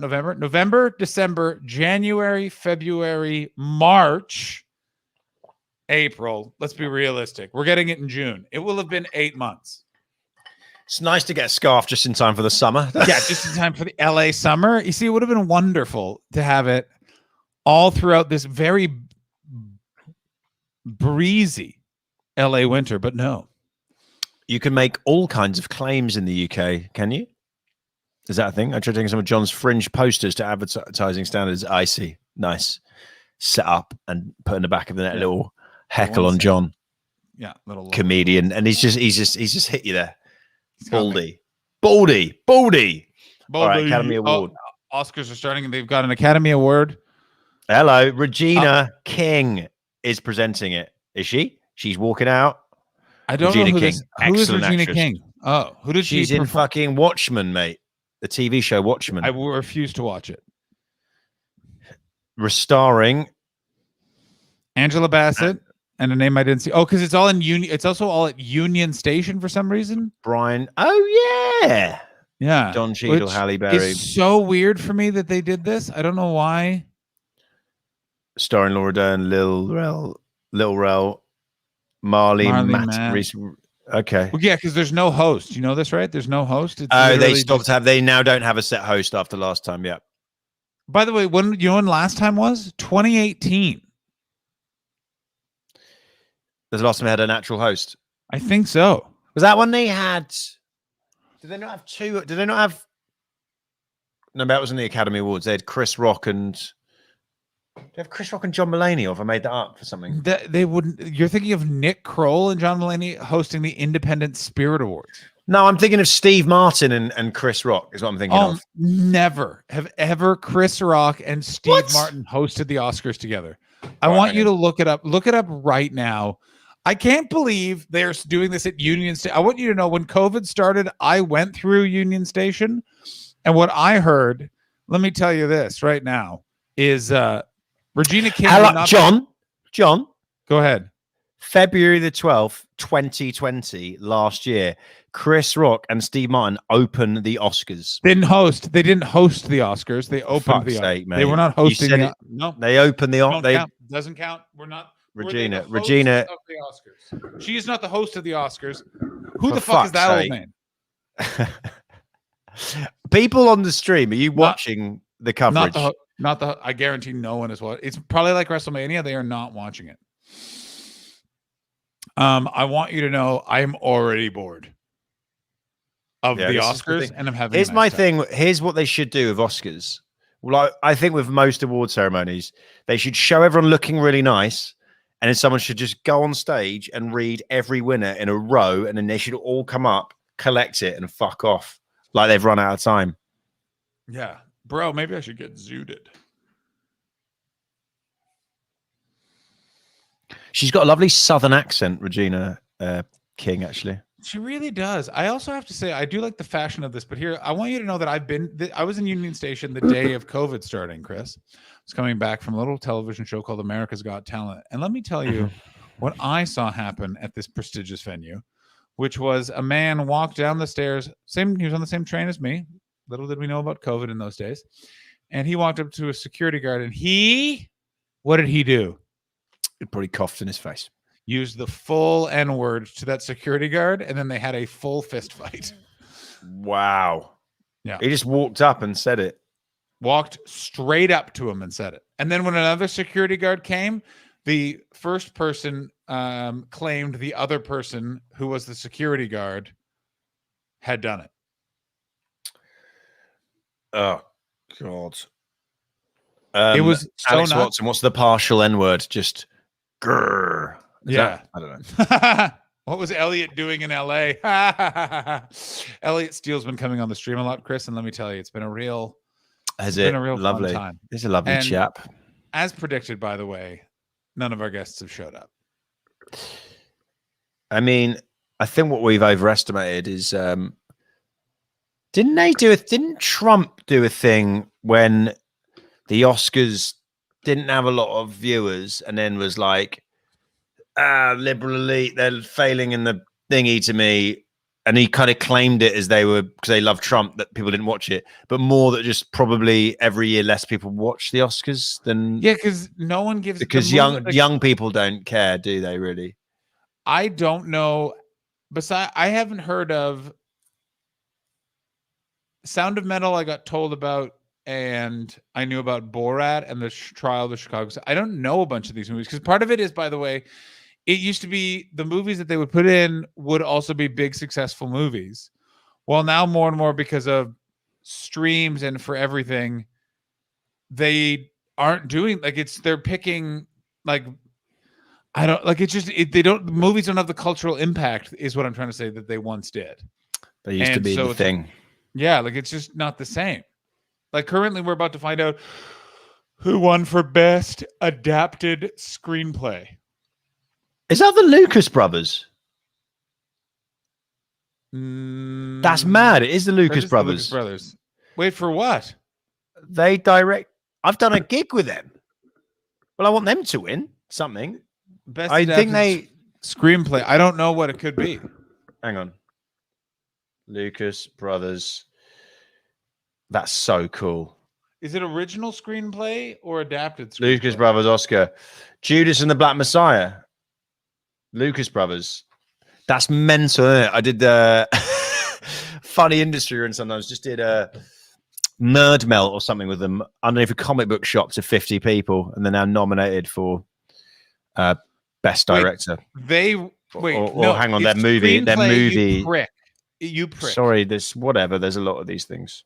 Yeah, but just don't do that to people. So we're saying they were nominated for Best Original Screenplay, and they wrote. They must, original screenplay. Hang on, what did they do? Let's have a look. There's so many brothers doing stuff together. Yeah, I'm gonna say I'm saying it's Aaron Sorkin. You can't just look up brothers. Judas and the Black Messiah. Why don't you just look up Lucas Brothers Oscar? No, I just want to see if they wrote it as well. Yes, okay. They did. They definitely did. They wrote it. They wrote it. Story, and they wrote it. They didn't direct it. Okay, that's cool though. That's because, and I've said it 40 times. The category is original screenplay. But what? Why is that? Why does that make it any less exciting? Because you kept being. Hang on, original screenplay. Promising Young Woman. Oh, I think Promising Emerald. Do you think Promising Young Woman Because they just announced it. Oh, it's Promising Young Woman. Oh Yeah, my god. the reason I knew it is because they announced it. So I got 0 on that. I went with Sound of Metal. I got 0 on that. I went with Trial of the Chicago 7. I think I went away from Promising Young Woman. It's the only movie that a friend of mine had seen. She's British.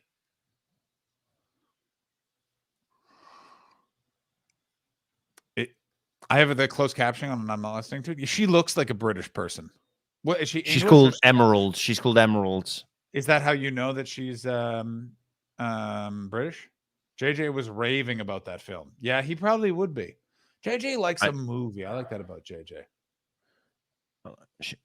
She's got a lovely posh accent. Did I give you? No, they're his still in they're still in the bag in my house, and I haven't given them to him. You've gone to so many. But- Hey, was there a Taco Tuesday last week and I just didn't get a text? No, there wasn't actually.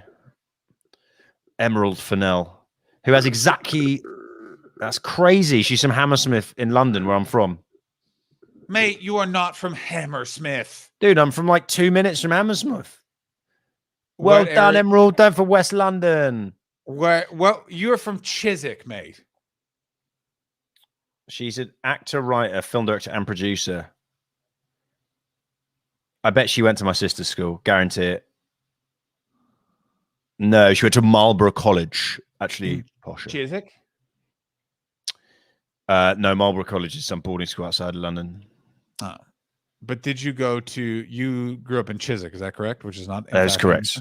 Yeah, it's not. Yeah, I mean, dude, it's fucking 2 minutes away. Is it?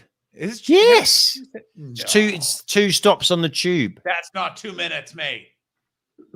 Don't bring your London logic in here. If you were sat in your garden shed. Her husband's called Chris. That's. I'll take that. I'll take it. I'll say that. I'll take that. Oh, look at that cold. And my husband Chris, come on. That's crazy. Imagine winning an Oscar. That's such a cool thing, though, isn't it? Fair play to her. And as a DJ, as a DJ. Has the Oscars had a DJ before? I don't think so. No, it's Questlove, right? Yeah, it's Questlove. So hang on. Regina's still rolling. Is she now the host? No, I didn't go to. I didn't go to a boarding school actually. I went to just a plain old, regular, very expensive private school where you couldn't stay the night. Did some people? Okay, we're now doing adapted screenplay. We're moving up from adapted screenplay. Are we going in reverse order? I think we're going in reverse order. I'm making this Nomadland. I'm going Borat. Subsequent. I have seen White Tiger, by the way. I have not seen White Tiger. It's decent. I think this is so weirdly how they've done it. In that, are they going to? I reckon they're going to do it quicker. It feels like they're doing it faster. I kind of agree with you that they're kind of ripping through it. They're not showing. They're not showing it. They're not doing anything where they show a bit. They're not doing the clips. They also haven't done the like the weird. We'll have the in memoriam montage. We'll see who they leave off. I want some of this. Chris, I'm getting a splash of coffee in a little cup. Go get a coffee. Guys, any guess on who's going to win Adapted? I've gone Nomadland. There's a geezer in France. Christopher Hampton's in London.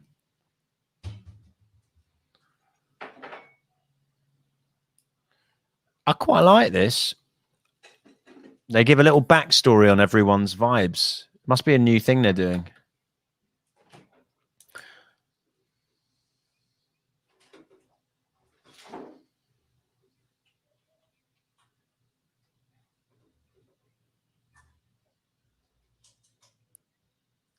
As they're in Sydney, they've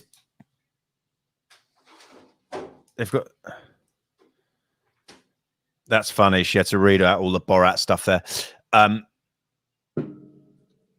She doesn't want that Borat to win because she had to read out the longest fucking title ever. It's going to go to The Father. The Father, John. Did you get that on Best Adapted Screenplay? I did not get which one was it? The Father. It's Father. You're slightly 0 out of 2. You're slightly ahead of me. I'm also 0 out of 2. Oh my god, The Father didn't even get to. They didn't even get to be in the fucking room They're in like another theater somewhere. That's so fucking He's in weird. no, he's in France. He's in France, that guy. There's a thing called Oh. coronavirus that's affecting travel. Yo, interesting. That would be great, actually. That you're just in France and you can just fuck off. Yeah. Oh, that would be so good. It's funny to wear a tux and just stand on a roof in France. Like you're not even in the. Yeah. Put on I mean, it's a bit like you for a wrestling stream. I guess you've done it for that, so he can do it for this. Exactly. What I also like is he definitely knew he was winning the Oscar when they were like, he's like, I can't travel to France. And they were like, can you still come to this TV studio that's a roof in Paris? And you know he's going to win it because it's not a Zoom he's on. He's on a legit. He knew he was going to win. Yeah, man. They brought a fucking satellite truck. Here's the question. Do they all, I think actually someone I know who's been nominated for Emmys and stuff and has won a couple said they don't actually know in advance. You can kind of guess based on where you're sitting, like how near the aisle you are. Yes, I know that. There's also there's like some metric of like, there's a way they'll react if you're like, oh, I'm not going. That like some people, like I think Harvey Weinstein, the monster, used to test that. He'd be like, none of these people are showing up. And then they'd be like, can these 3 people show up? And they were like, okay, good. Okay. Would you like a to lovely know French accent? My favorite of all the hi-hats delivered to Harvey Weinstein, besides, of course, the fact that he went to jail for being a monster. Please. Kate Winslet was in The Reader, you know, the movie The Reader that like swept the Oscars that year and she won the Oscar for it. She hated working for Harvey Weinstein. She disagreed that the movie came out because he rushed it being released because the director and someone else who was involved with it both died. And he thought that would improve the ability. Oh, we got ourselves big dog guest, Chris. His chances of getting an Oscar, and it did. And when she got the Oscar, she looked at him and did not thank him. But you know who I do thank, Chris? Who? Big dog Dave Waite. Dave Waite, welcome aboard, dog. Hey, what's happening? You guys watching the Oscars? Certainly are, big man. This is Edge what of our seat stuff. Edge of our seat stuff, man. Like this is what got seeing the Oscars when you were kids. That's why you decided to move to Hollywood, California. You wanted to be a part of the mix. I wanted to be Goodwill Hunting. I want to tell you all one of the big comedic influence of me as a kid. That's such a big. Sorry, just to stop you there, John. It's a big chandelier. That is a. No, it's not a chandelier. No, just Dave took a sip out of a vessel that's so fucking big, but it's so normal to an American. But Dave. even though I live in this country, I would, if I drank out of something that big, I'd have to go, sorry, I'm drinking out of something big. But that's that. What size are we talking there, Dave? Oh, this is the super gulp size. Now, what you got in that? And you got yourself a Diet Coke? Yeah, I got a DC. Oh, also, everyone, please do yourself a favor. And if you like the Grateful Dead at all, Dave turned me onto this yesterday. The good old Grateful Dead cast. Absolutely a real treat. Oh, you been listening, bud? I got into an Uber when I left the Improv. I listened to half an hour of the Uncle John's Band episode. And then I turned the Uber driver on because he was like, man, you seem to have been enjoying what you're listening to. And I was like, but it's this. And he was like, I don't much care for the Grateful Dead, but I'll try a new podcast. It was very fun. Did you hang on? Was that last night? Did you go to last night. Did you get on stage last night? I went on stage at the Improv. Very good. Oh, good. Nice. Very fun show. Dave, what did you think of the Improv patio last night? I thought I had a pretty good set. You certainly did. And you did as well. It was pretty good. I saw that they were just announcing like people's jobs they had before they made it in show business. But what are they going to do once they get to like a lot of the nepotism in Hollywood? Oh, well, their parent was a famous actor and their dad was a producer. Yeah. Is this what they're doing on the Oscars? Because I haven't been listening properly to it. Yeah, they were like listing people's like, you know, this person worked as a telemarketer and this other person. You know, I think the writers, you know, that's what they were doing. Where are they? Where's the location? I tuned in a minute late. Dave, as someone who's also in LA, it's great. They're filming a lot of it at Union Station, which I'm just like, the amount of LAPD that they had to get to tell all the homeless dudes that sleep on that bottom mezzanine to fuck off. It must have been a war. Yeah, but they film stuff there fairly often, so the homeless people probably know the drill there. Yes. But you'd be so pissed off if you're coming in from if you're for some reason on the subway, just trying to get somewhere, and there was like Union Station's closed. Oh, I'd be so pissed off. That would be annoying. I was thinking about train stations the other day. Train stations are like, what if an airport was underground and scary? It's very true. So funny, just like the lack of security between an airport and a train station is such a dip off. Like an airplane, you're taking your laptop out. You have no liquids. We're going through metal ticker. Like at a train station, I've gotten on a train without a ticket. Yeah, you're right. The level of they just sort of don't give a fuck if you want to blow a train up, really. And know, we've all watched Die Hard of a Vengeance, and that's a very realistic possibility. Very easy to do. Or Money Train. Also, Die Hard with Vengeance, very easy to prevent blowing up a train, I think. You just need Samuel L. Jackson and Bruce Willis just won't give up no matter what. What I like about Dave joining us here is Dave doesn't know the category, so he's going in raw with his picks. By the way, Dave, I want you to know, thus far, Chris and I, absolute goose egg. We have not gotten one right. We got 0 out of 2. And by the way, Humphrey Kerr is posher by far. Yeah, Humphrey Kerr is a British comedian, Dave, and he's like out of a movie. What is Laura Dern? Laura Dern is top half all black, bottom half just a bird, like a white bushy bird. She looks like she's fucking Rod Hull's emu, but a much sexier female version. Do you get that reference, Dave?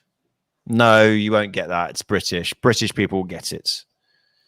Let me try and look up Rod. Chris, I just want to be clear. I think it's Laura Hearn, I believe. What did I call her Dern? No, it's Dern. Yeah, no, I think it's Laura Dern Hearn. Is from the Jurassic Park, you know. Yeah, this is Laura Hearn. This is Laura Hearn. She's from a Laura. You get the gist. You get the gist. Gosford Park or whatever. I mean, we're going to international feature film. That's another round. Better Days Collective. The man who sold his. Hang on. Oh. No, I'm another round's going to win this. I didn't know that was on there. Another Round is the best fucking film. This film is so good, genuinely. If no one's watched it, watch it. It's so good. No, I didn't see that Another Round was on here. I keep meaning to, because they're all just teachers who get drunk, right? There's a philosopher, I've written his name down, but he believes most humans are born with a 0.05% alcohol deficiency, and in this movie they test it by drinking enough to make their blood alcohol plus 0.05 to see if it makes them function better. And it's very dark and funny and silly and just excellent. And Mads Mikkelsen is just excellent, and it's very funny and good. I will say this, of all the white people in the world, Scandinavian white people, best whites. They're good whites. I mean, how far back are we going on that, John? Because if you go not far. Do you mean current? Because if you go over a few hundred years ago, I would quite easily say they're the worst white people. Current white, great, except for Sweden. Sweden can fuck off. Dave, go ahead. Sloppy Salamander, by the way, that film is called Another Round, and I think it's on Amazon or Hulu over here, but maybe Amazon in the UK, and it's fucking excellent. Also, the chat wants to know, Chris, how many gifts and subs for us to kiss? I'm going to say, how would that be possible? We go close to our screens and pretend to kiss. Now, are you reporting from inside of the Matrix, John? I mean, what is that backdrop? Are you getting? Dave, I'm inside the internet. We got other. I got other. In the internet, man. I got other backdrop. I got other backdrops we can go for. We can go with that one. We can go with this cool one right here. But be careful, Dave. That's 420. I might be in the it's the Haunted Woods. Oh yeah. I've dropped a pen. Oh, now you're in the Lord of the Rings, bitch. This is my hometown. This is Ottawa, Ontario, Canada. Your hometown is the Harry Potter village? Yeah, man. It's weird. Once you get out of America, we go real nuts with buildings. We got that one. We got I can talk to you around a bunch of Viagra. Oh man, you fucking. Do Pfizer make Viagra? They certainly do. And we can hang out here. This is lovely. John, you look so little there. I like it. I know. Okay. Who's the Oscars going to? Another Round. Fuck yeah. There's Laura I'm Hearn. actually genuinely happy. Hands, another round one, best international movie. And Denmark. Oh, I should have known. I'm very happy. I didn't see that as international movie. I would have voted for that. Look at this. He's a handsome chap, isn't he? Oh, mate, Denmark, absolutely brilliant. Denmark. He's actually ugly in Denmark, but I was super hungover in Denmark once, and I knocked over someone's bicycle because I'm a giant klutz. And they were, yeah, that's right, Dave. Your face is correct. Yeah. And then I was like, I'm really sorry. And the guy went, it is all right. It could happen to anyone. It is early. We must forgive ourselves. And I was like, fuck. Thanks, buddy. If you were an American, you'd be like, fuck off, dog. Yeah, bro. Why are you wearing a bike? You should be driving a truck. Also, another nice thing about Scandinavia, a lot more open-faced sandwiches, which is nice. Hang on. Oh, there's an open-faced sandwich place by my house. I think it's like a Danish or Swedish thing. I love it. Also, we going Ike's this week for lunch, Dave? Wait, what are we gonna do? I'm up for it. Yeah, Baldy, I was thinking the same about John being in another bike accident. You were in another bike accident? I mean, yeah. I mean the amount of I've been hit by a car twice in my life. Do you understand how crazy that is? How many cars have Dave and Chris, how many cars have you written off? None. Actually, someone once reversed into a car I was in with my dad at a dump in Acton, West London, and the car was worth that I was in, I think, £200, and it cost £500. So technically was a write-off, actually. But that might be. Does that count when the car's that shit and cheap, and someone smashes into you? Does that count as me writing it off? If like you're in cars that have been written off, because I was party to 2 different rental cars being written off. I ran into a pig that wrote one car off, and then I walked out and my rental car had been hit by a drunk driver and the entire front of it was just in the road. And so, yeah, I wrote off 2 rental cars. Here's a weird thing, though, that's different in America to the UK. And Dave, have you been to the UK, Dave, or gigged in the UK? I went to the UK a couple times when I was a young man before I knew that comedy was going to be my passion. So right. I've never performed there. But well, Dave, what was your passion when you were a young man in England? Drinking. That's cool. Good man. That's a great thing. Car-wise, in the UK, though, if someone like smashes your door, you legally can't drive it till you have that fixed. Whereas in Los Angeles, people drive with like doors missing, the back crumpled. You don't have an MOT in this part of the world. You just have to pass a smog check, which I still don't know what that means. There's no smogs coming out of the car. MOT is just a motor. Fuck. Some person who's on the internet on here, tell me what that stands for. But it's basically a safety check of your car. Yeah. But if your door's fucked up, I mean, that doesn't have nothing. Well, I guess if you can't open it, but yeah. We live in a fucking police state in the UK, mate. That's what we live in, yeah. Ministry of Transport. Good guess. This guy's speech, another round. This guy's speech is longer than the fucking movie at the moment. Another round is going down in my esteem because this fucking Danish prick can't fucking edit his gobby chat. You get up there, you thank your parents, unless they were real pricks. You thank your wife, your kids. Unless she's a real prick. Yeah. The people that worked on the fucking movie. And then God, obviously. And our Lord and our Savior. Agent. I really enjoyed Olivia Colman doing this when she won her Academy Award for He's done. The Chosen One or whatever that movie. The Favorite. The Favorite. That movie was fucking phenomenal. Great movie. I watched it on a plane, and then when I got off that plane, I watched it again on a regular TV. That's how much I enjoyed it. And she had the best Oscar speech I've seen in a while, which was she just thanked her agent, her husband, a bunch of other people freaked out, and then went, and kids go to bed, and told her kids to go to bed over the television. I always enjoy that. I don't know how to duel with you, Alex. So is there a way to like have the screen on here so I can watch? I don't know how to do this. John had to subscribe to YouTube TV, and we'll have to unsubscribe when this is over. Yeah, Dave, how much? I can hear it. I mean, I got it. I guess I can Yeah. pull it up on some other thing. I don't know how. Also, I wouldn't. Do you know what, mate? I wouldn't worry that much about it. It's. I mean- you could just follow it live on Twitter. Oh yeah. Right now, they're one of the guys from Judah. There, I think they're saying something. Oh, we're doing actor in a supporting role. Daniel Kaluuya. I mean, they are motoring through these categories. Now we should do. You should write down. We should. I don't know how long I'm gonna hang out for, but I guess I'm waiting for my unemployment thing. I gotta verify my ID, and it says it's gonna take 4 hours until somebody comes on. Oh yeah, I've definitely done that. I've had to do that. It took it was 6.5 hours of waiting time. What was?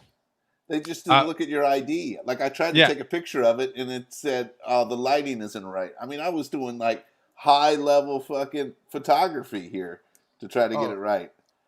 But What I was guess this it for? doesn't Sorry, I work. missed this. California EDD, buddy. You don't even know. I got put onto regular unemployment. I'm off the pandemic unemployment. It's a whole nightmare over here.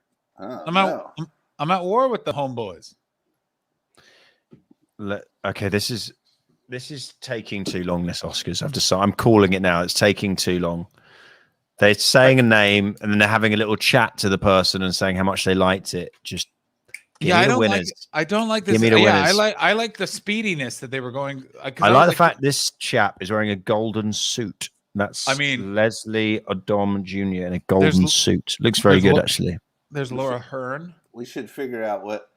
Like Fox News is going to get mad at something that happens tonight. So great point, but I think it's going to. Maybe you should be on Fox News, keeping an eye on that. I'm going to say what it's going to be. What do you think the Oscar controversy is? I'm going to say it's. Well, it's so early. We don't know what somebody will get up there and might be like, "We should stop killing homeless people," and they'll be like, "Can you believe this person?" Yeah. It's true. It's true. Another wacko from Hollyweird. I just want to say this right now, by the way. Dave Waite just implied that he's not enjoying being on the stream so much he'd rather just go wait for EDD to verify his identity. No, this is like, the wait time just jumped up down to 4 hours and 11 minutes. So congratulations, bro. Yeah. Sacha Baron Cohen and Isla Fisher. Isla Fisher actually sat next to her in a coffee shop in Los Angeles, and she seemed really nice. Did you talk to her in any way? Did you smell No, but I her did. hair? I smiled at her, and she smiled back. I smiled at her. Answer She Dave's smiled back. question. Did you smell her hair? No, I did not smell her hair. I just cut a little bit off and took it home with me. Good.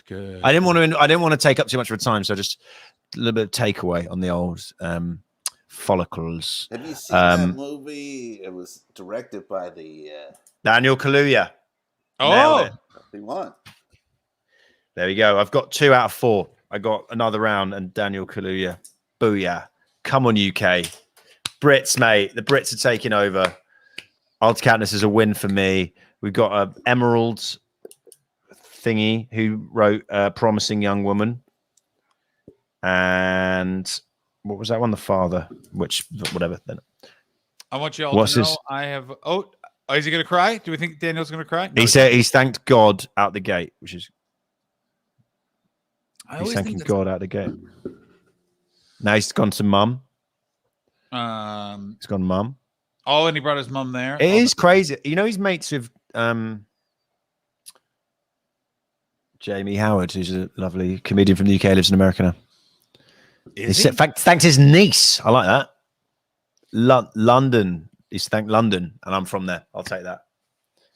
I mean, that's a very weird thing that London people have started doing, is like referring to London like, it's a person, man, which I don't like. What are they doing? They're he thanked London like it was a person. I want to thank London. I mean, people that are from like New York City, like New York, but they just give it up to New York. They give it up to like the Bronx or Queens or Brooklyn or Bed-Stuy. They give it up to. They go narrow. Like, I understand if he yelled Camden, but it's just weird if he was like, I mean, Baldy 3 makes a great point. Maybe he was just doing a shout out to comedian London Hughes. Dave, if you haven't seen London Hughes, she has a Netflix special, which is available on Netflix, and that's all I can say. Boy, that's a real strong endorsement. This guy has a thing. Yeah, you know what you can say about it. I mean, I think the guy in the gold suit is my favorite of all of these. Like he is could you pull off a gold suit, Chris Martin? Go ahead. Could I? Yeah. I bet you Chris could. He's got Could I? You got a narrow head. A narrow head. Yeah. Is that how you pull off a gold suit with a narrow head? Yeah, I think so.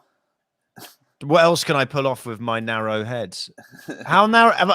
Is my head too narrow? Now no, you look good. No, you look Could good. I fit? How could it fit through a railing? Do you know what? I actually looked at photos. I've looked at. I mean, it's only one way to find out.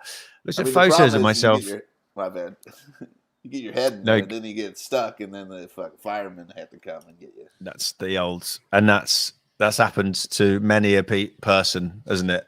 It happens to all of the good ones. Carl Donnelly had a friend called Neil Hannon who got his head stuck in a cannon, an antique cannon. Yeah, our friend Carl. He used to have a bit of material about it. His mate Neil Hannon, they were in a museum and there was a cannon, and they were like, "I bet you can get your head in there." Or can't get your head in there. He's like, "Yeah, I can," and he got his head stuck in an antique cannon. How'd they get it out? Just a lot of, I think, some Vaseline and sort of goodwill, just never giving up. The singer from Divine Comedy, I don't think they didn't. Yeah, they didn't actually. He had to walk around with cannon on his. If Alex, if you get me back up to 69 subscribers, I will get zooted. 69 subscribers. That's 11 subscribers. And Big Dog Dave, what's the weirdest thing you've ever gotten yourself stuck in? I once got stuck in. Hey, I got stuck in a couple bad relationships. Zip, zap. Yeah. Hey. Sorry, you guys. I just had a watch of the Oscars. Daniel Clue did a really nice speech, and then he's just finished it off by going, "Tonight we're going to go up. We're going to go up to celebrate. You got to celebrate. Back to work on Tuesday, but tonight we're going to go up. So tomorrow's off." So he's like, "We're going to go out tonight. We've got to celebrate." And then he said, "It's incredible. My mum and my dad had sex, and then here I am." And it went on his mum, who looked absolutely mortified that he'd said that she had sex. Did not find it funny and looked quite disappointed. Like my mum when she comes to one of my stand-up gigs. Disappointed. Yeah. I mean, Fox News won't like that because there was a black guy. Yeah, there are. I guess black guy had the audacity to make a joke, which is not allowed in America in 2021. I cannot stress enough that there is no part of Union Station that looks like this, wherever the fuck that she's broadcasting from. Where would this be?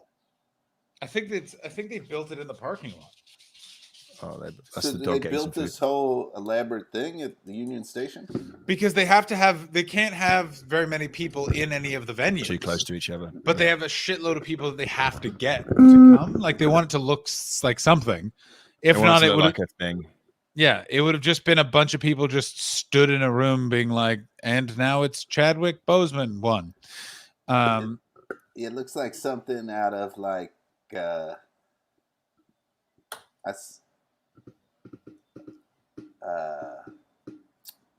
looks like something out of the Hunger Games or something where the elites are all in a thing.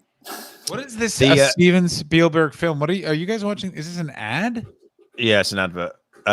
Yeah, John, a car park in 2021 is just a venue with enough dedication now. Any car park can be a bar nowadays because it is most importantly outside. Dave, wait, have you been doing much outdoory? You obviously at that improv the other night. Have you been very much? I've been in solidly for most of the pandemic, or have you been rolling and doing things that you can? I mean, I went back to Cincinnati for like a couple of months last year and was doing shows in the parking lot of a comedy club, and they built some stages. And how was that? It was pretty fun, you know. Where is Cincinnati? Where is that? It's Midwest. Midwest. Yep. I don't know what that means. You also shot you shot half an hour for TV. You shot a television special of comedy, did you not? Yeah, this thing in Epix called Unprotected Sets. Epix is a cable channel. It's called unprotected sets, as in like you might have died of COVID. Is that what? Is that what Yeah. Well, they offered and they agreed to pay me a certain amount of money, and nobody else was calling, and it was filmed outdoors, and everybody was tested. It seemed safe. Yeah, it was really fun. I know a bunch of people were. I remember like it got, and I heard a bunch of people were like, "I'm going to do all COVID jokes," and I was like, "But it's going to be around for longer than that, bros." Yeah, but it's still relatable. Well, yeah, the whole set was COVID, though, was it? Who, me? No. Someone's set was no. I think a few people did pretty COVID-y sets.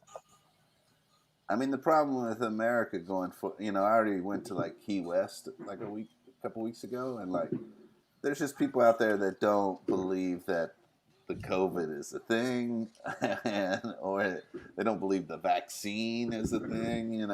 It's crazy that a disease is politicized. It's fucking like how, but like how many people said I don't believe in COVID and the vaccine? Like was it just sort of a vibe, or were people actually like, are you out there from Hollywood getting yourself vaccine, Dave?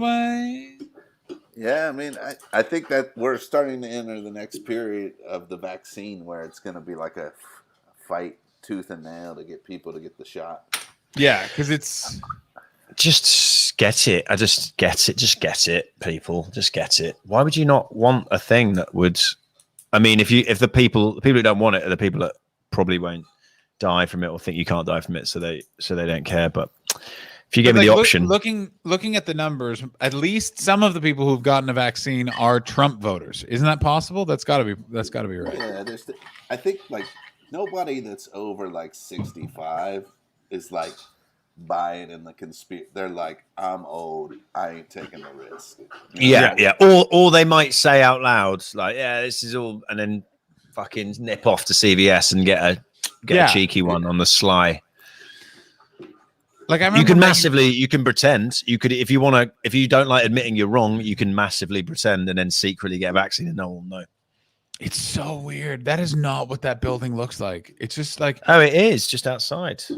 Yeah, it's just Don Cheadle. By the way, did anyone ever watch Black Monday? I always wanted to watch that movie and I never did. There he comes. Is he going to do an English accent? Who, Don Cheadle? No, he's not doing it. He's not. He's English from Ocean's 11 and 12 and 13.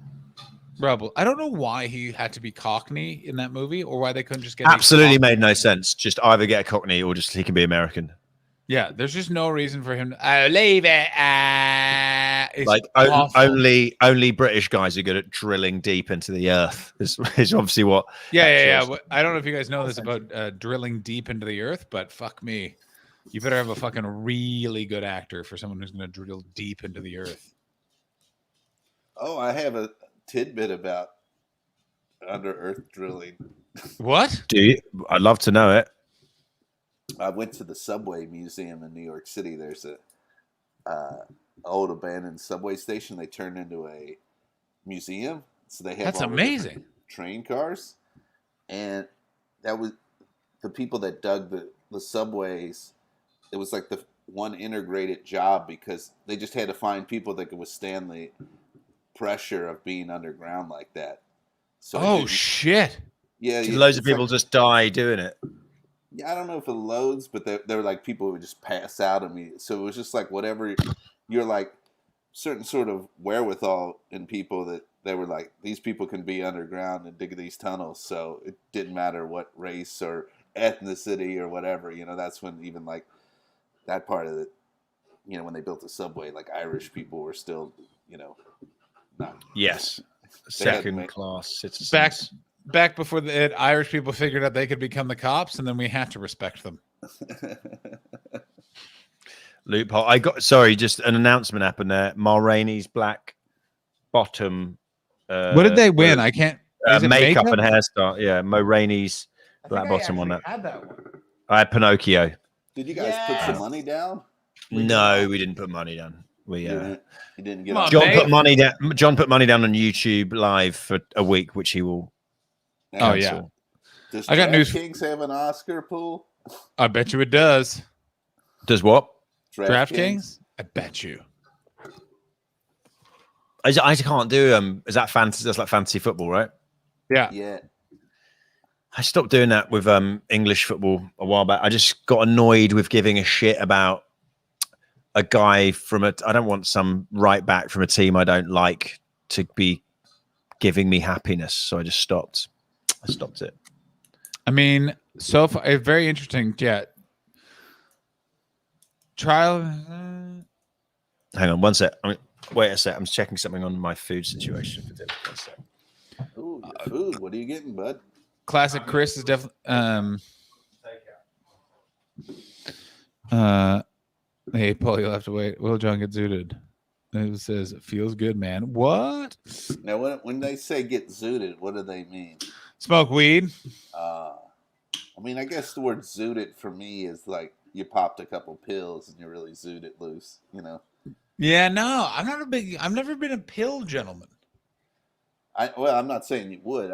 The phrase zooted is much more, I associate that with pills than weed. And how long did you stay at the their improv there, Dave? Wait.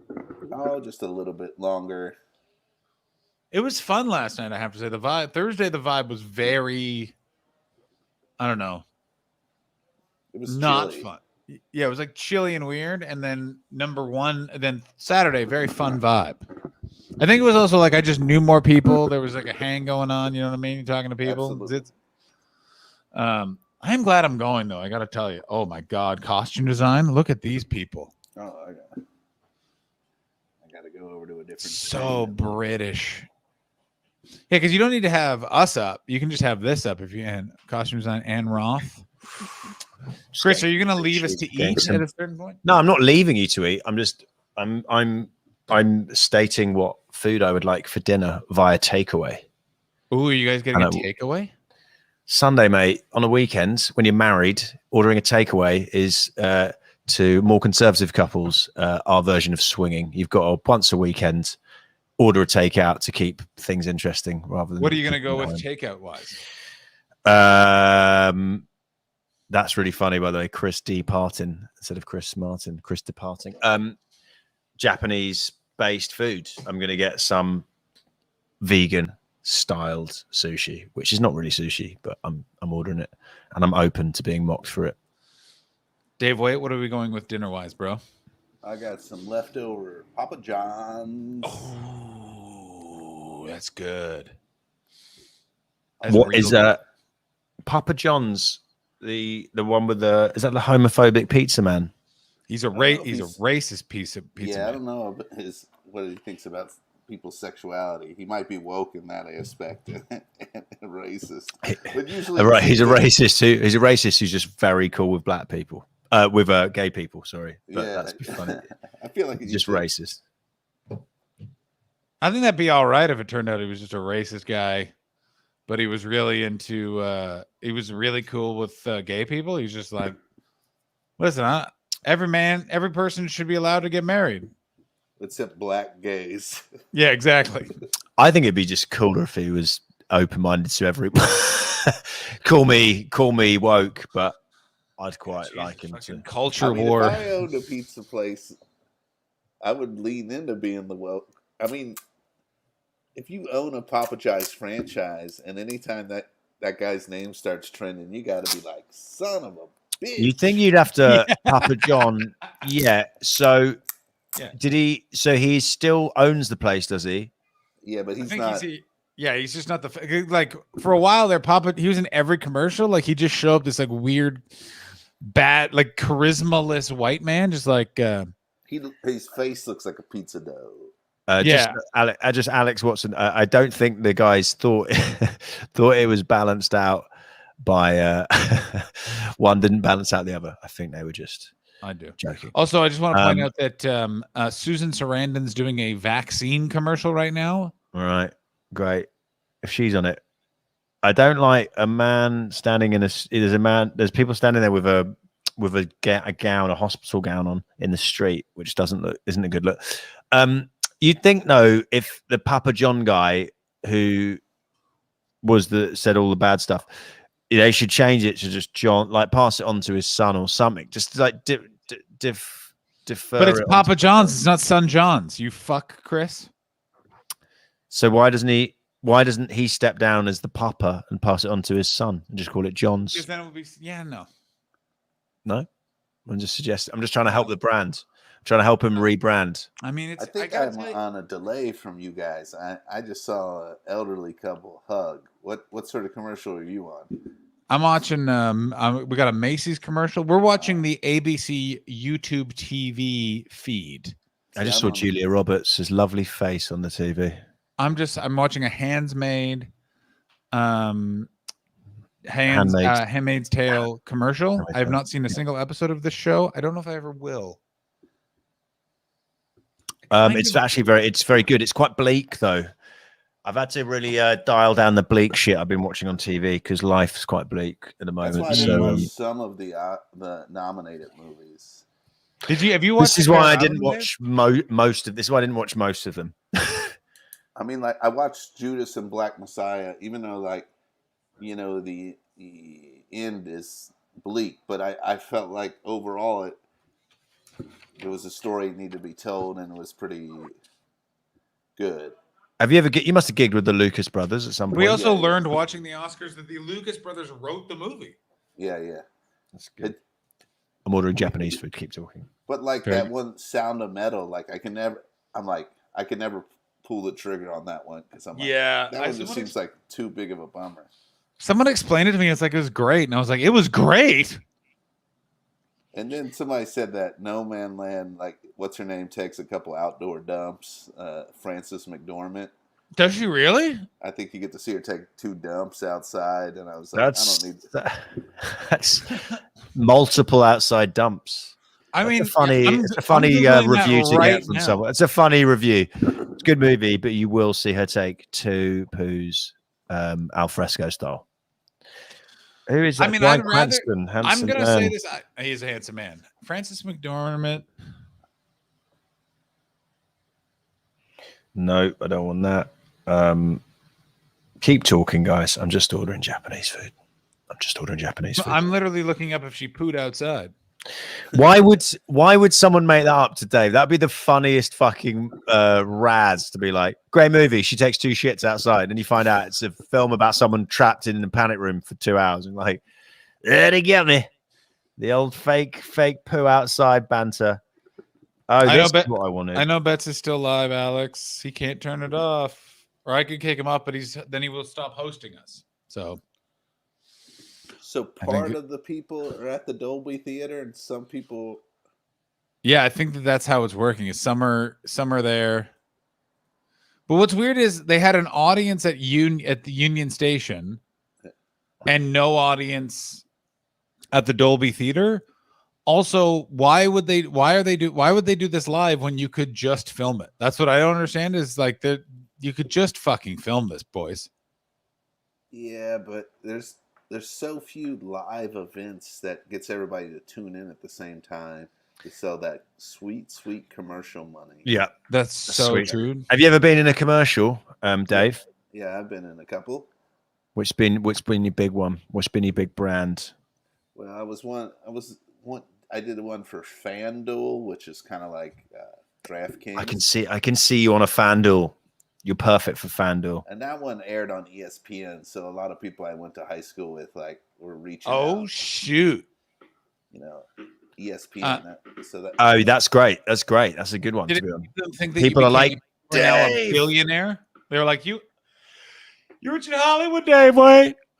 Nah, I don't know, but you know, nobody. If they see in a commercial, they're not questioning your dream, even though you will question it looking at your bank account. But of course, it That's silences the hometown critics. Do you actually have hometown critics, or is it just in our minds? I think that's a lot of the time in our minds. We assume people want us to fail, and actually, most people don't even think about us ever. It's the truth, right? You're like, this will show them, and then they're like, who are you again? Oh, it's that fucking guy. A friend of mine, I wasn't there for this, but a friend of mine threatened to gouge out a jock from our high school's eye. But my friend, by the way, had taken a real violent turn at the time. He's going through a breakup. But One sec. that guy was saying he's some kind of clown, is John now. And my friend was just like, he ain't no fucking clown. He's a fucking comedian. And then apparently went, I'll gouge your fucking eye out if you make that mistake again. My biggest fear when I started comedy is that people I grew up with were going to be like, oh, I'm going to do that now. Oh no, that you were gonna like start them like it's not you literally would be Dave waiting for the rest of them to fucking Yeah, I just thought like once I started, people I went to high school would be like, oh, I'm gonna start doing comedy now, and then I would be at the back of the pack of those guys. that'd be awful. That'd be terrible. What is I don't know what's going on and what did this I don't know what standing very officially. This is like the COVID make you feel bad. Humanitarian awards. I'm gonna pee. Dave, wait. You're in charge of the stream. I am. Yep. Hello, it's a bit of a blow for me as I've been on here for the last 2 hours. You've swanned in and you've fucking taken the mantle. You're in charge, mate. What do you want to do now? You've got all the power. Man, it's too much. It's too much. It's okay. It's okay. Power corrupts. Let's just talk about life, man. When did you last feel safe? Let's get into the deep and the safe. Was I supposed to feel unsafe? I only say that because I went to Cafe Gratitude. You know the vegan restaurant that's kind of a culty place. Yeah, and they go, "What's your?" You know the question of the day, and they were like, "When did you last feel safe?" And I was like, "This is just too much." They actually said that to you?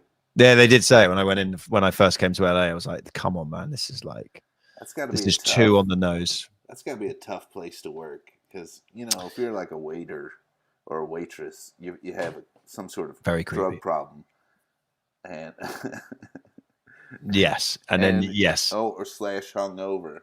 And then you got to go in there and put on that show. I mean, it'd be better to work at like a Bubba Gump's. At least you're just doing like Forrest Gump trivia. Is that actually what happens in that place? Is there Forrest Gump based knowledge needed? Yeah, they might throw a couple Forrest Gump questions at you.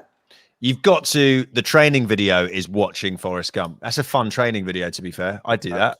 I'd work there if that was the training video. What's the training video? For Bubba Gump's Shrimp, you watch the movie Forrest Gump? No, you don't.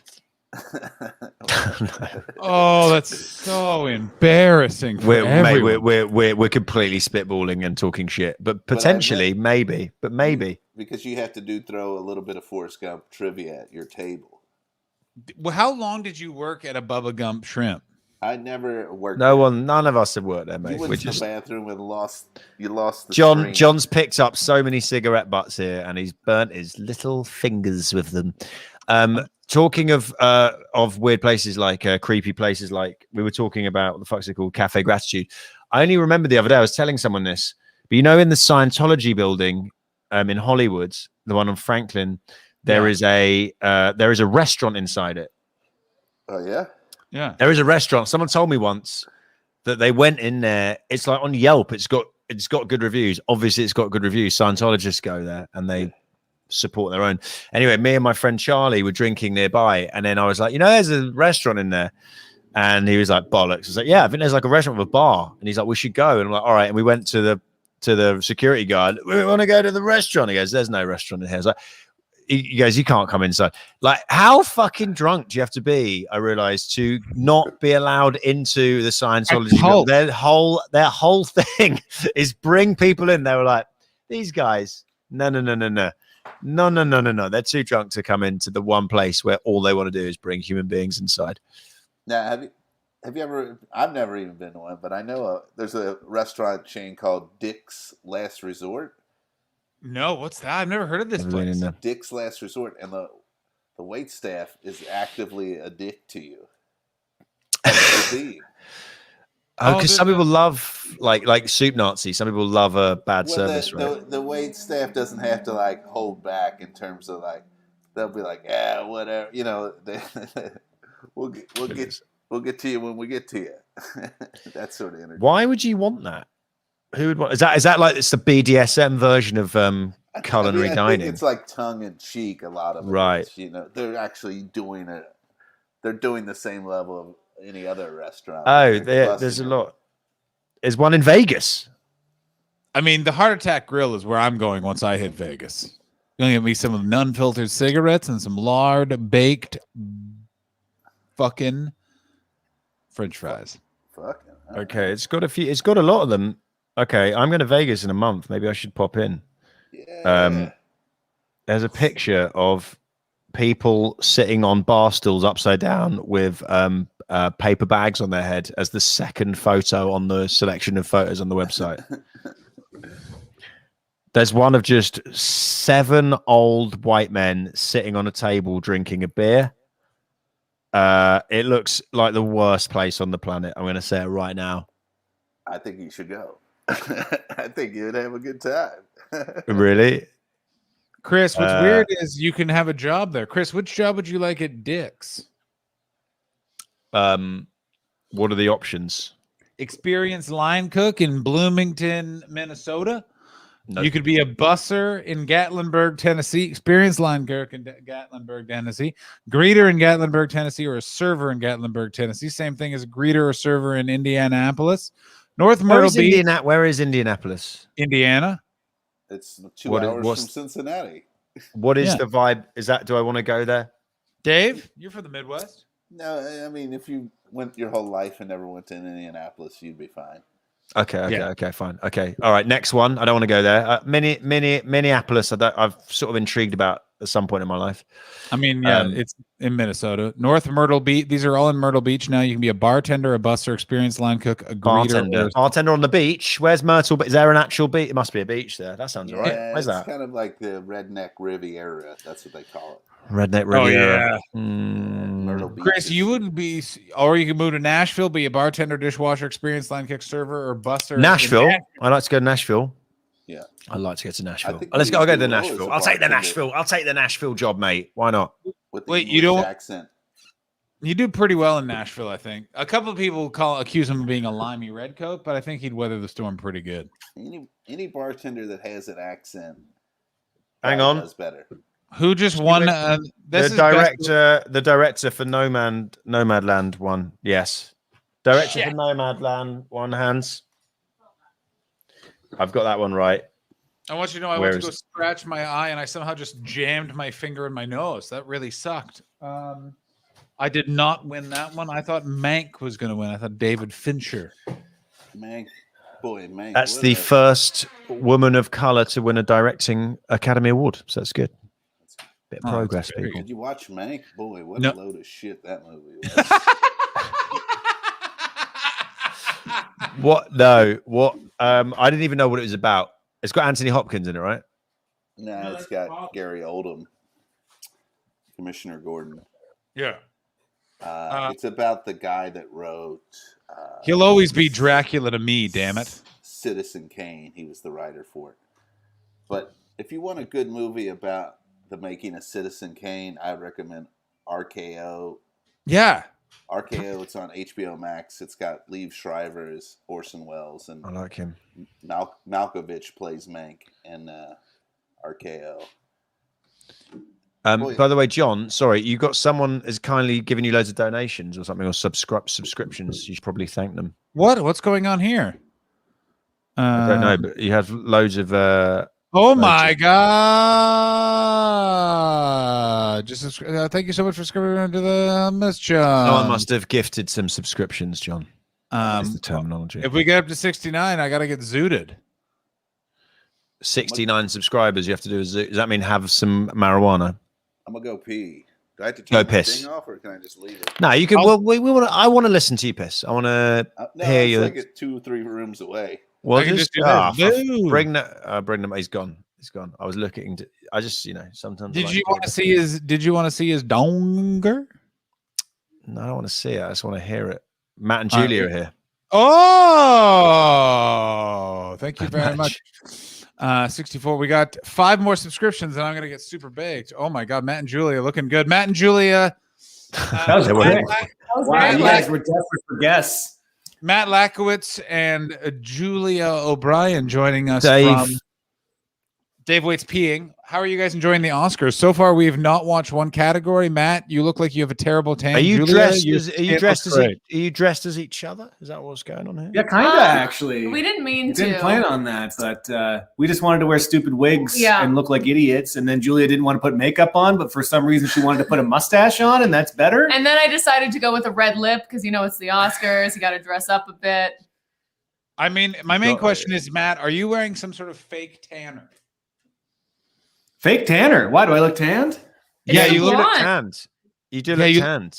But you look like unhealthy tanned. It looks like you were doing some cocaine. Hastings, you look like a boiled dick 24/7. So you can't talk Oh really? about what. Oh really? skin Do looks I? like. Do I? Do I? Well, how about fucking this shit? Boiled Fuck dick. off! How about that? Yeah. Do you know what though? I wouldn't necessarily know a boiled dick is an insult because yeah, maybe it's I like don't think it's a good thing. maybe it's like spotted. I dick, prefer which is a fun boiled dessert. dick to a fried dick. I would like it Yeah. roasted. Roasted dick. Oven grilled dick. roasted dick, Oven. air fried dick. I Nice. mean, Air fried fried dick. one. That would be If nice. it's deep fat fried dick, it's better if it's air fried. That's Uh, a thinking man's dick. Do you know? Do you know how weirdly chewy the meat of a penis would be? No, of course we don't. Well, you don't Why think did you? about the Why is veins, Matt really. think? Why is Matt thinking about it? How do you not immediately know that the answer is no? Don't you look at a piece of human body and wonder what it would take? What it would be like to chew on? Any why I- piece of body. I think about the elbow. That'd be a real. That'd be a real odd taste sensation. Crackly elbow. Here's a question. Go ahead. If you cut off a penis erect and fried it, would it remain erect or would it just immediately No, lose all its the- life? All the blood. I think would it would. shoot out I the think it side. would lose Well, its life. what if you cut it erect and then put on like a sausage sleep, whatever that sausage sleeping bag is, so you contain the blood. No, Oh, you like a casing, like a sausage? Yeah. a casing, sausage casing is the Sausage phrase. sleeping bag. Yeah. This is why we got Julia on. She knows about food. No, you'd have to And- grind it and up first and then dicks. put it into the sausage Yeah. casing. And then no one's the wiser. You could have Yeah. eaten sausaged dick in your past, and you would never know. God, I hope I have. I'm sure I have. Are Um, you I have. vegan, Chris Martin? Yes, but I wasn't. I wasn't my whole life. I wasn't Okay. born one. I'd eat an Um, earlobe. Absolutely, I'd eat an earlobe. Yeah, an of course. earlobe would be nice and fat, crisped up. Like people eat pig's ears. Sometimes I see Julia's thigh or butt, and I want to slice it off like prosciutto. I say she's got a nice prosciutto. He wants to slice it off like prosciutto. Hey, my wife's prosciutto. Hey, don't look I'm at just my like- wife's prosciutto. I look I'm just disgusting. you look. I mean, you look better than your husband. Where are you? You Nice have one. slightly shoddy Wi-Fi connection. Which part of the world are you based now? They're currently. We're up in the mountains of Marietta. Of Yeah. where? I thought you were. Marietta. I thought you Where were the in. fuck is that? It's like Riverside County near Temecula, near wine country. Yeah. Right. You're on the way to San Diego. Me coming to visit on Friday makes sense because you're on the way to San Diego. Roughly, is that correct? Kind of. That's right. Are we unwatchable? Is our internet that bad? No, you're No, great. it's fine. It's fine. It's just I not mean- quite as crisp. It's not quite as crisp as I'd like. Someone's asked what the fuck is happening in the chat, John. We are half watching the Oscars, half not really. Don't watching the worry. Oscars. A pedigree chum just joined and he wants to know what's going on. And we are watching the Oscars. We're talking to Matt and Julia. They're wearing wigs. They're in the desert. I assume they've Got an smoked cheer. some. Desert. Smoked. Also, can we? I don't know if you watched any of the Oscars, but can we Watched talk a about bit how of they it. keep mentioning a Pinocchio movie? There's a new Yeah. Pinocchio movie. I don't remember there being a Pinocchio movie, and quite frankly, I haven't heard of half of these movies until literally. I've heard of Another Round, A Sound of Metal, and I got mentioned. Soul. I've heard of Soul. I've watched Soul. Monk. Mank. There we go. Mank. Mank, Trial of Chicago 7, and the woman one where the woman does Promising all the Young Woman. womaning. Promising That's Young Woman. all other movies I have not heard of, and they don't actually exist. Emerald, Also, the director who lives where I'm from. I cannot get over the idea that they're shooting part of this at Union Station, and for some reason they were like, "Yeah, we'll do it at Union Station." Just understand that sometimes fucking transportation hubs can also be used as locations for filming. The I think reason you need why, to move past that. The reason why is Union Station is literally covered in the grossest human. The amount of people I've seen throw up. Look, mate. More than one at enough Union money. Station. It is two You people. can pay with throw up to get on the train there. You can click in the little toll box. You can. Also, You can do that. Also, they have a bunch of people just watching from the British Film Institute in London, and they all look very upset. Why? That's just how British people look. That's how we look always. It doesn't mean that we're upset at it. It means that's just our faces you're talking about, John. I mean, you guys have terrible. You guys make terrible faces. All right, who's going to win? I then just did one when you said that. Actually. Sounds of Metal. I don't know what this. Sound. That's weird. The Sound of Metal. One read. Why is the guy in the movie reading that he won? That feels like it's. You shouldn't have the guy who's won it. Right. It doesn't feel right, and I would complain if I cared enough, but I don't. It was a good movie, though. Did you see it? Did you see the movie Chris Martin? It looks a bit too serious for me at the moment. I'm a bit very serious. I watched Beverly Hills Cop and Beverly Hills Cop 2 the other day instead. So I felt that was more pressing. Same to movie. rewatch that for the 50th The amount time. of bleakness I have in my life, I don't need a movie about a man whose dream is taken away from him because of circumstances not of his own control. Because I'm just like, oh, I don't know what that's like at all. Gun, mouth, suicide. No, but then he prevails. You know what I mean? You could learn something from spoiler. this. Oh, yeah. Nobody makes movies if they didn't prevail. Thanks, Julia. Thanks. Well, now I can't watch it. Is he a ghost? Is he a ghost as well? Yeah, at the end, he hears and he's like, "Well, that was the sound of metal," and then he looks into the camera. And then, get out the way, Joe. And credits are playing. Yeah, I really hope that's how the movie is. That's how the credits. It's good. It's the that's where did you come from? That's the Zack Snyder edit. Yeah. Where did you come from? Sound of metal. Being Canadian, we have a perception that Cotton Eye Joe is a much more part of the cultural zeitgeist than any other country. In the UK. It's massive in the UK. Is in it? the UK, everyone would know. Everyone would know Cotton Eye Joe in the UK. Everyone would know. Can I tell you? I have a joke currently that I use, and the punchline is the song Cotton Eye Joe. And it's funny you say that because in Canada, it works way better. Here, it's a bit spotty in the States. It's real spotty. Because in Canada, if you go to a hockey game at any level, someone's playing Cotton Eye Joe. You're sitting there, you're cold, someone's drunk, and then where did you come from? Where did you go? Where did you come from? Cotton Eye Joe. Yeah. Maybe because Americans feel they see too much of themselves in Cotton Eye Joe. It's too, in a way, they're all Joe. Yeah. Yeah. Yeah. I just remember. In a way, we're all Joe. No, I kept going into a penis for a STD test. No, yeah, apparently it's about an STD test or something. Where did you come from? Where did you go? Yeah, that used to be an STD test, and then they realized that there's definitely a less invasive way of testing for these things. Yeah. Because the eye of the penis and then the cotton of the Q-tip. I still ask for that. Just Matt and Julia, what do you think still do? Yeah. Matt and Julia, any doctors, I ask for it. What do you think they call the eye of the penis in England?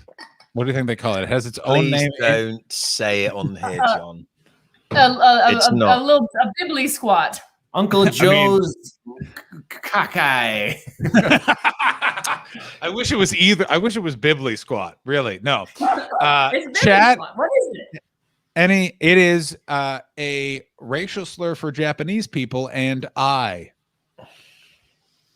Oh, great! Well, and let's continue talking. And they do not act like that. That's the most offensive thing possible. They're like, people have been like, no, that's not what we're talking about. And I was like, well, then what were you talking about? And they're like, oh no. You know, I'm growing up in England. You don't always realize stuff is bad till you say it in another country. But I was doing a gig and someone said something and then someone else said something and I went, what is this? Chinese whispers. And then I went, oh, you guys call it telephone. Yeah. And then I went, oh, now I see why no one else calls it that. Because that's horrifically But I didn't. Yeah. Whiskers, like a cat. No. What? And then I was very confused. Yeah. Matt, does Julia have a? Why does Julia have a better mustache than Matt? Dave, confirm, deny. Hi, Dave. Wait. I'm back in. Dave, can I? Sorry, just to interrupt, Dave. That was a very long piss. I'm just going to say. Here's what happened. I went to OP, and then I saw that the TV with my roommates was, because they were watching it on the rabbit ears, wasn't working very well. So I was like, why don't I sign into the ABC so you can watch it on the Fire Stick? So that took a little bit longer than LP. It's a very elaborate excuse for saying you're having a shit. You can be honest in here. It's fine. We're all friends. Did you have a shit? I did not have a shit. Oh no! I was just a Fire Stick and Guys, Fire Stick and VPN. I'm gonna say it right now. I thought the Oscars, they were really moving quick. Oh, I actually They're don't moving very slow. What are they? Oh no, I just saw the closed captioning. I'm now not going to make fun because all I just saw was, and then the cops killed that man, and I was like, oh, I don't know what they're talking about, but I'm not going to make fun of this. A lot of the speeches have not been. They've not been lighthearted. They've been quite. I'm going to say it right now. I could really go for a classic Adam Sandler or Will Ferrell bit right now. I could really go. I could go for some real zany comedy. Or like Billy Crystal playing a fiddle or something. Oh yeah, give me Billy Crystal, man. Someone pointed this out recently. The last time Billy Crystal hosted the Oscars, which was like 2005, he just did full blackface. He did Sammy Davis Jr. coming out, and like no one talks about it, but he came out as Sammy Davis Jr. in the middle, and like everyone was like, "Wait a minute, no, you can't do this," and he was just like, "It's me, Shammy. I got a glass eye, and you know." Let's collectively cancel Billy Crystal. Oh, that'd be. Let's work together to cancel Billy 16 Crystal. years later, listen, Billy. Let's do it. I want to further. Let's further our own careers by doing that. I read Billy Crystal's autobiography. I'm totally fine with canceling him. He is the worst. Like he is as arrogant as the Eagles, and that's a real insult. I feel like I read it too, and I liked it. I feel like he came across as a nice man. I was also like 20 when I read it, so what the fuck do I know? I disagree. I read Martin Short. John, you've had loads of subscribers, mate. Does that mean you have to do something? No. Yeah, I gotta go get super stoned by my window. Now, I have a question. I Go wasn't ahead. here when Matt and Julia showed up. Now, is this their Sunday role play that's happening? Yeah, this is the before two dudes. the So after we have a thing little happened. bit of play. How far away are you from Los Angeles? How is it? An hour away? Oh, there you go. Hour and a half. Hour and 40 or 5 hours with traffic. Yeah. 5 hours? Absolutely not. No, it's like Fuck 2 hours it, in a I stretch. know. I did it the other day, and it was 3 hours, and it was a pure nightmare. And I almost fucking died because shit just falls off of trucks out here. It's disgusting. Yeah, we almost got hit by a patio heater. A patio heater fell off the truck and almost destroyed our car.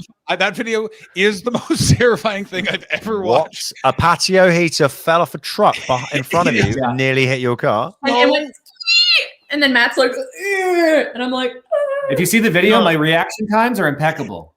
Why have you? It's all Why were you video games, videoing dude. yourself crashing into it? Why was it videoed? What's going The on? video is so crazy. I got a because dash cam. we have a dash cam. all you see it is a roll like this over the thing, and you just hear Matt go, "Fuck!"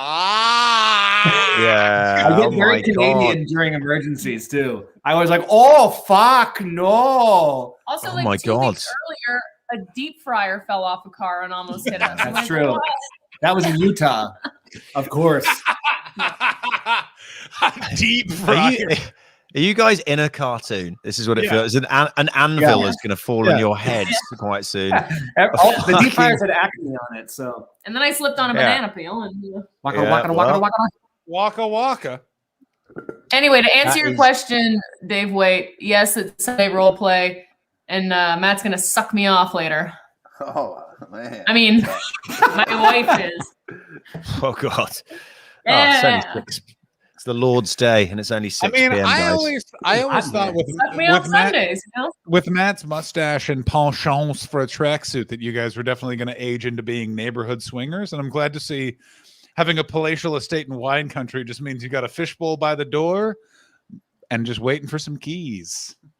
Yeah. What Way to what do you do in the neighbors. Julia, stop making those faces. daytime? What do you do in the daytime where you live? You live in the countryside. What do you do in the daytime for fun? We got a. Can you see this over here? We got a nice big outdoor area. Oh, that we lovely. kinda hang out with. 2 hammocks. 2. Look at that. Hammocks. That is actually, yeah, it actually makes a lot of sense. I'm fully I would say vaccinated. Can I that. sit in? Can I sit in one of those hammocks on Friday? I want to sit in one of those hammocks on Friday. Sure. Yeah, we like. I mean, we do it when anybody else would. When any other tax-paying American would do with their time. We read, we write, we audition for things. We still. go for jogs. We go to jog. wineries. We're wine club members out here, so we go yoga. we get free tastings and whatnot, and you know, the odd audition here and there. Yeah. What's And the then we vibe drive of the 4 people hours like? to town. Yeah, 4 hours What's out of the- town is the annoying thing. A lot What's of the Trump vibe flag. of the locals? Yeah, that's what I was worried about. Oh yeah. It's interesting. The closer you get to Mexico, the more the white people hate Mexicans. Yeah, I think the wall he was describing was a wall of white people right near the border, because that's what it appears to be. Yeah. Yeah. But we don't see them or talk to them. We're quite isolated up here. Now I saw a bunny today. That was nice. Yeah. Aw, how likely am I to get lost visiting you guys on Friday on the route? Very. Extremely.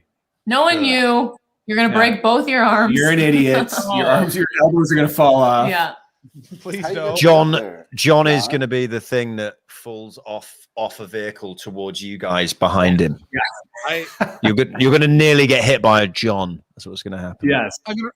I'm renting a car, Dave. Wait. Oh man, That's exciting. I'm pretty gonna go wild. play Comedy Heights in San Diego, do some stand-up comedy on a socially distanced patio, and then feel great and drive back to LA and go good. He's back. I'm going to say he's back a lot of times in the rearview mirror, and then probably drive right into a flying J. I like a flying J.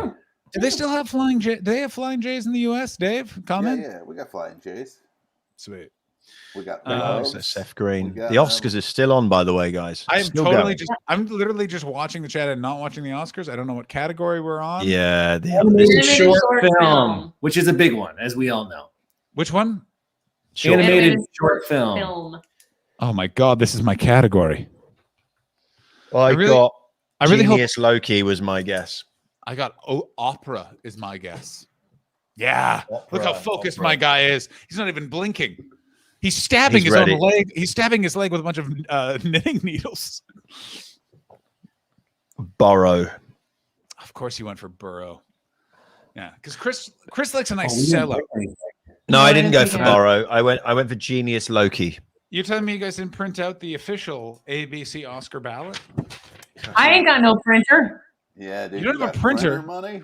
These That's guys right. My printer's high in rollers. storage, man. We're at an Oh. Airbnb. Bro. Are you moving back to Los Angeles at any point when the Yeah.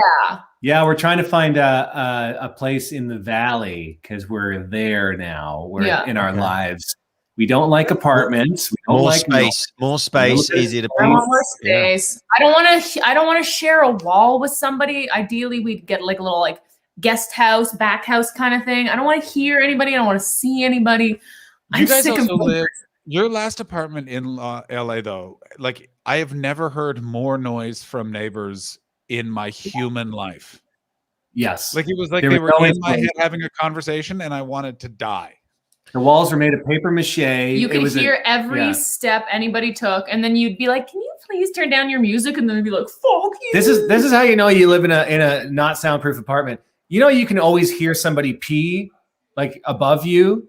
I could hear them pee and fart. Yeah, you So can that's hear- yeah. First of I all- can hear the first of all- hard first stream of in the toilet and then the fart. I have never ever. Do you know heard were someone they farting pee on? Were from they above. sitting on the floor when they farted? That were they like arse to the floor? Do you reckon that's what they were doing? I think Rip he was the sitting on carpet the floor up. pissing Yeah, in that's the right. Yeah, that's what I think he was doing. That's what I think he was doing. A couple of I gotta big try things. that. Is there any Tom Hanks in the Oscars? Will we see Tom Hanks? Will he give everyone COVID? Oh, he's in Greece, isn't he? Is he in Greece? What's he doing in Greece? The country Hiding or the from that son movie? of his that's a loon. Yeah, his son is. I just like the idea of describing what's his name? Chad Hanks is a loon. Yeah. Chet Hanks, Did you say who his son's made of lube?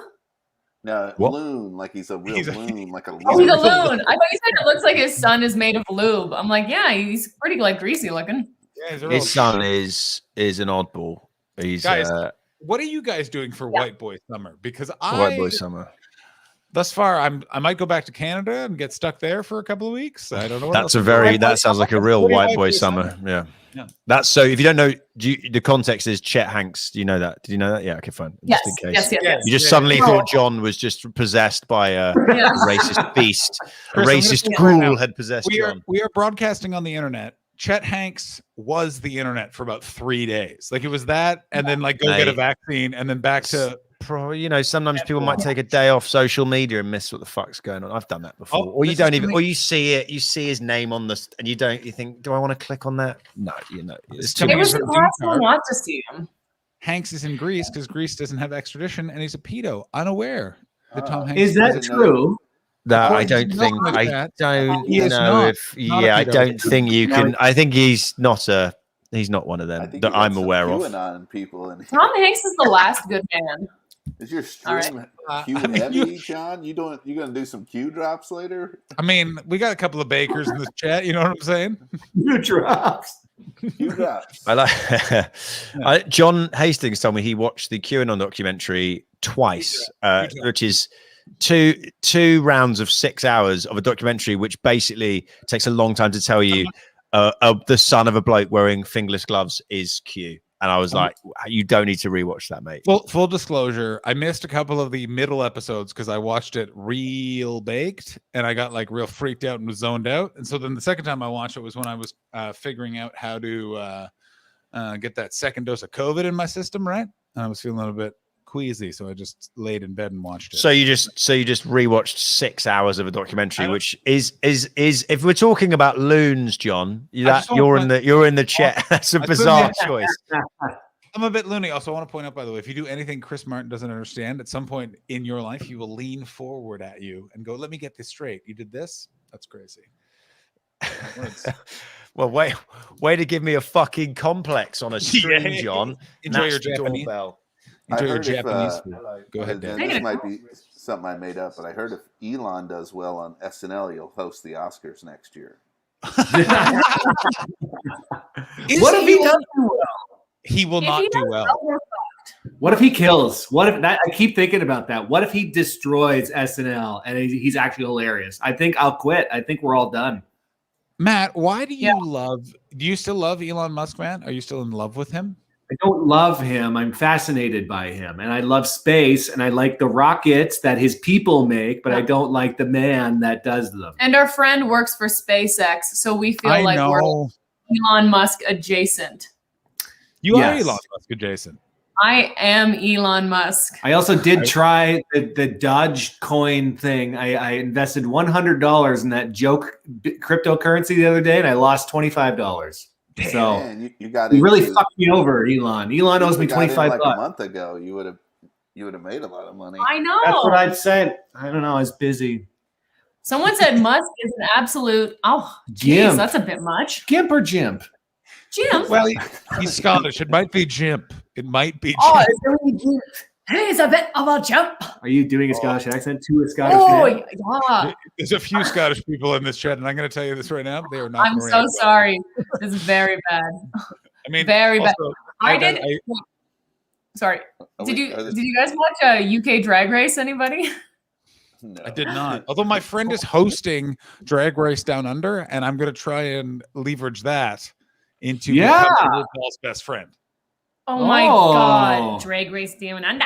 I want. Oh. If you want to be RuPaul's best friends, you better research fracking, John. Why? Do that later. Google RuPaul and fracking because there's a big fracking controversy around RuPaul. He had oil on his property, fracking. No, you're lying. You're lying. You're telling me it's 100% true. It's a lot. Fracking? The world's fucked. What are you talking about? RuPaul was fracking into our hearts and for oil? Yes, of course. You don't get that successful and not frack a little bit. You know what I mean? I don't believe you, and I'm doing it right now. Look it up. It's true. Can you imagine You're gonna go down. imagine he Googles RuPaul and fracking and my website shows up? What a prank that would be. Just this picture of us. What a life. Are you looking it up? Yeah. And it's real. It's more than a year old. RuPaul. Yeah, but still it happened. Mineral rights to 60,000 acres he owns. What in the hell is going on? Take this to your next Q meeting, John. I will. I'm going to let Ron and I can't remember the other character in that documentary's name. Larry? Lanny? Sounds about right. Yeah. What's going on with Dave Waite these days? Yeah, what's up, dog? I went to Arby's today. Oh, no. Did they have the meats? They sure as shit did, bro. Good. I went to Supercuts yesterday. I got a haircut. Hey. Oh, wow. And a shampoo. I peeled off the extra $3 to get a shampoo. Have you ever gotten a shampoo at a hairdresser's? Matt. Peel it off. Have I got shampooed at a hairdresser's? I don't think I've ever had shampoo What at a is hairdresser's. this? Just Dark Ages? Of course he's gotten shampoo. What am I, a common peasant?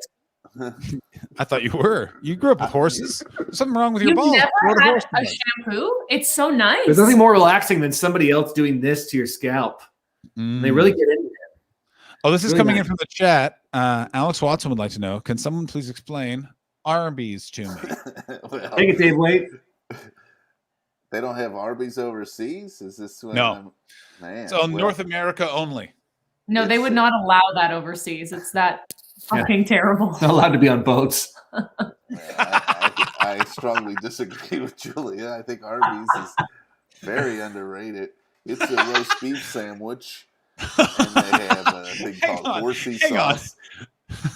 I've never heard of Arby's being called underrated.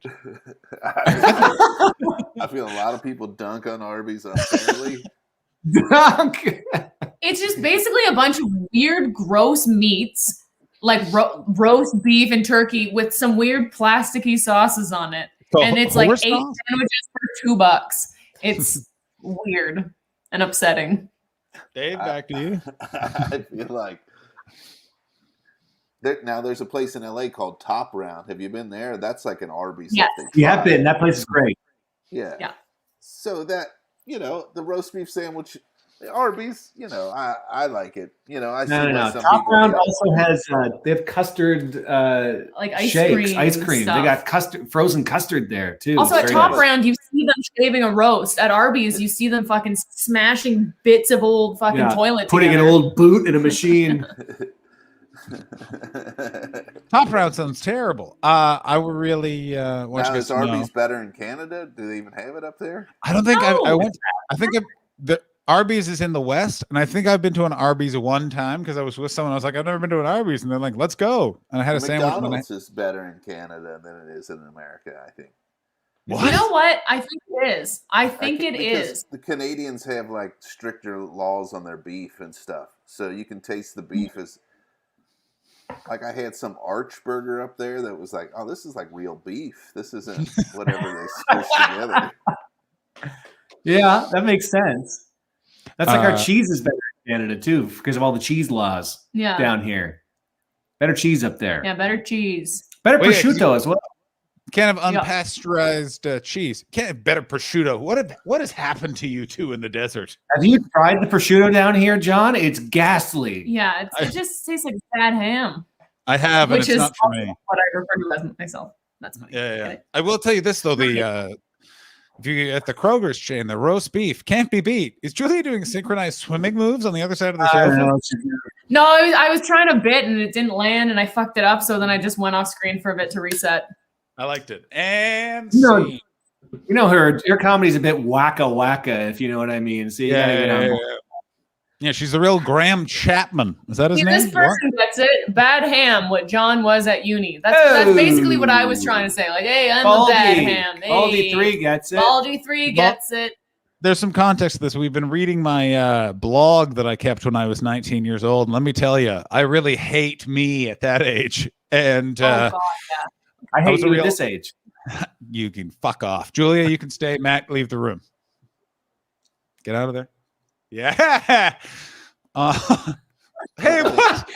Do you have any more from your blog? Oh, my I'd God. like to hear a taste of it. You want a taste of it? Yeah, give me a taste of that blog. 19 John Hastings. It's Dave. Wait, it's the worst. It's there's an entry where I talk about how much I want to smoke pipes, but I can't go buy pipe tobacco because if my mom finds out, she'll kill me. Oh wow! Yeah, How it's old a were fail. you during that? 19 and 20. You should have told your mom. And wait, it was a blog, like a computer blog, or is it a journal? It was a live journal. Oh God, yeah. I don't know what it was because when I was 19, I had like a MySpace, and in the journal area, I would just like spill my guts. I'm like, I'm depressed, I'm whatever. And I remember my dad one day was like, you know, people can see this, and I'm like, fuck you, Dad. Wait a minute, Julia, is your MySpace still up? No, I deleted it. I nuked mine. Remember what? Do you ever delete your MySpace and they're like, "You want to nuke your MySpace?" They like described it as nuking. Yeah. Like, take it easy, MySpace. I think mine's still up. I'm pretty sure mine is still up. You got to do some serious raking of the yard there, John. Yeah. You got to get your shit in order. You're I don't leaving care. little breadcrumbs everywhere. I don't know how I would ever figure out how to get back in there. Yeah, I don't even know. like what or where? Let's see if it's still up. I hope it is. Isn't it cool that Tom made that and then he just fucked off forever? Yeah. He's like, this is probably dangerous. I'm out of here. Yeah. Where is Tom now? Yeah, I'd what's like he to doing know now? that too. Actually, I'm gonna look that up. I I'd like looked to at know his where Tom is. Instagram. I think he's got like a hot babe girlfriend and he's always in like some tropical place. Yeah. I like He's at his space. You think he's at the Oscars right now? I hope so. I just think he's on Twitter. Is he still on MySpace? Is the question. Yeah, I mean, It's pretty sad if he's not. The thing you create. What is MySpace Tom doing now? He definitely. I bet you he's avoiding Rupert Murdoch, who bought MySpace for so much money and then was like, "Wait, it's worth what now?" What a sucker! Yeah, Yeah. I think MySpace Tom is in tropical places, just living his best life. Good for MySpace. He's worth Tom. $60 million. Whoa. That's not that much money. Like I thought he was like he had a couple of bills. Oh, 60 million's not that much. Okay. I mean, yeah, he's not a psychopath. He said 60 million's enough. I'm gonna fuck off. I don't need all the money.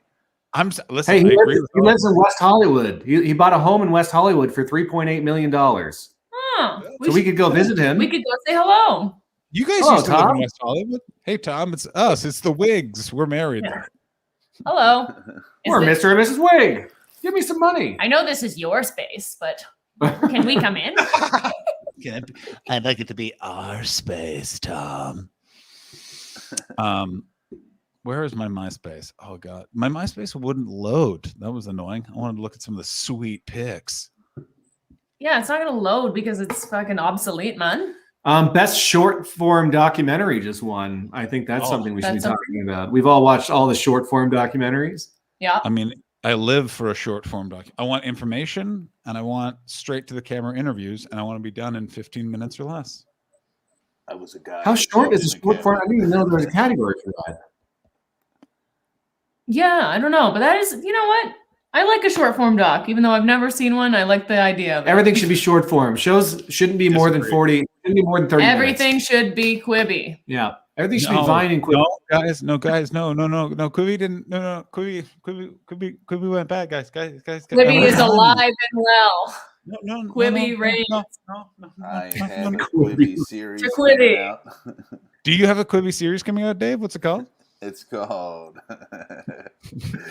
man. I should have did some free writing before I got on here so I could riff better. Free writing. Free writing. What is that? Were you writing in the back of a cereal box or something? You set a timer and you write what's in your mind, stream of consciousness. It gets the creative juices flowing. Mm-hmm. I do that in the mornings. Is that what you do? Yeah, those are my morning pages. Is that what you do angrily on the front patio? Arby's. Yeah, beef, beef, beef, beef, beef, beef. Julia, beef, beef, beef, beef. I All thought beef and no veg. I just thought, may I just say, by the way, that this guy giving a speech, let's fucking pick up the pace, bud. He looks also, like Jared from Subway, and that's bad. yeah, he looks like hot Jared from Subway. You know what I'm saying? Yeah, he's Hotter. gorgeous. Also, who is it? Co-director? We share this award with you. Wait, what? No, you don't share the award. It's your I don't award. know. Yeah, Also, Dave, why can't we hear you very well? You can't hear me very well? Oh yeah, if you No, it might. you said it's underwater. Yeah, oh no, that might be on your connection. Sounds all right to me. Dave, talk Maybe you now. need to activate your snowball. Hello?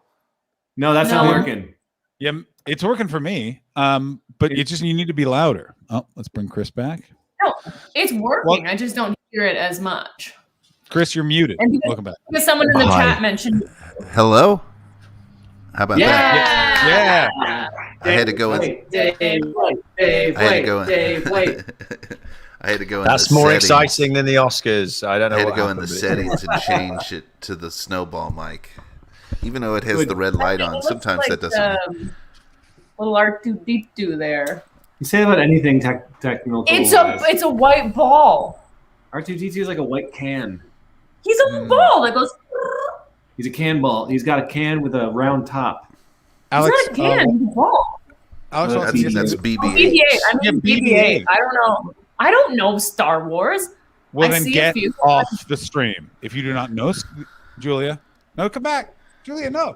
Julia, no. Go to bed, and does that mean you just go right behind to the bed? That would be funny if you just got into bed and went to sleep right there. Yep. That's not how you go to bed. Look at these couch cushions have Velcro on them. I'm going to tell you this. Just to check. Sorry, did the place come with a sofa at the rear of the bed, or did you rearrange it? No, it came like this. It's quite the because there's a big old TV here too. Look at the size of that thing. Shit! Just a studio. Yeah, it's just a studio. Also, this is the worst part here. That's the bathroom, no door. Oh, wait, what? No door. No door bathroom. There's the toilet. But you do have a squatty potty. Let's be Thank honest. you for demonstrating how one would sit on a toilet. Why no door? I don't know. I mean, it's kind of nice, but it's just when the other person has to shit, they just say, go outside. And you just have to stand outside in the cold. It's not cold. It's nice out there. Just the idea of you guys ordering like, oh God, we had some bad food, and you're alternatively just running inside and out and inside. Going out. I'm sorry. That's an insane architect to not pop at least a saloon door or something, or Bless you. I once was in a hotel in Toronto, Ontario, Canada. Ooh, stop your bragging. I will not stop my bragging. With my now ex-wife, and there was no door on that toilet either. And I'll tell you, and that's why I ended. There's no fear more than you walk into a hotel room with your partner and there's no door on the toilet, and you're like, I have a full day of I've traveled shit in me. Get out of this room. It's bad. Arby's. Yeah. You got to go down to the lobby and take a dump in the lobby bathroom. Yes. Lobby dump. Those hotel lobby bathrooms are always nice. Wonderful. Yeah, because only sickos would shit in those ones. That's why. Sometimes they have better toilet paper in the lobby bathroom.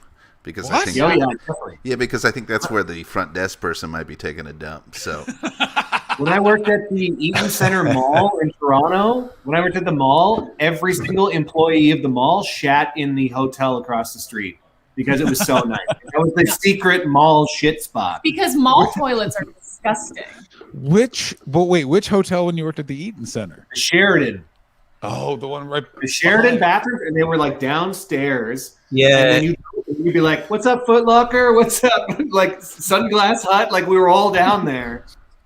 Oh, it's just your nice hotel lobbies are those toilets are there for passers, but they are Jobby, by the way. Public. Jobby is Scottish term for poop, so that's a very funny joke. Nice. Always love a new one. little jobby. I'm taking a jobby. So next time I have to take a jobby, I'll be like, I'm taking a jobby. Get out to the lobby, baby. Yeah. I once walked past some Scottish boys in Edinburgh shouting, let's play pass the jobby, and they were throwing a fake shit at each other. So there you go, just tossing it like a frisbee, like a frisbee. Yeah. I just remember the first time. Shit story for you. Did you ever hear about Did you ever hear about cow patty bingo? You know what that is? Yeah, I know what that is. Wait, we definitely know. But at the county fair where I grew up on a farm, they'd have cow patty bingo. And you basically bet on where a cow was going to take a shit. Like there was a field that was broken into squares. It's like battleships with a cow patty sort of thing. Cow shitting. I think you can do that also with like a chicken shitting, that they'll like square it off in a pen and you do it. It's a smaller area. Yeah. I mean, I'm not going to say this about the Midwest and South of this country. You guys really get bored near animals and things to gamble on. Like so many things in this country are just like, it's an animal running and we're betting on it. Well, don't put that on me. The Canadian brought that up. Dave's an innocent bystander. But Dave, where did he learn about cow patty bingo? Oh, it was in Canada. Shit. Yep. Yeah. Nope, I'm just xenophobic. How's that weed kicked in there, mate? It's very much kicked in. I got to tell you, when Matt said I got another shit story for you, I nearly lost my mind. There's plenty of Canadian rednecks. So many. Matt's one of them. He grew up in dirty, filthy woods. You grew up in a small town outside of London, Ontario. That's right. Yeah. Not me. I'm a big city gal.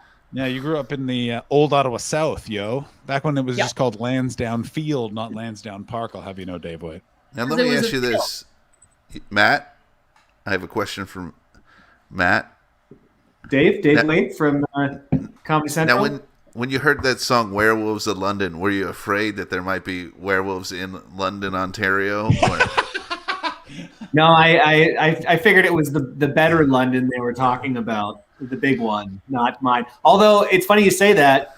I was in the shittier London, but when 9/11 happened, my dad worked in a tall building in London, Ontario, Canada, and they had to evacuate it out of safety. And even my dad was like, "Do you think 9/11 is going to hop over to London, Ontario, Canada?" Like that's what they thought. But were they thinking the next target was like real London? And they're like, what if they screw up and come here instead? What if they think we're the England? Yeah. That's what exactly it would have been closer. Would have been a shorter drive. Yep. That's right. When I was a drive. They were going to drive. Yeah, they were going to land their plane, drive in a car, steal another plane, fly that into the tallest building in London, Ontario. When I was a kid, oh my God, I lived on Elm Street. Oh my God, we've been raided by lots of people. Oh, welcome, Raiders. Hello, everybody. Thank you so much. We just got raided by Roscoe's Raiders. What's up, Roscoe's Raiders? Lovely to see you. Roscoe is a very lovely Scottish comedian. He's a lovely Scottish comedian. Welcome, Raiders. We are live. We're doing a watch along to the Oscars right now. I have... and by that, we've absolutely stopped watching the Oscars and started talking about poo. We're still watching it. I do have a mean, it's on. It's on, but it's not. I'm not. It's just a thing, and it's like being in a bar. Are you watching it, Dave? I just had a movie tidbit.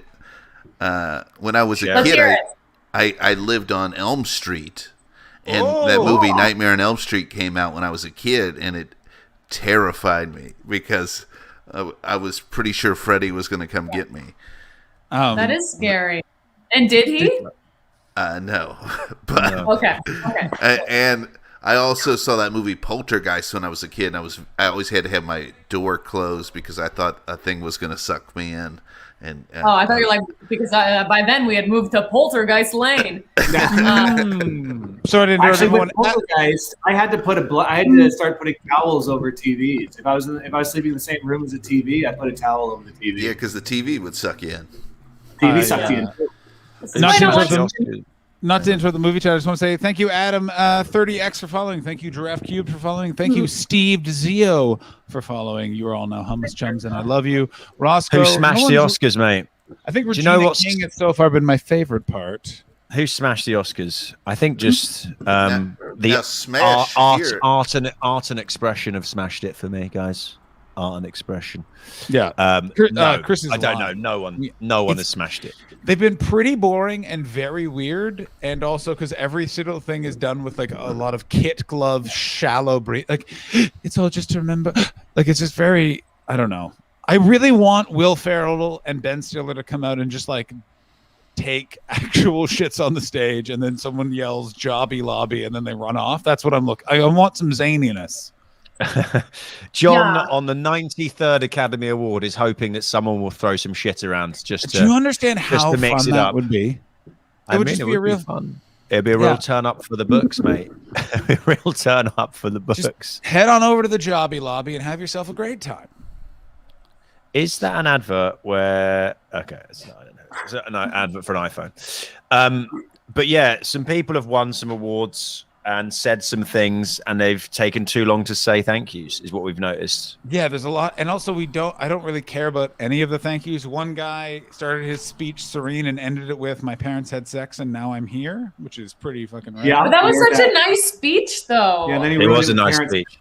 It was The a parents, nice speech. when they landed on his mum when he made the sex joke was very amusing. When she's just like, "Oh no." But otherwise it was a great speech, and I like how he connects with the audience. He kept being like, "Yeah, like he stops to check in with you," which I appreciated. It's a great comic. In that. He's a good performer. Yeah, I wanted him to go longer. What you think about that, John? I thought it was great. I just thought it was a weird tonal shift at the end of his speech. Now, in England, they have what's the BAFTA Awards? Certainly do. Now, British Academy of Film and Television Awards. Now, would they would you guys live stream something like that, or nobody gives a shit? I mean, you could live stream it again. It's good to win it. It's a bit. It's. I mean, think how fun this is, and then halve it.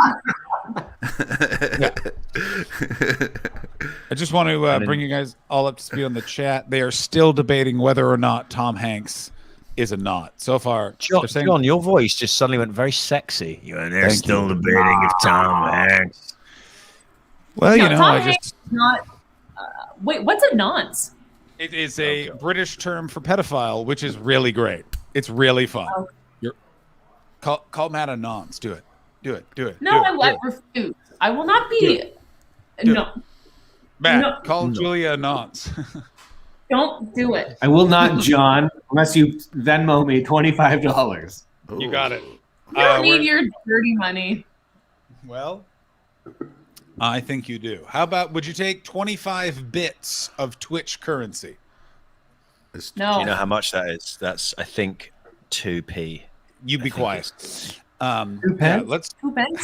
How much can we get to pay? I'll pay if you PayPal me. I'll PayPal Matt for Matt to call Julia nonce. Our starting bid I is don't like $25. this gross little game you play. With that wig and glasses and moustache, perfect vibe to the tone of this little game you. I don't like this little gross game you play. It's also your mustache is a bit you smeared, so North it came across Americans. very threatening. I don't like this little game you play. I don't. And then someone just said nonce is often a less offensive term than an actual pedophile. Really? So you're all a bunch of nonsense. How about that? Hey, and you did it for free. Thanks, Julia. And we've got on the know. Oscars the lovely guy The Nancy's. Stephen, who plays Glenn in Walking Dead. Who's just on the TV show Invincible on Amazon, which is an excellent TV show. I don't know if anyone's watching it. Invincible on Amazon Prime. Who's this one? Who's that? Ray Fiennes? Is that Ray Fiennes? No, that's not Ray. Midnight Sky. I can't see. Ooh. Has anyone been to a cinema since COVID is less bad, but still bad? No. We went to watch. No. We watched Nobody last week. Really fun. Ooh. Oh, I saw that movie. We rented it at watched- the house. Oh, did you in the cinema though? I forgot like what's good and bad about cinema is obviously there's hardly anyone in there, but there's a really big geezer behind us, and he just kept doing his own jokes through bits. So there's a bit where Bob Odenkirk gets in from like killing some people, and he just goes, "Honey, I'm home." Oh, no. We're just sitting there, and I'm like dying laughing at this fucking guy. I guarantee that's a comedian. That's like an LA It's open not- mic comedian. That just No, maybe he's just a guy on his own who just wanted to connect, and there was 4 of us in front, so he was chucking in little gags here and there. Half of them didn't work. It was just very. Was he very by himself, or was there? He was someone on his with own, him? massive, just a massive Wow. dude who just COVID for a year felt like he wanted to connect with humans, and he said, "Honey, I'm home." He went a lot of like, "Oh shit," when stuff happens, which I enjoyed. And he was a big white guy, actually, despite the voice just there. And just a fun man to be in front of. Or in other times, I'd be annoyed by him, but having been also locked inside for a year, I was really enjoying this bloke shouting at the screen. He got annoyed at the Fast and the Furious 9 advert Trailer? as well. Yeah, he was like, really? We're like, yeah, mate, really. I love this man. Chris, this has been a great story, but I think, have all missed one of the weirdest moments, which is all the English people at the BAFTA, at the BFI, just awkwardly stood, not sure what to do while that man gave a speech. Was one of the most beautiful things in 2020. That man, That's what we do Beard, best. did not stand up until he was basically forced to. That's what we do in the actress UK. in a supporting role Look is now. at Brad This Pitt is Look so at that. handsome. Brad Pitt is so handsome. He looks like Dave, he's are you been watching? stung Are by you some watching it now? bees. My thing stopped streaming, and then I had to reset it. Dave, I'll describe what's happening. Brad Pitt is on screen. He is looking scrumptious. He is. He certainly is. Watching it What do you? I think you guys are watching it delayed or something, because we're watching it on real TV.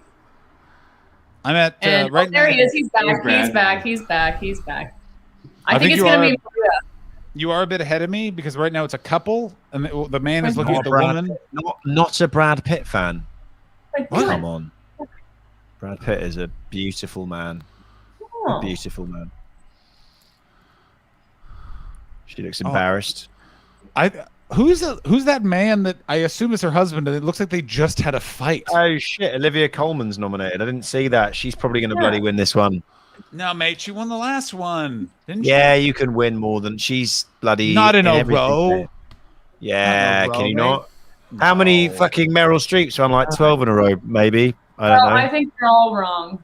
Quick She's not update. gonna I'm on the Brad Pitt part right now. I I'm way gu- I behind guess- everybody. We're all on different parts. We're way further ahead. Yeah, We're like we- 40 seconds ahead of We you can guys. see in the future. Giraffe cubed. Is there a link? Yeah, you If have you just- to If you sign just up to. just YouTube it, YouTube it. There's definitely there's illegal streams going on. I just wanted to make sure that mine. What a funny thing to get arrested for, illegally streaming the Oscars. Yeah. Like that's not Yeah. the one you want to go down for. Mate, in this town, they beat you with the butt of a pistol. I've never heard of this movie. What is this movie? Minari? Good. Thank you. Yeah. Thank you, Matt. Yes. What she is loves it? Brad Pitt. I mean, who doesn't love Brad Pitt? He's so delicious. And There was I a- understand Julia doesn't agree. Jeepers, creep. I think he's great. I just didn't see him on the screen at the time. Mm-hmm. I think you're being judgmental If of Brad Brad. Pitt's coming over, I'm not saying no. Yo. What are you gonna do with your teeth to him? Are you gonna bite him? Hey, you can have it off of him, and Matt can do a dump in the toilet as a sort of dirty protest, just with the door open. Door open always. Door has no. Or not exist. Door has no existence. Just there's no door. Yeah, be funnier if you had installed a door and then left it open as an extra.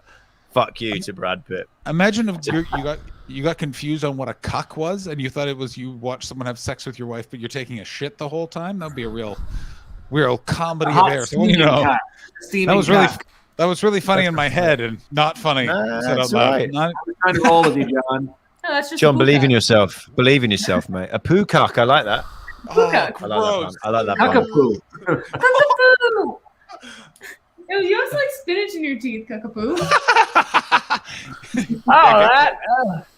Yeah, get close. Get close. No, the other side. Other side. Show them. Show them. Where is it? Oh, there it is. Oh, it's a big honker right there, bud.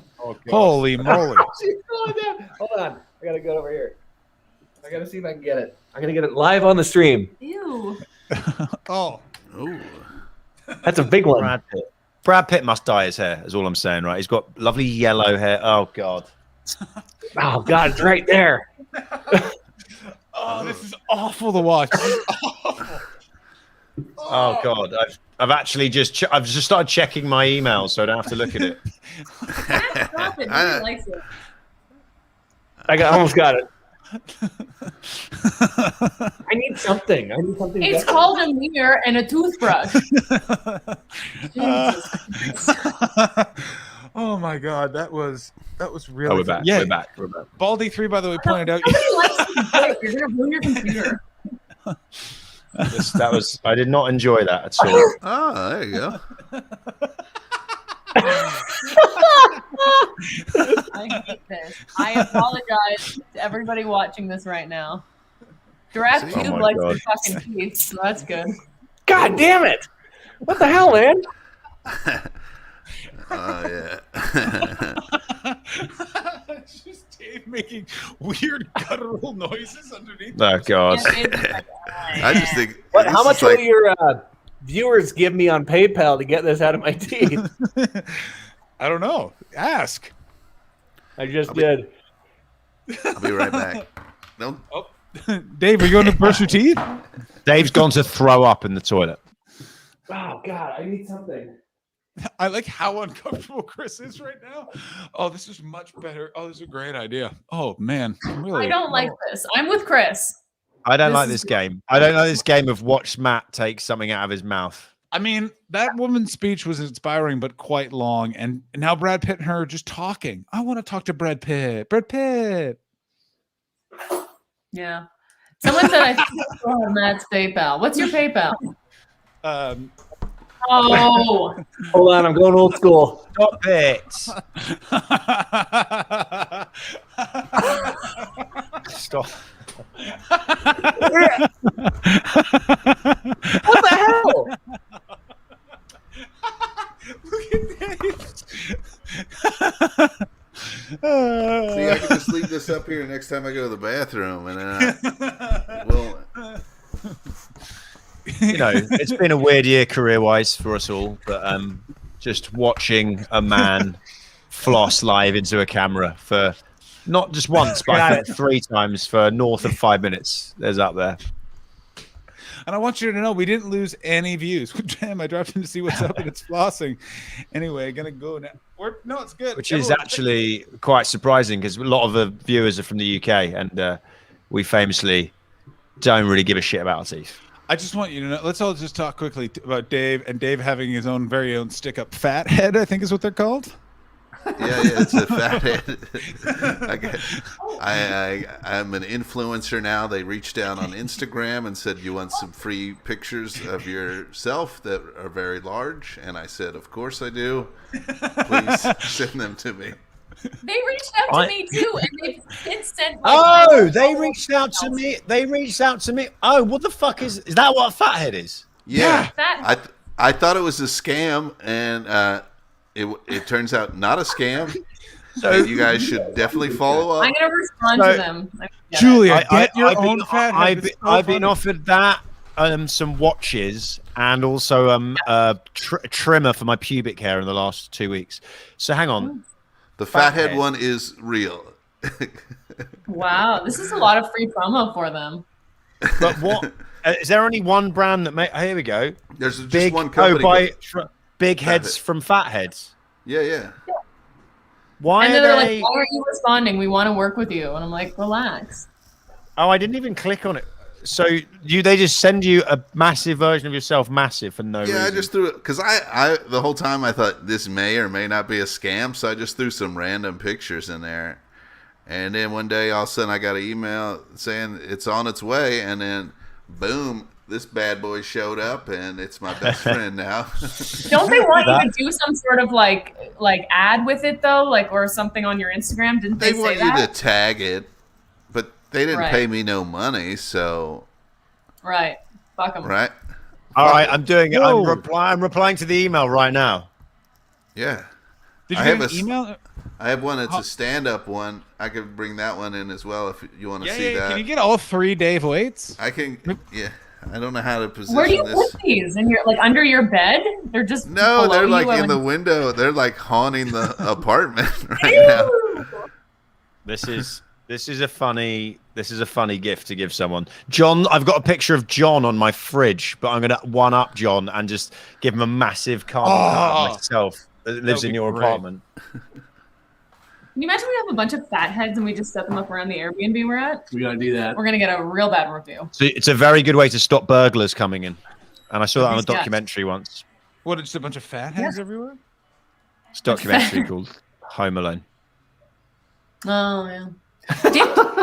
Then this isn't spoiling anything, but didn't you find that Nobody was like 3 parts John Wick, 1 part Home Alone? Oh yeah, when they did, yeah. But it was a bit like, is that the same as the end? Is a bit like in what's that James Bond movie? Is it called Skyfall, where the end is just Home Alone for adults? Yeah. Yeah. That's it. Dave. That's great. Is that you having a golf shot, buddy? Looks like you're taking a Yeah, tennis. it looks like you're taking a fucking Dr. Plop there. Yeah, Dave, is that you in the jobby lobby, bro? Oh my god, it's flower. Oh my god, it's massive. That's good quality. This is. I'm seeing double here. 4 weights. This is crazy. This is amazing. This is amazing. Oh, this is very fun. Now floss all of their teeth. Yeah, Dave. Yeah, let's get close to Dave. Yeah, the floss, by the way, really divided the chat. I'll tell you, they are all against us. Sounds like half of them. Yeah. I just like how happy Dave's fatheads have made Dave. Alex Watson, what pubic hair? Yeah, no, there was what was the beard? Hang on, I'll tell you what the name of this fucking trimmer was called that someone's trying to make me buy or promote. It's called Man Beast Production Design. Yeah, it's called something like that. Hang on, where is it? 4 requests. Oh yeah, Smooth My Balls is the brand, and there is a thing, and it has apparently 470,000 followers, and it is. You can get a thing called the hedge clippers. Thank you very much. The turf chopper. Oh dear. The pube mulcher. It's a weird thing. Mulcher? Mulcher? Mulch. But hang on, does mulcher not have an L in it? Oh. You'd Yeah, I don't know hope what that Yeah, is. that's a bad company. Yeah, They that's they spell- don't, They don't know how to spell. unless it's a much A like mutcher, like it gives you more pubes. yeah, the pube. Why Yeah, are there maybe so it, like, many? uses Why are them. there so many like shavers that are specifically? Why not just sell all beard trimmers? Can be used on bollocks. You can use them on your balls or your dick, but you just Because- specifically. Isn't your ball skin like more crepe papery and I stretchy? reckon it's exactly the same technology as a. No, it's the same technology as for your face, but they've given it a specific funny name to do with bollocks or Describing balls. it as crepe paper is one of the more disturbing things I've ever heard in my entire life. What is a crepe paper? Is that like It's pancake paper to the uninitiated, John. so? Yeah. It's Just a little joke. That's The just a crepe little. part of That's a the little crepe French English joke. It doesn't matter. I've got to look Like at that really this. thin, Hello. see-through Is this on? paper. Hello. Is this on? No. Yeah, mate, you're good. I was Chris, just how John. I was making. You're very high. I was doing. Hello. Is this on? After I made a bad joke about pancakes, and then you just very seriously thought I had a technology issue, and just went. No, mate, you're fine. You're fine. John's eyes have got so narrow in the last 45 minutes. They look like 2 cats' buttholes. Don't know what you guys are talking about at all. John's going with the old man and the weed look. I was trying to nail old man the sea. And I got it, Dave. this is me golfing. I didn't know if we got a full look at that. Yeah. And then I'm burning a heater there. They even left that in there. Burning a heater. I like that you got yourself a dart going, buddy. You got to relax on the links. Yeah, people are out there smoking on the golf course. They're drinking drinks. I saw a dude. I went to golf the other day, and dude was burning a fucking full J, blazing that doob. It's a man after my own heart. Also, let's see how many months has it been since I smoked? October to November. Haven't smoked in 6 months. Holy Yeah, jumping. Whoa! Good for you, John. He needed his fingers to count to 6. I just want I to did, point that yeah. out to everybody. It's good to know that John's not replacing that addiction with another one as well. I'd just like to say he's not. Chris, he's not I'd like you to supplement. stop reading my journal of fears. What Go if ahead, I Dave. can't count? Haven't smoked a cigarette 6 months, but I have murdered 52 people. Yeah. But that's just a completely separate issue I have. I'm currently wearing some shoes made out of some rib cages. Dave, people in the chat want to know if you are a Reds fan. I know you are because you have a Reds calendar in your house right now that you had someone bring back from Ohio.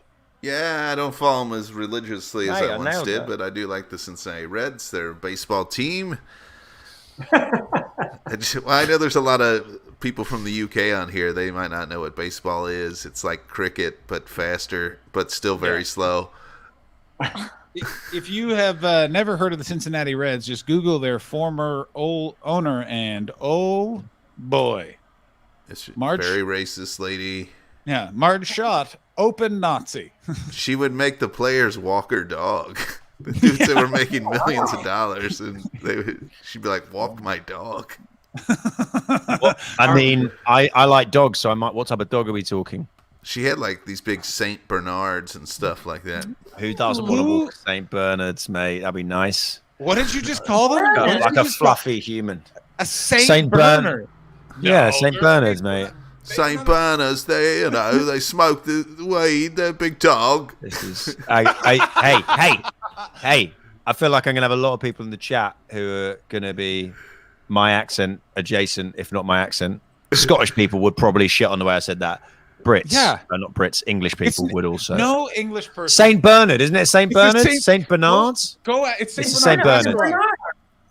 Yeah. Go All right, ask your all wife right, if Saint chat. Bernard or Saint Bernard. Ask my wife. Yeah, ask your wife to see if it's Well, a she's using not or UK fucking. thing. She's not fucking Jeeves. How's she gonna know better than me? I just want to know how she pronounces it. We're conducting All a right, study. I'll be back in a sec. Wait, what? Chat me up. It's crazy that he would call the Saint Bernard dog a Saint Bernard. That's so crazy. Bernard? Never heard that in my life. Bernard. Yeah, my grandfather was named Bernard, and he hated it. He every made day it of his seem like life. the dog was like a dog that would smoke weed, like Saint Yeah. Burner. Oh, yeah. You just say burner. Saint He's a burner. All right, That dog's all a real right, I have an burnout. update. I have an update from my wife, who's apparently, and it is in fact Saint Bernard. Fuck it, you fucked me. Saint Bernard. She said Saint Bernard. No, it's Saint Bernard. It's a Why Saint am I Bernard. going to fucking Hannah? No. Bernard. Yeah. First of all, you're in the U.S. Is this not just like us going? How do you say pasta? And you go pasta, and then I go it's pasta. Is that not what we're into right now? No, No, this is because I will accept pasta or pasta. Yeah, we're through the looking glass here. Yeah. All right. While we're getting onto this, Dave, how are you saying the word niche? Niche. That's No, not how you yeah. say niche. No, you say Some people- niche. No, it's All neat. right, how you saying the name? Niche. How you saying the name Craig? Craig. Craig. Craig. Absolute abomination. It's Craig. How do you not say? Craig. Craig. Craig. Agree. Wait, how are Hang you on. saying it? Craig. Uh, People here say Craig. Craig. People say Craig. Craig. Yeah, we don't That's don't hang out on that I too long, man. It's Yeah, not a fucking. You really you hit every letter. There's in no Craig. there's no E in the name Craig. Why are you saying Craig? Craig. Because we get it over with. You hanging out in too long. You Yeah, get it you're over with. Craig. Yeah, Chris, are you Craig. getting your mail forwarded to that Hey, I? when I say someone's name, I like to enjoy saying their name. Matt. What a freak. Bad. Yeah. How about you go tell it to a Saint Bernard there, Chris? Why is there's 50 fucking people in the chat and not a single person time Because travel? you agent? are wrong. There is no way it's anyone in the known All right. universe calls it Saint Hang on. Bernard. Let me look on the fucking internet. Oh God, it's Saint Bernard. The internet is full of lies. Yeah, the internet says Trump won the election. I can't take the. So internet. basically, what are we doing here? Is that whatever I say, you're not going to change the way you say it. You guys, yes, we are. You guys, But no, I will go with what the internet has to say, in a way, if I agree with it. Okay. The movie Beethoven. They don't. say, like, get us some dinner. It very simply has the pronunciation, and it says UK. Oh, Bernard, and you basically UK is. It just says UK Bernard, US Bernard. So I guess we're both right.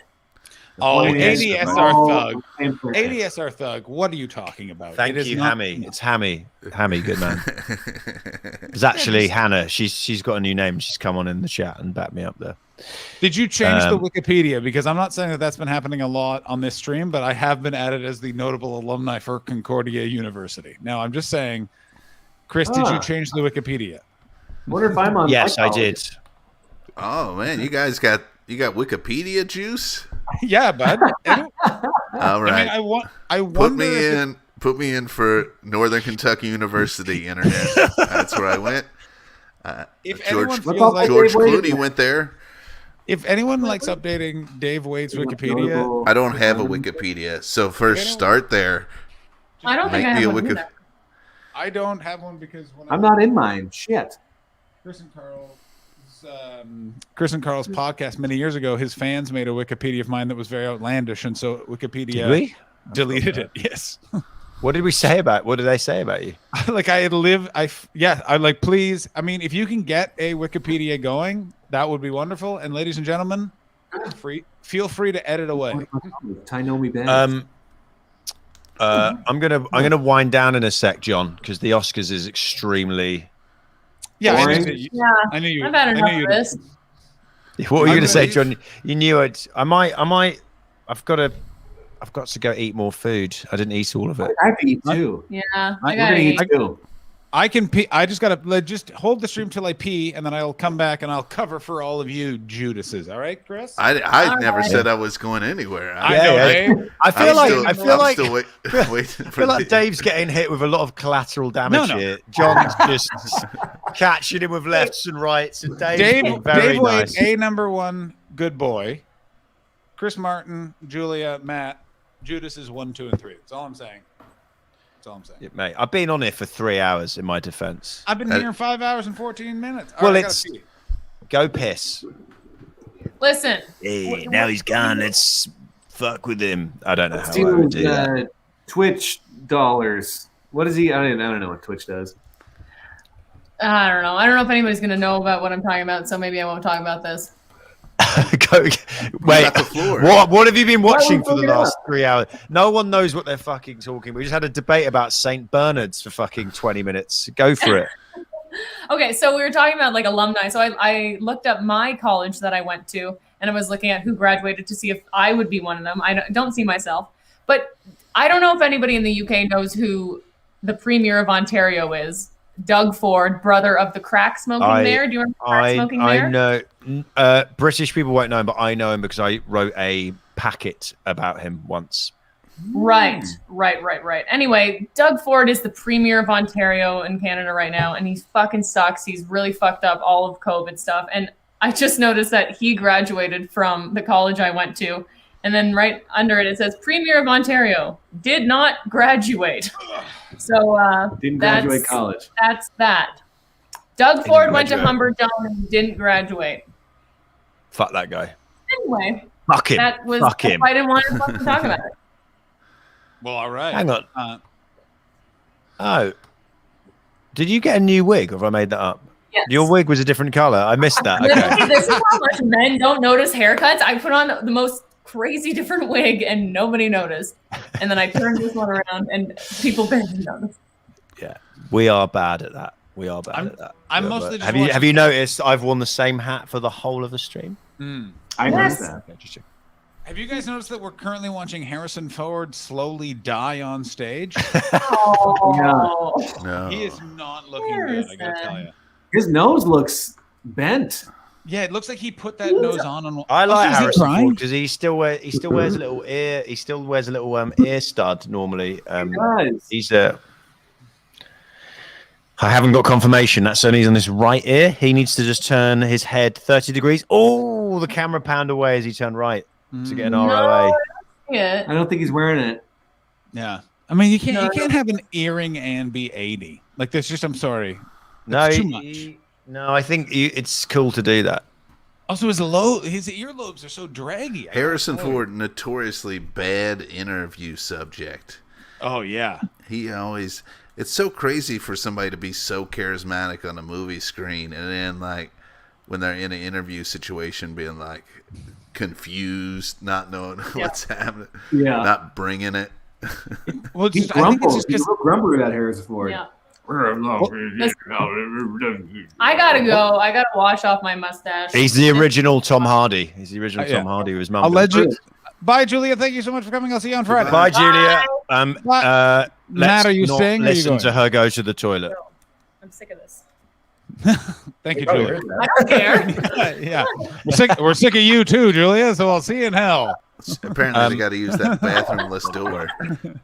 Yes, can't hear you. I'm having a nice time. I've just had enough, and there's only one room, and I need to wash off my eyebrows. Yeah. Don't worry. I'll see you on Friday. Bye. Chris, do you want to go eat food? I'm going to go eat food, and the Oscars. The real winner of the Oscars was the audience in this chat. Is what I'm going to say.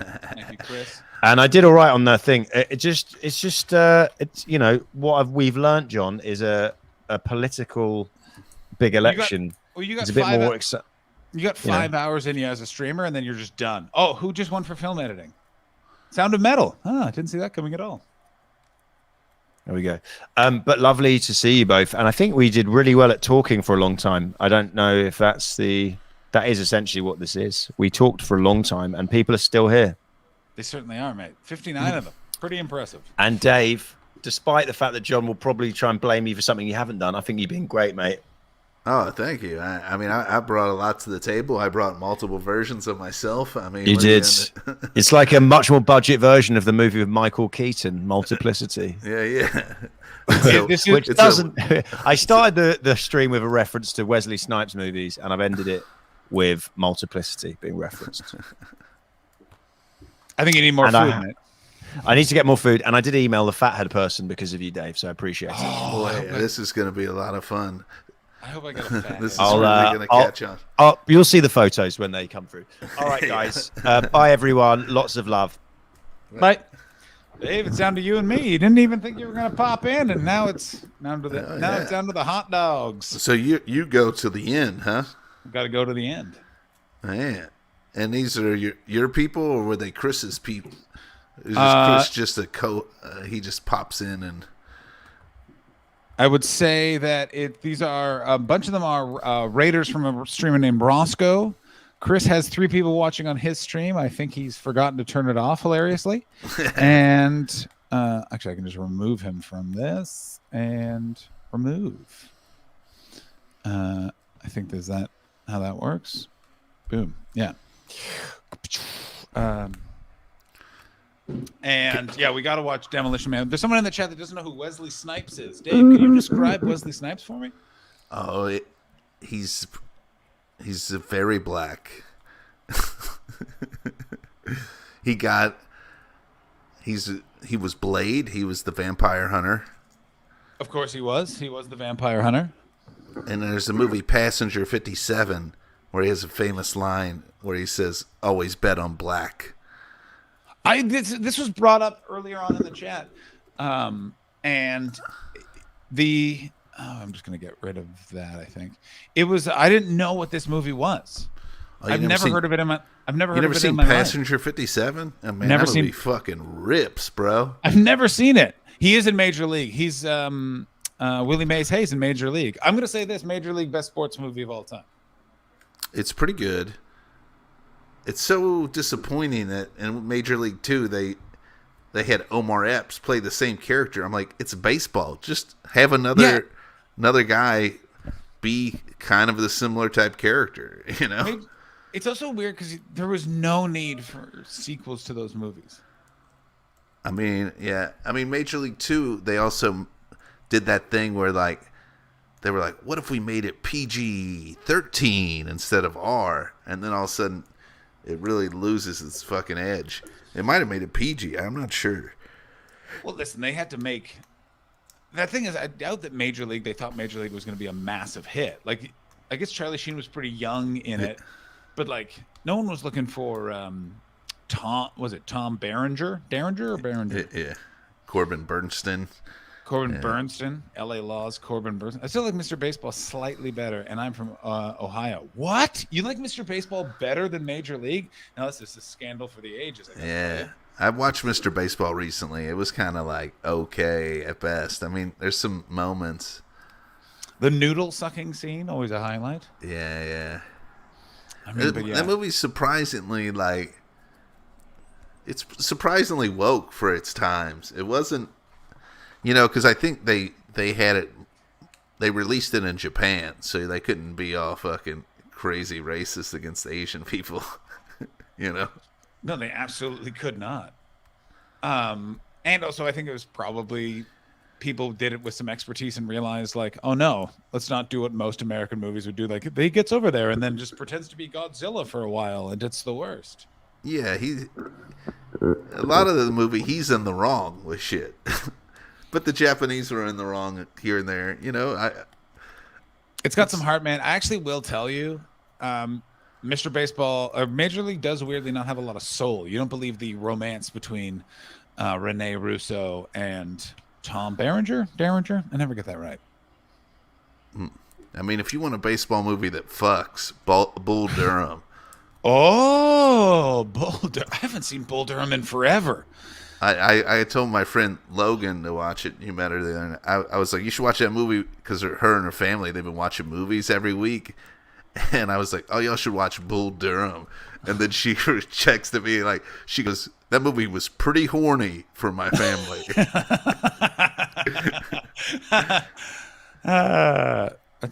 My God.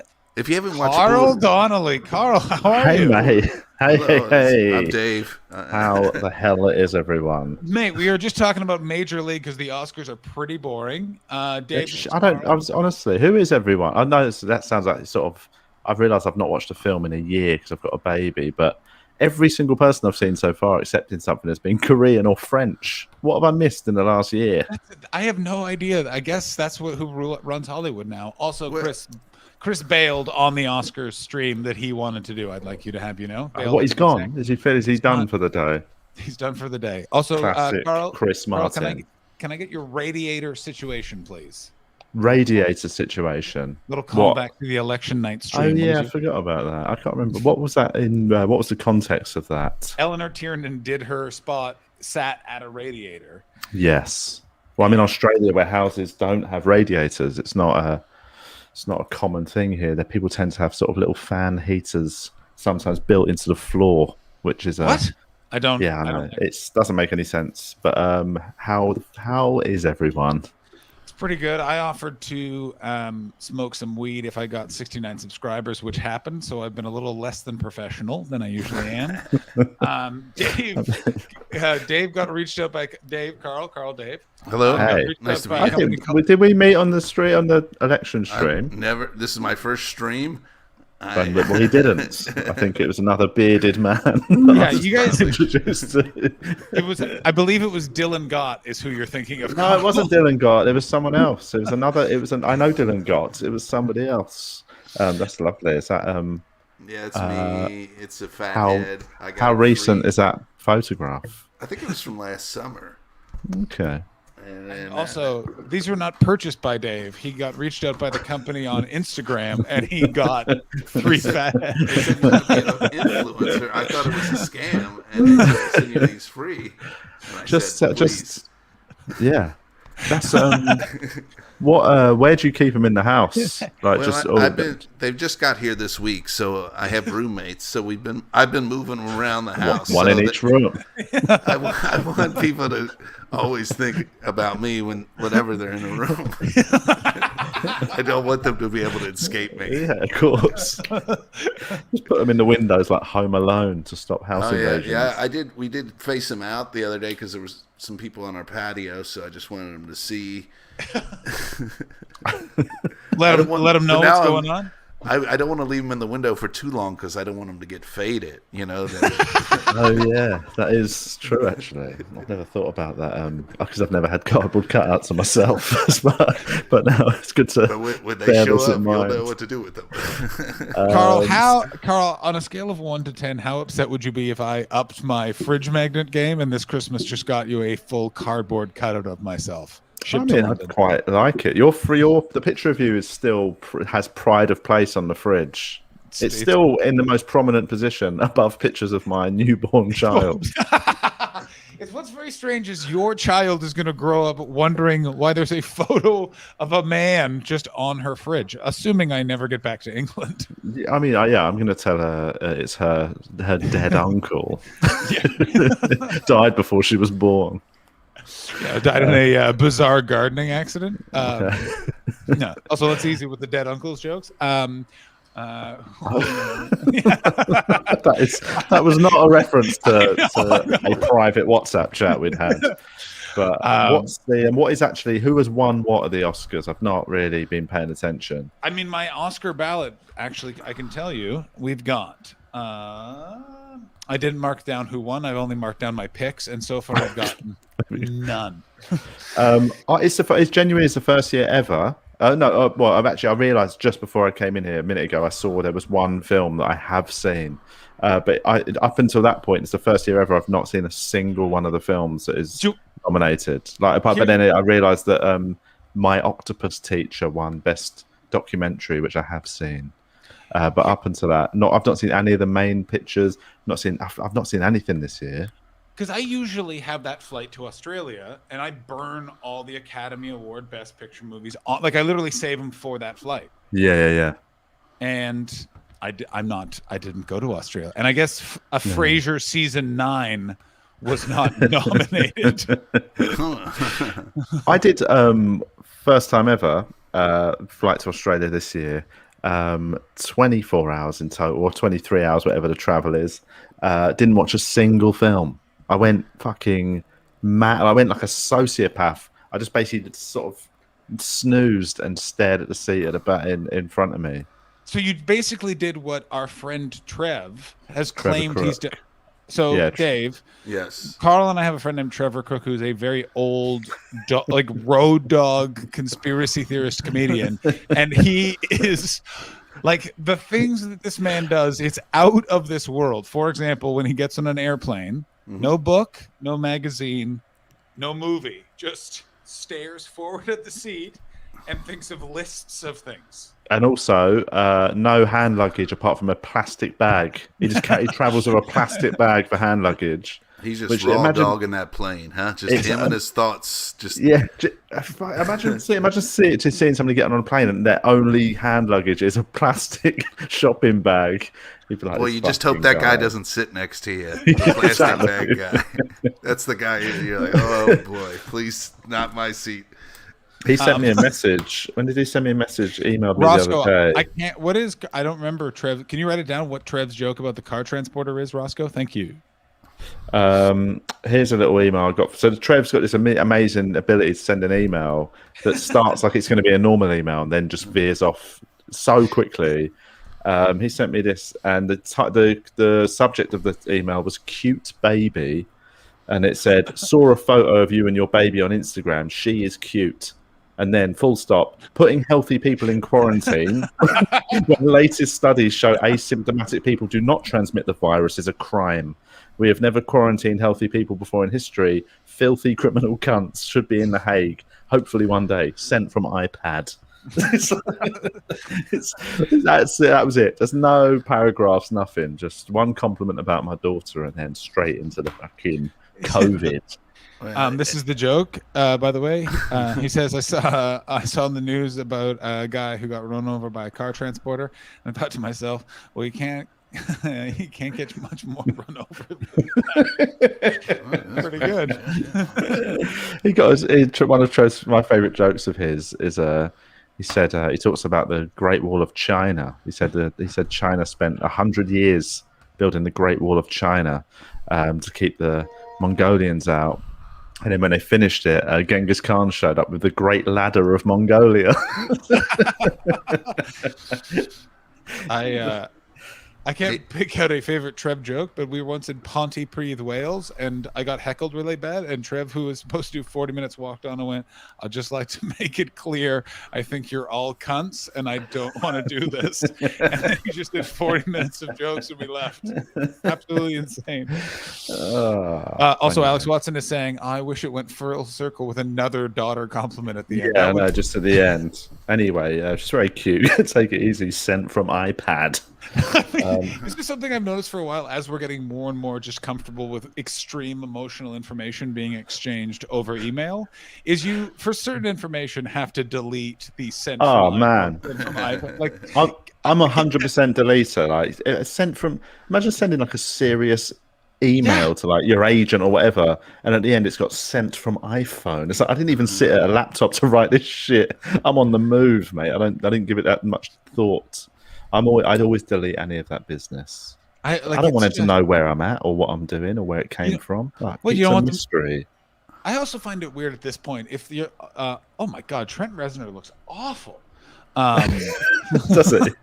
Mate, not looking great. Very like jowly and haggard, and also thin hair.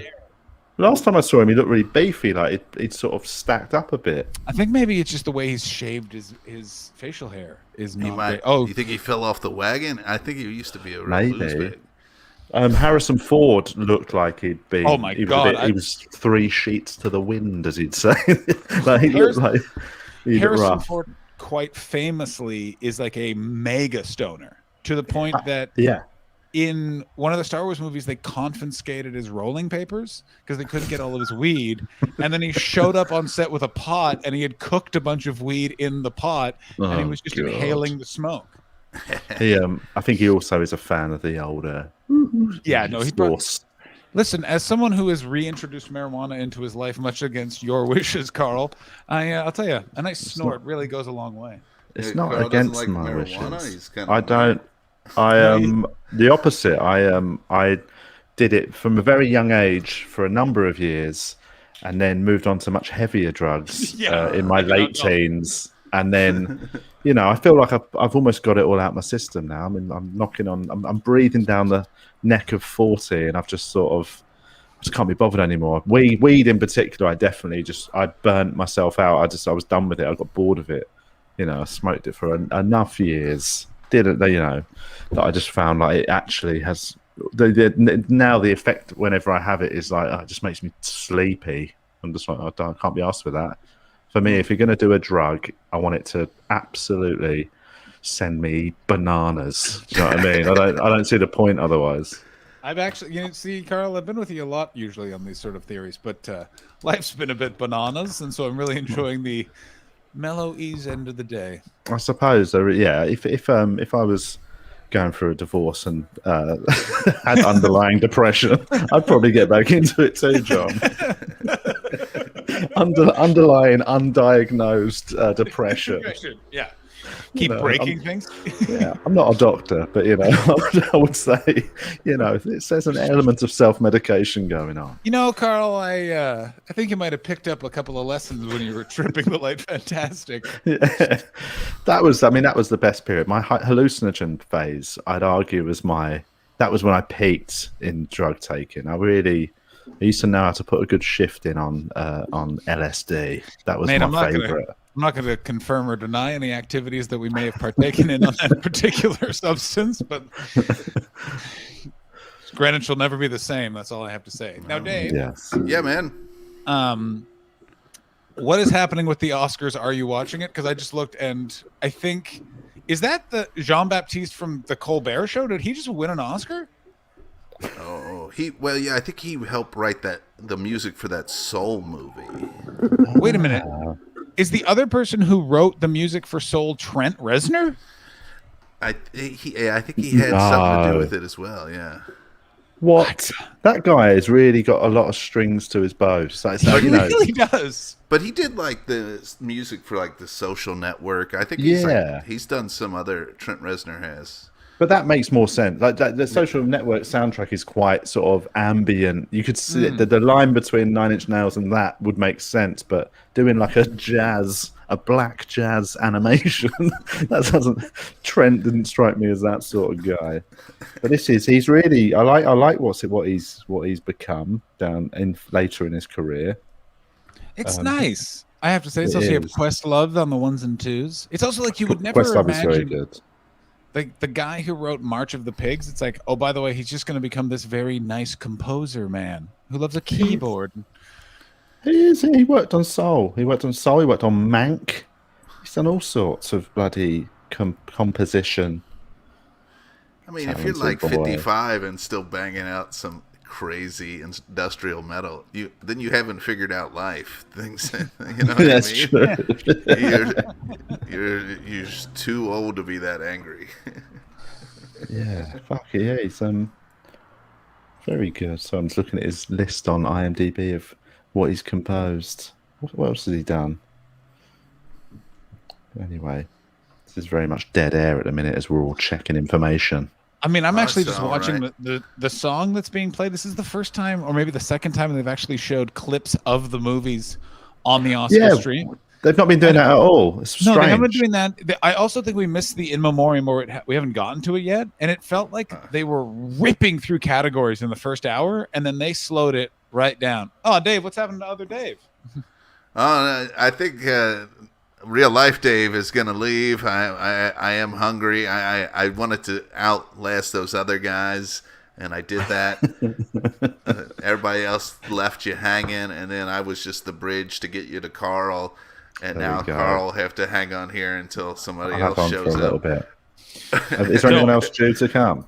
Yeah, I mean, you were an absolute shocking surprise, Carl. And if you have to go, you feel free, and I will steer this ship myself. Also, Carl, there's some questions for chat. Dave, can you give it your Twitter and any sort of plugs?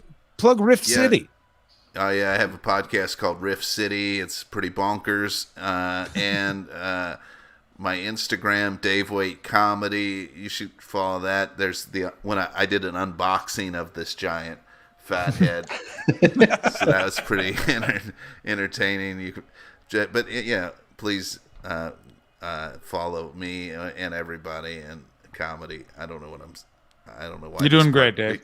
I don't like plugging myself. I'd rather jump into a lake. Sounds like a real fun time. Thanks, Dave, for your time. You're the best. All right, see you soon. See you later, Dave. So we have some questions for you in the chat, right? Questions in the chat. Does Carl know Carl Chandler? Do you know Carl Chandler? I do know Carl Chandler. Yeah, he's a lovely chap. Does a very good podcast called The Little Dum Dum Club, which has now come up on here. Also runs very nice gigs in Melbourne. The shape of my hair is annoying me. Sorry, I've just seen it on screen. I disagree entirely. We haven't discussed this. There's been a lot more. It looks a bit sort of T-1000 from Terminator 2. Or is it T-1000? T-2000. It's T-1000 is Robert Patrick, and then there's a T-3000, and then a TX, I believe. Which one's T-3000? I think I may have made up T-3000. Because let's go through the films. You've got Arnie is the T-1000, surely, isn't he? Or is he I think he's the T-100. T-100, fuck. And then T-1000 is the goopy metal one. The lady Terminator from the newest Terminator. What was she?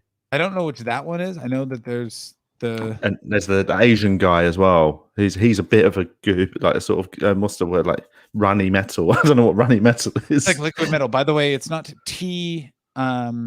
it's not T-100. I apologize. It was T-800. That was the T-800 is Arnie. Oh, shit. And then I don't know what I'm trying to find. Okay, here we go. List of Terminators. I'm sure there's a website out there, man. There's a website for everything. We were on Rate My Poo earlier today. Oh God, that is. I remember when that first started doing the rounds. I had never heard of it until today. It was absolutely. It's not a good thing for society, is it? It's someone in the chat wants to know if we can call Carl Chandler. I'm going to say no. I don't. Yeah, I mean, I could message him, but it would be weird if I said, "Hey, mate, do you want to join a stream about the Oscars?" With a what time is it there now in LA? 7:41. Oh right, so for some reason I thought it was like late night. I was like with a very tired John Hastings. Like, he's not tired; he's just stoned and seems a bit tired. Yeah, I have been talking for 5 hours and 42 minutes. It's too long. Why did you start so early? That's surely it's not been on this long. The Oscars. It's because I do my regular stream, so I did my regular stream and then straight on through. Oh God, are you going right through to the end of the Oscars? Yeah, the end of the Oscars should be in about 20 minutes. Oh right, okay. Oh, that's fine. Sorry, I didn't realize it was that close to the end. I've genuinely not paid much attention to it. Makes sense. You're enjoying being in a COVID-ish free society with your wife and daughter. Absolutely, Melbourne, mate. It's fucking normal. Honestly, how was what's LA like now? LA's on its way to being normal. It still feels weird, but like you can, for the first time in a year, you can have your mask off out in public, and people are like not being like, whoa, whoa. But up until then, everyone had their masks on. Like if you're not in your house, mask on. What, in the street? In the street. Really? That's one thing we never had in the UK. Like if you're walking down the street, you were like, people would look at you weirder if you had a mask on. No, it was just because it was basically they're like, just wear the masks all the time because none of you are wearing masks at all. Yeah. No, in the UK it was very much just any time you're in somewhere with other people, fucking get that thing on, you nutter. But out in public it was fine. Yeah, it was still like it was almost frowned upon. If you see someone in a park wearing one, you'd be like, that person is that man has overcautious. COVID right now. He's got it, or they are mad. But here it's no, there's just none of it, mate. But like, it's do you have to wear a mask at all? The only place in Victoria, which is where Melbourne is, where you're meant to, it says you still have to wear a mask, is on public transport, and even then, it's at a point now where most people are like, "Come on, we don't need it." So no one's, most people don't have them on, and people aren't judging them or tutting. Everyone's just like, "That's fine, isn't it? If there ain't any here, you can't catch it." That's the sort of simple nature of it. Yeah, that's the simple thing of like, wasn't there like one case in Perth and they shut that sucker down? Well, that's how they go here, man. It's honestly, it was so funny when I got here. We left Queensland to come to Melbourne, and that was still in the UK. It was like 1,500 cases, 1,500 deaths a day. Like however 30,000 cases. And people were still going, when are we going to open the fucking pubs? You know what I mean? And here there was one case. There was a couple of people from a hen do in Queensland got tested positive, and the stripper who was at the hen do got tested positive as well. And there was like a manhunt for a stripper down the coast of Queensland. Poor guy just fucking running around with his knob out, getting chased by the police. It's so different here than it has been in the UK. So like, I couldn't even imagine walking out of my apartment without not having the mask on my face. Like it's now like a thing. Like it's just yeah. You get used to it so quick. Like first day I went into Melbourne city centre after a couple of days of being here. It was just rammed. Like the streets were rammed. Like it just felt like being normal. No masks, nothing. Everyone was just having coffee and shopping, and I was just like, this is unbelievable. Like it was a real moment where I was like, the UK have fucked this last year so hard.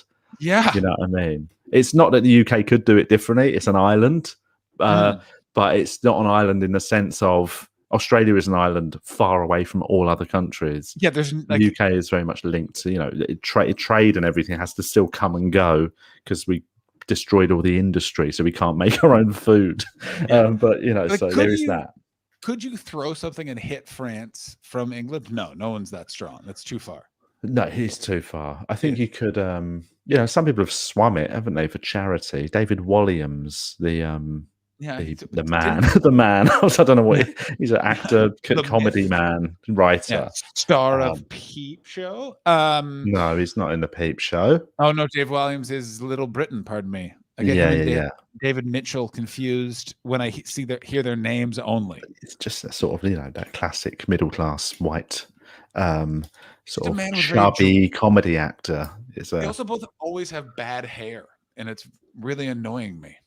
It's very unlike yourself, who has lovely. I know it's getting there. I don't like the shape at the minute. They cut it too short at the sides. I was enjoying having a bit of old man hair, a bit of weight.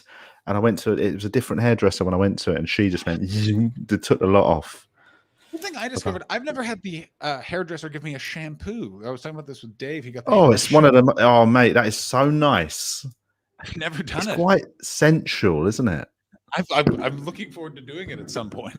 Oh, you've never experienced it. I thought you'd had it recently. Honestly, No. first time I had it done, it was they always. Do you know what? It's very. I don't know what it's like in America, but when I used to get my hair done in the UK, they always get the sort of trainee to wash your hair. They're like, you're training up, so you're on hair washing, and it's always like a sort of, and this, I don't mean this in a gross sort of way, but it's always like a 17-year-old pretty little girl that made, and there was a sense of uncomfortable, like this. It was quite a sensual thing, her touching your head and like warm water, and you're sitting there like, don't get an erection, please, because it does feel, someone rubbing your head is.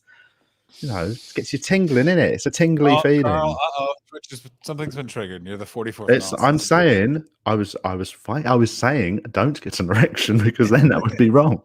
But they forced it on you. It's the other way around. Imagine, I'm saying it's basically like they've put you in a position to test if you're a nonce, and I'm glad to say I passed. That I'm not a nonce, not I passed that I am a nonce.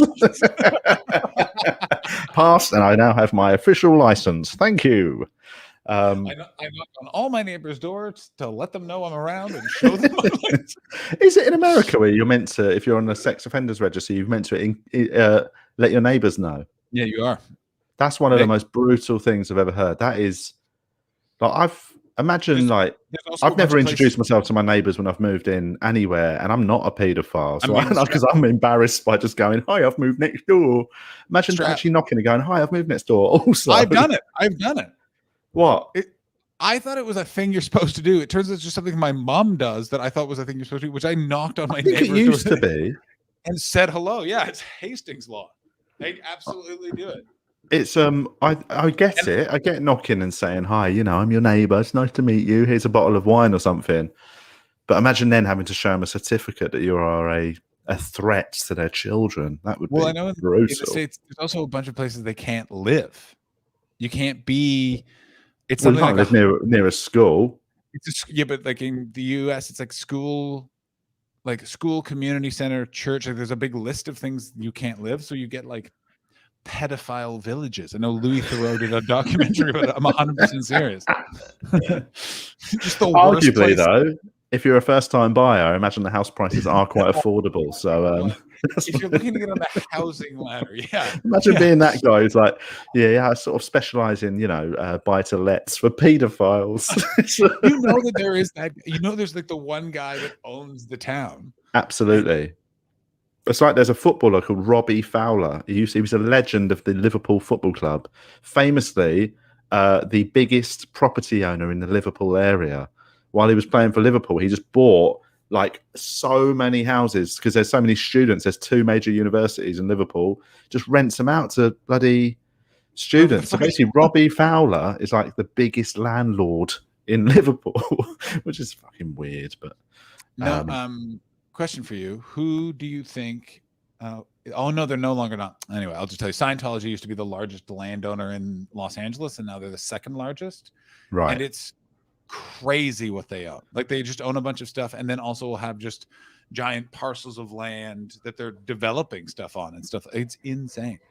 Yeah, developing. What are they up to? I had my Uber driver today was a Scientologist. It was very bizarre.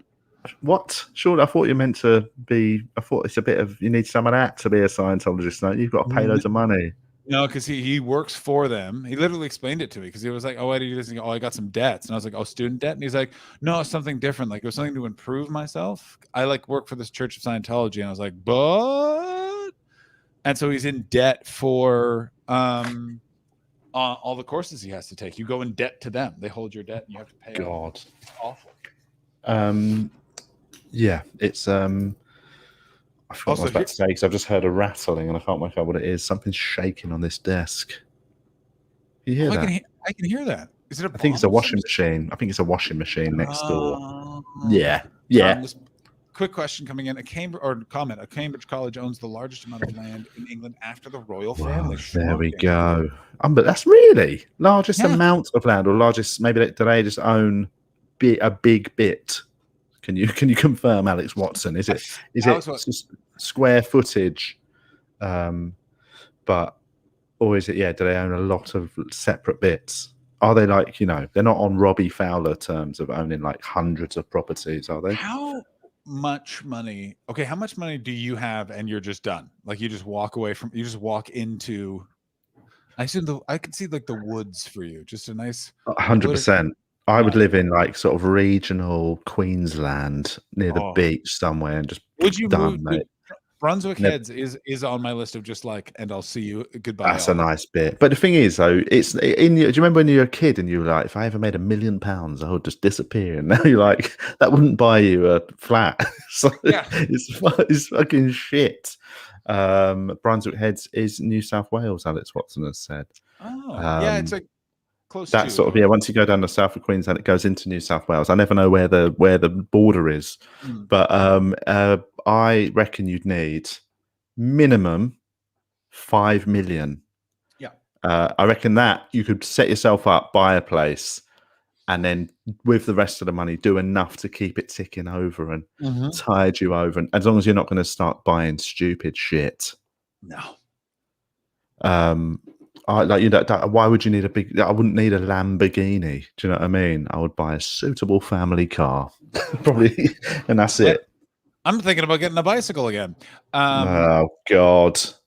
I go Adelaide. I love those freaks. I couldn't, but if I'm gonna go, Adelaide are good people. Mad, they are mad fuckers, man. I know. All of Australia is a bit. How do you do wacky? You know what I mean? That's why yes. It is. I met such a nutter at my show in Sydney on Saturday night. He was English though, but like his name, right? So get a load of this. I go on stage for my last show at the Sydney Comedy Festival, and lovely audience. Everyone's up for it. There's a guy in the second row in his 70s, right, wearing a tweed jacket and a flat cap that matches. And I straight away was like, I said, I need to ask, are you English? And he went, yes, I am. And I went, I thought so. He's the most English dressed man I've ever seen. His name was Jim. Very eccentric but nice man with his Estonian wife, Anna. And then 5-10 minutes or so into the show, I see Jim get his phone out, some reading glasses, put the reading glasses on and start looking at something on his phone. And I went, Jim, mate, I can't help notice you're on the phone. I said, what are you looking at? And he said, sorry, I've just had a large order for firewood. And I was like, what the fuck are you talking about? He said, yeah, I've just had a big order coming for firewood. And I went, are you a firewood wholesaler or something? He said, no, I just sell stuff. I went, what are you talking about, stuff? And he goes, whatever you need, I can get you. I was like, this is on the strangest.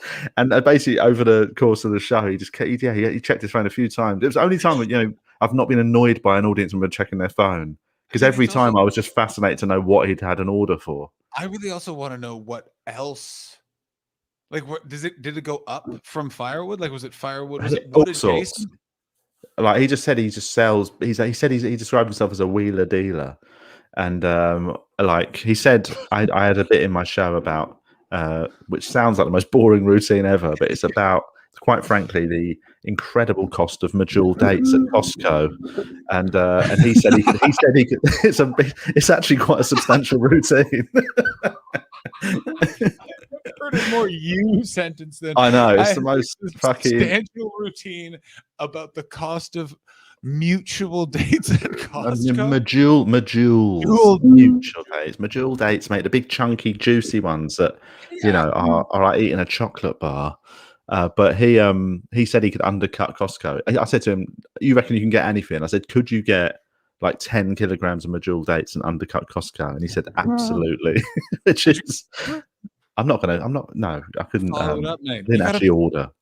I bet you he's bringing them in. That Jim seems like you're going to get an email if you have an email forum or email or like one of those email forms on your website. You're getting an email from Jim, and he's gotten 10 kilograms of dates with your name on it.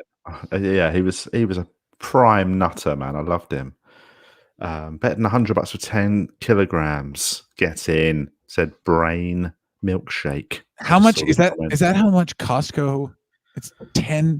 Also, the prices are outrageous. I'm not I'm not a massive fan. My neighbors in London go to Costco. They do a Costco run like once a month, and we just go like, can you just get us major dates, toilet roll, boom, all the big things, and they are excellent prices, I have to say. Not to do an advert for Costco on your stream, but I didn't even think that Costco was in the UK, but of course it is. But I just, for some reason, just didn't. Right.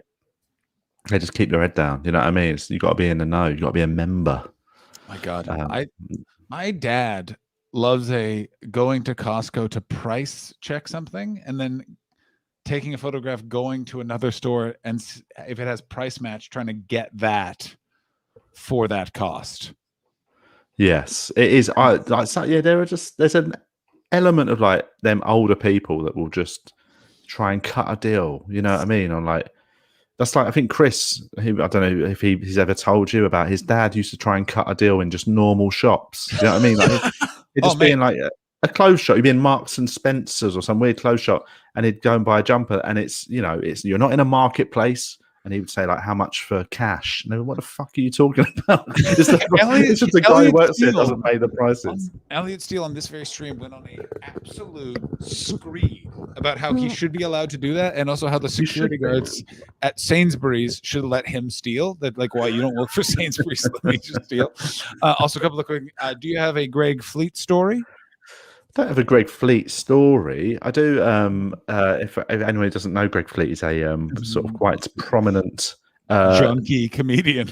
Yeah, junkie Australian comedian who sort of was a seminal alternative comedian of the last 30 years.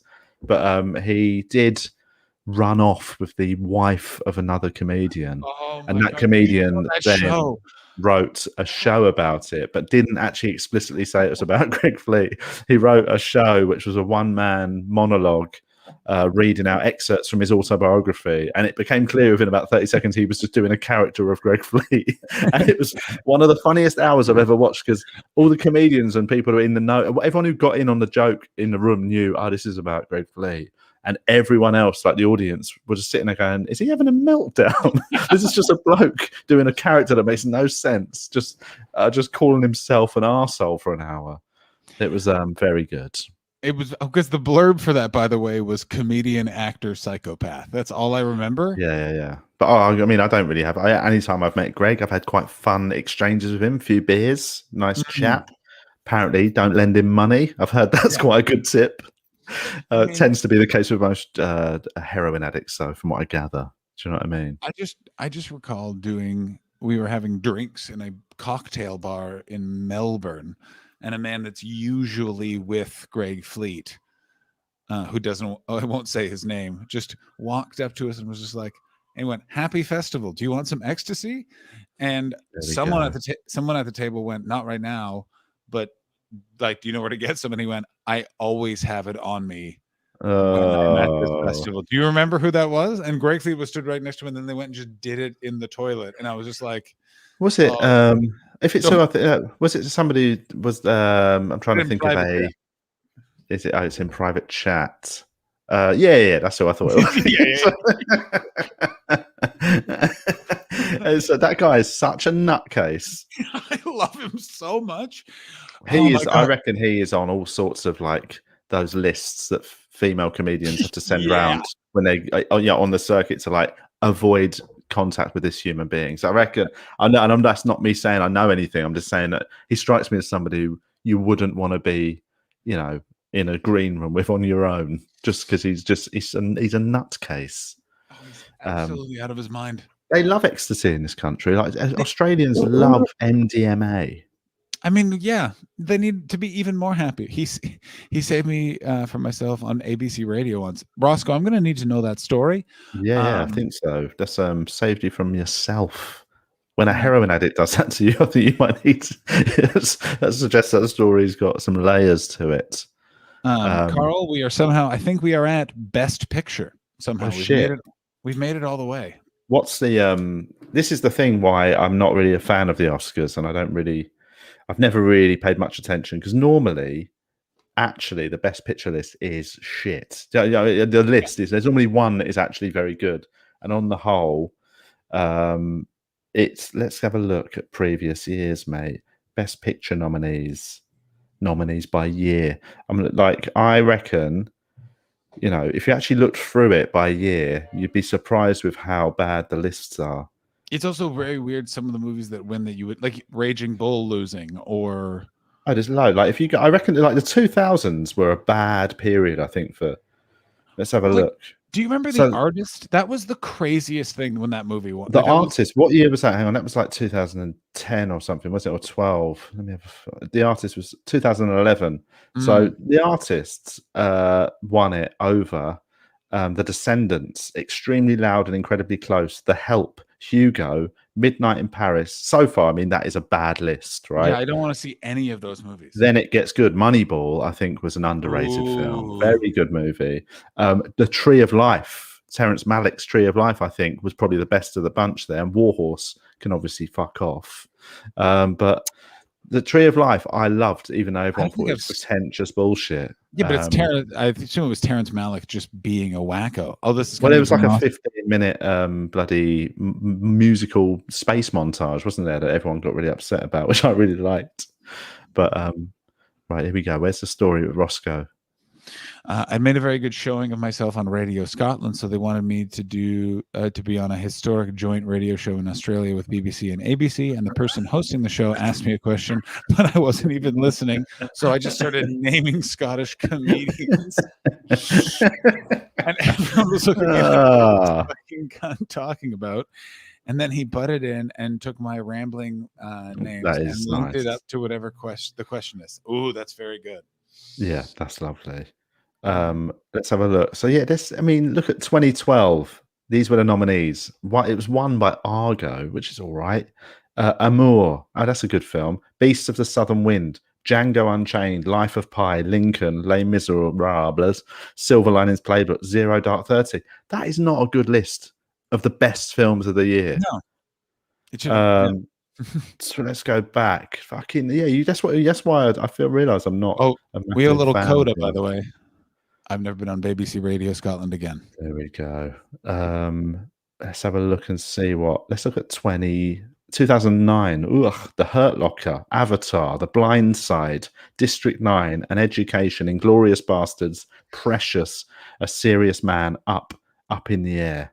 There's a couple of decent ones there, but it's not a great, you wouldn't think that is a list of seminal movies, is it? I would think Up is the best of those movies. Let me see. Yeah, I would say. But you're not. I reckon you could be right. Actually, I really liked Precious. It was bleak as shit, but I liked it.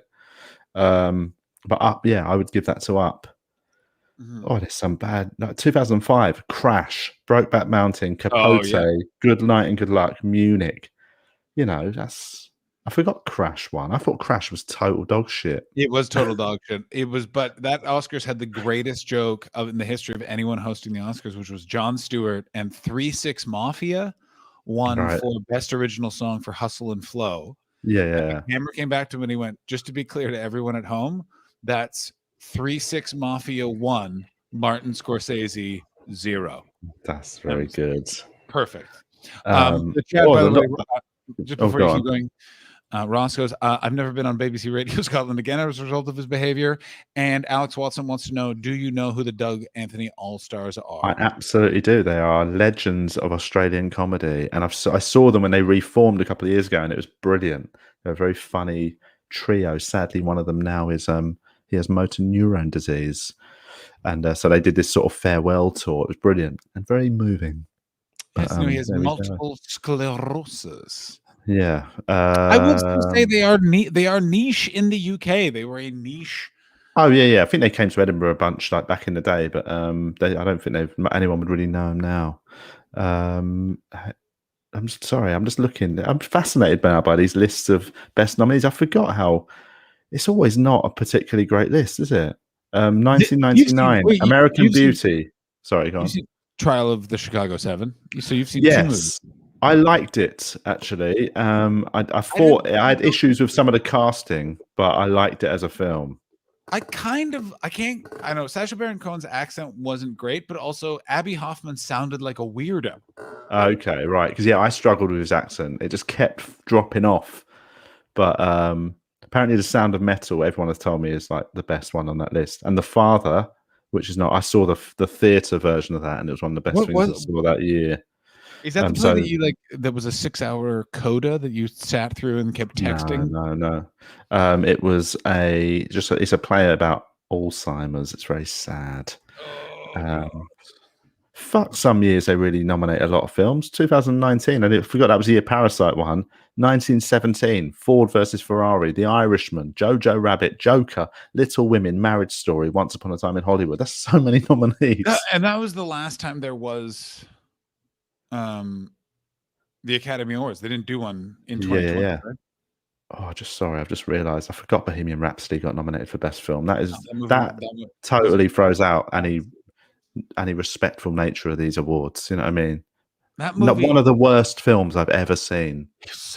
It didn't make any sense. What the things they changed, I don't know what. Like they made Freddie Mercury less interesting for no reason. Also, I don't not just less interesting. They made Freddie Mercury boring. They turned him into a boring little gay man when he was actually one of the most cool, fucking nutty, boozy, drug taking, sort of sexually promiscuous men to ever be in the music industry. Oh, he did a lot, mate, and they made him into this little sort of whiny gay. I mean, and also Rocket Man was a slight improvement, but I'm not seeing it. I got burnt too much by Bohemian Rhapsody, mate. Because it was just like I just needed some. But I'm like, it's neither one of the movies were fun. Like they made them seem like very maudlin characters, and it's like, yeah, Elton John did a lot of drugs and struggled, but it's like you can't tell me that wasn't also an epically amazing. And it's also this weird thing with those things where they end in the 70s, where it's like for Elton John, like the way they did the Bohemian Rhapsody, that did end in the 90s, but it was like they didn't do enough of the detail. They didn't get the nitty-gritty. I wanted a whole sequence where they composed the Flash soundtrack, but you know, this is me. Yeah, and it was just loads of that sort of, them bits in. They always put them in musical biopics where it's like how they show you how a song's made. And like one of them leans on something and something falls and goes up, boom, boom, and they're like, and then it's like, that's not what happens in the film. But there's moments like that where there's all them fucking. I hate that sort of musical biopic bit. Like it's sort of a setup, so you know that you work out what the punchline's going to be. Oh, that's how they wrote that riff, and it's like, fuck off. I mean, the worst one is in the walk the line, which is his wife just goes, "Well, you don't walk no line," and you're just like, it's not where it comes from. God, no. It's Would you like to know who won Best Picture? Yes. It was No Man's Land, I think. What is that? I honestly have no idea. What is it? Carl, and I'm not saying that like one of these people that goes, I've never heard of it. It must be shit. I'm just saying I've literally not seen any of the, apart from Trial of Chicago 7. I've not seen any of them. I got to tell you, it was a real lucky thing you popped in when everyone else except for Dave abandoned me, and then Dave abandoned me. As always happens with these streams, I am. What's this? It's a feminist movie apparently, and BETTS will be furious. Yeah, there's some concern that Chris Betts might be a raving misogynist. Is he going alt right? No. He has not gone full Brexit. I still feel you should call JF. Who's JF? Is he? Let's give him a call, mate. I think he's in. I think he's in New York. So this might be a bit. I'm gonna text him because it's 10. Where do you come down? What's your cutoff for phone calls if you feel it should be a phone call? I wouldn't call somebody after 9 p.m. unless we were out and about and meant to be meeting up in public. I wouldn't call somebody at their own house after 9 p.m. or before. Actually, I'm guilty now and again of calling people a bit early. I'd say it shouldn't be before 10 a.m. But actually, I've called people at 9 a.m. before, and they've gone, "What the fuck are you doing?" I mean, 9 a.m. is, I feel, appropriate, and a few people are like, "It's a bit early," and I'm like, "I understand you're in the arts, but you need to understand that just the day has started. Yeah, get out of bed, you lazy prick." That's what I just think I'm an early riser, mate. So I think but I reckon it should be. I would say 9 to 9. That 12-hour window phone calls are fair game. Before and after you're an animal. 9 a.m. to 9 p.m. Yeah, I'd give you that. I'd push it as late as 10. I'll call in the 9 o'clock hour. It's also it's person by person, isn't it? If Yeah. somebody's got fucking a family, you're not going to call them at 11 p.m. No, you're a psychopath. Although I do enjoy, and I'm sure you've gotten this a lot, is the people that refuse to acknowledge when someone else has started a family. That thing where they're like shocked. You're like, I gotta go home because I have a kid, and they're like, "What? You're not hanging out?" I'm like, "What are you talking about?" Like, yeah, having a young child, I will say they do take up some of your time. It does make you change your schedule. It does seem like. Wait a minute. Did they do Best Picture? Have they done Best Actor and Actress? No, they're literally doing actress now, but I thought that was Best Picture. Oh God! Yeah, What? God! What's going on? I was winding down here. This is absolute poppycock and fall Let's to have a roll. look. Let's have a look. Oscars. Because there were so many people on stage. It must have been Best Picture. Yeah. Here we go. Who are they doing now? Best Actress is what I got. Okay. What's where? Oh yeah, I did. I wasn't when I turned it on earlier on. It was a bit. I didn't like how it was set up. It looked like a sort of a wedding. Well, it's also weird because they're in the train station in LA, which everyone else here was like absolutely fine with. Yeah, they've already announced Best Picture. Why are they announcing Best Picture before Best Act? That's so weird. What? Who won Best Actress? They're doing it right now. Yeah, I will tell you. It was. Is it Frances McDormand? It was Frances McDormand. It should be. She should win everything. She's the best. She's very good. Oh, she's crying. She's already crying. Frances McDormand's crying. If Frances McDormand's crying, I'm gonna cry. Is she married to one of the Fargos? Yes, I believe she's the Coen brothers. No. The Fargos. The Fargos. I've got a thing. Me and my mate, his dad always just calls celebrities sort of the wrong name based on something they've been in. Absolutely. So like he called like the Gallagher brothers from Oasis. He always called them the Oasis boys. And Phil Mitchell and Grant Mitchell from EastEnders, he'd always call them the Grant brothers, which makes no sense. He's just always got everything a bit wrong, and it's something I really picked up on. I like doing. It's a version of this, and it's an Artie Lang joke, and it's one of the funniest versions of that ever, which is he's talking about having an Italian uncle who just. He's 95. All he does is smoke inside and watch TV. I came in, he was watching Buffy the Vampire Slayer. I asked him, "What's this show about?" And he said, "It's a Jew broad who fights Draculas." Oh, wonderful stuff. calling them Draculas is always funny as well. It's just so much funnier good than anything. Also, by the way, coming in from Carolyn Clean, by the way, is someone who found me from America's Got Talent. Doesn't like the content. Doesn't feel like we're talking enough about the Oscars. Joaquin Phoenix is now giving it out for Best Actor. I don't like. It's going to be Hopkins, I reckon. From what I gather, that role, mate, the father, Chadwick Boseman, isn't it? You've got to give it to Boseman. Yeah, mate. If you died of the cancer, get in, mate. Shine yourself a statue. Yeah. Dying of cancer is arguably the toughest role of all.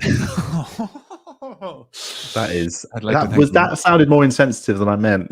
I actually, it was. I think it sounded more directed. I want to point out, by the way, I don't think Anthony Hopkins is even there. They just showed a photo of him looking very tired. He's a nutter, mate. Have you seen his social media output? He just sings and goes and like on. He's a proper old nutter. I love it. Gary Oldman, by the way, is in. I don't know if you've been watching the coverage, but they have all the English actors just in a screening room at the BFI, and when one of them wins, all of the rest just stand up. It's very weird. Sort of Houses of Parliament.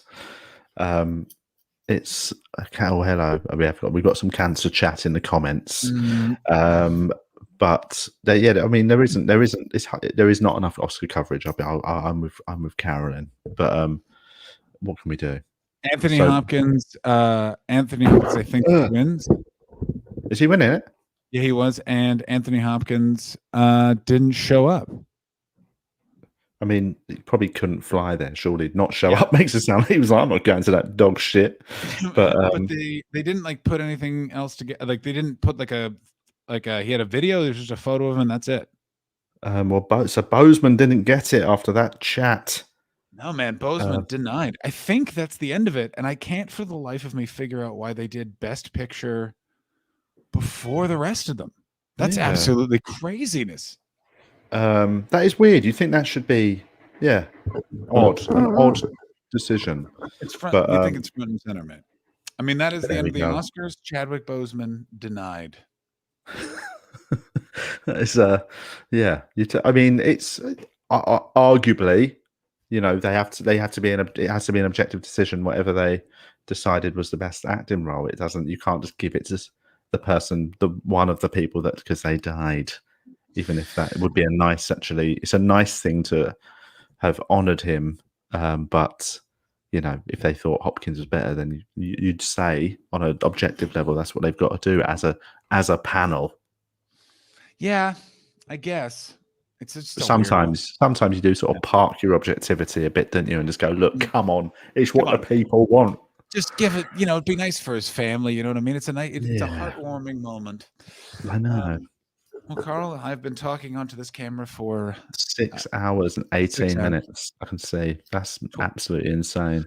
What do you before we get your plugs? What do you have planned for the rest of the day?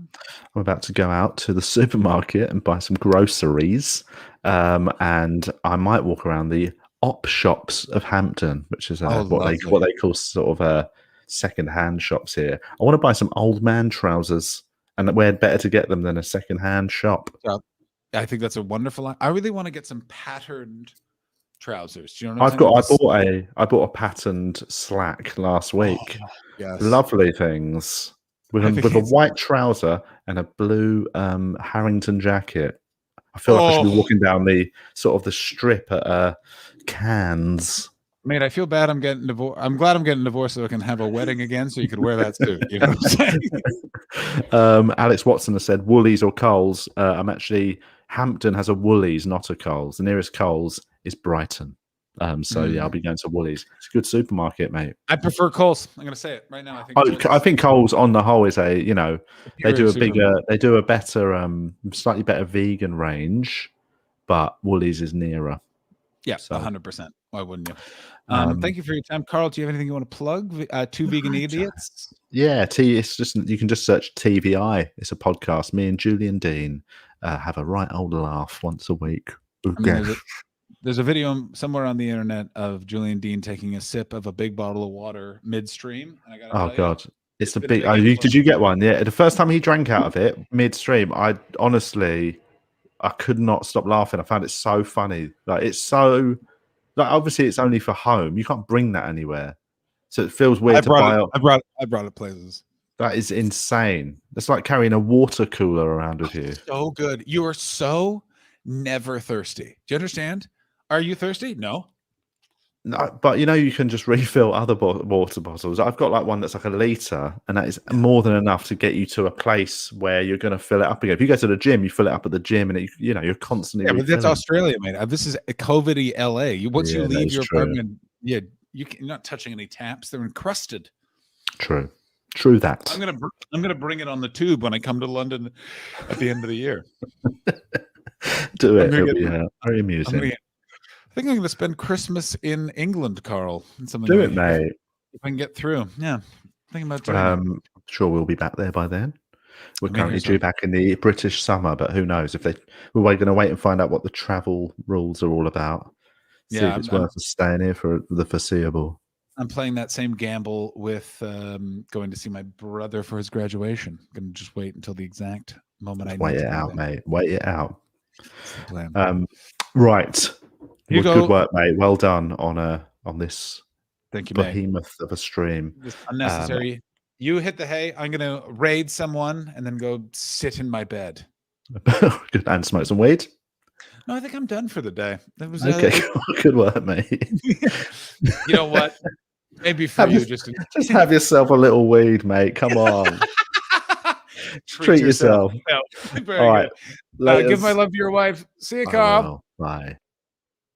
Ladies and gentlemen, we have done it. The stream is over. Can you believe it? Can I please have someone to raid 6 hours and 21 minutes? Unbelievable. I think oh, I am tired. I'm pleased. Another watch along where we watched almost nothing. Alrighty. And raid message. What are we going to go with? Let's go with John's tired. Shall we go with John's tired? I think John's tired is just fine. Or any other, what's a raid message? Jobby Lobby? Yeah, what is your radiator situation? That's a great idea. We're going with what is your radiator situation? I assume most people have fallen asleep at their computers. And I will see you over there. I thank you for your time. We will see you tomorrow for a Midnight Madness stream. We'll be back at 4 p.m. Thank you very much. See you soon. Have a great time. And good night.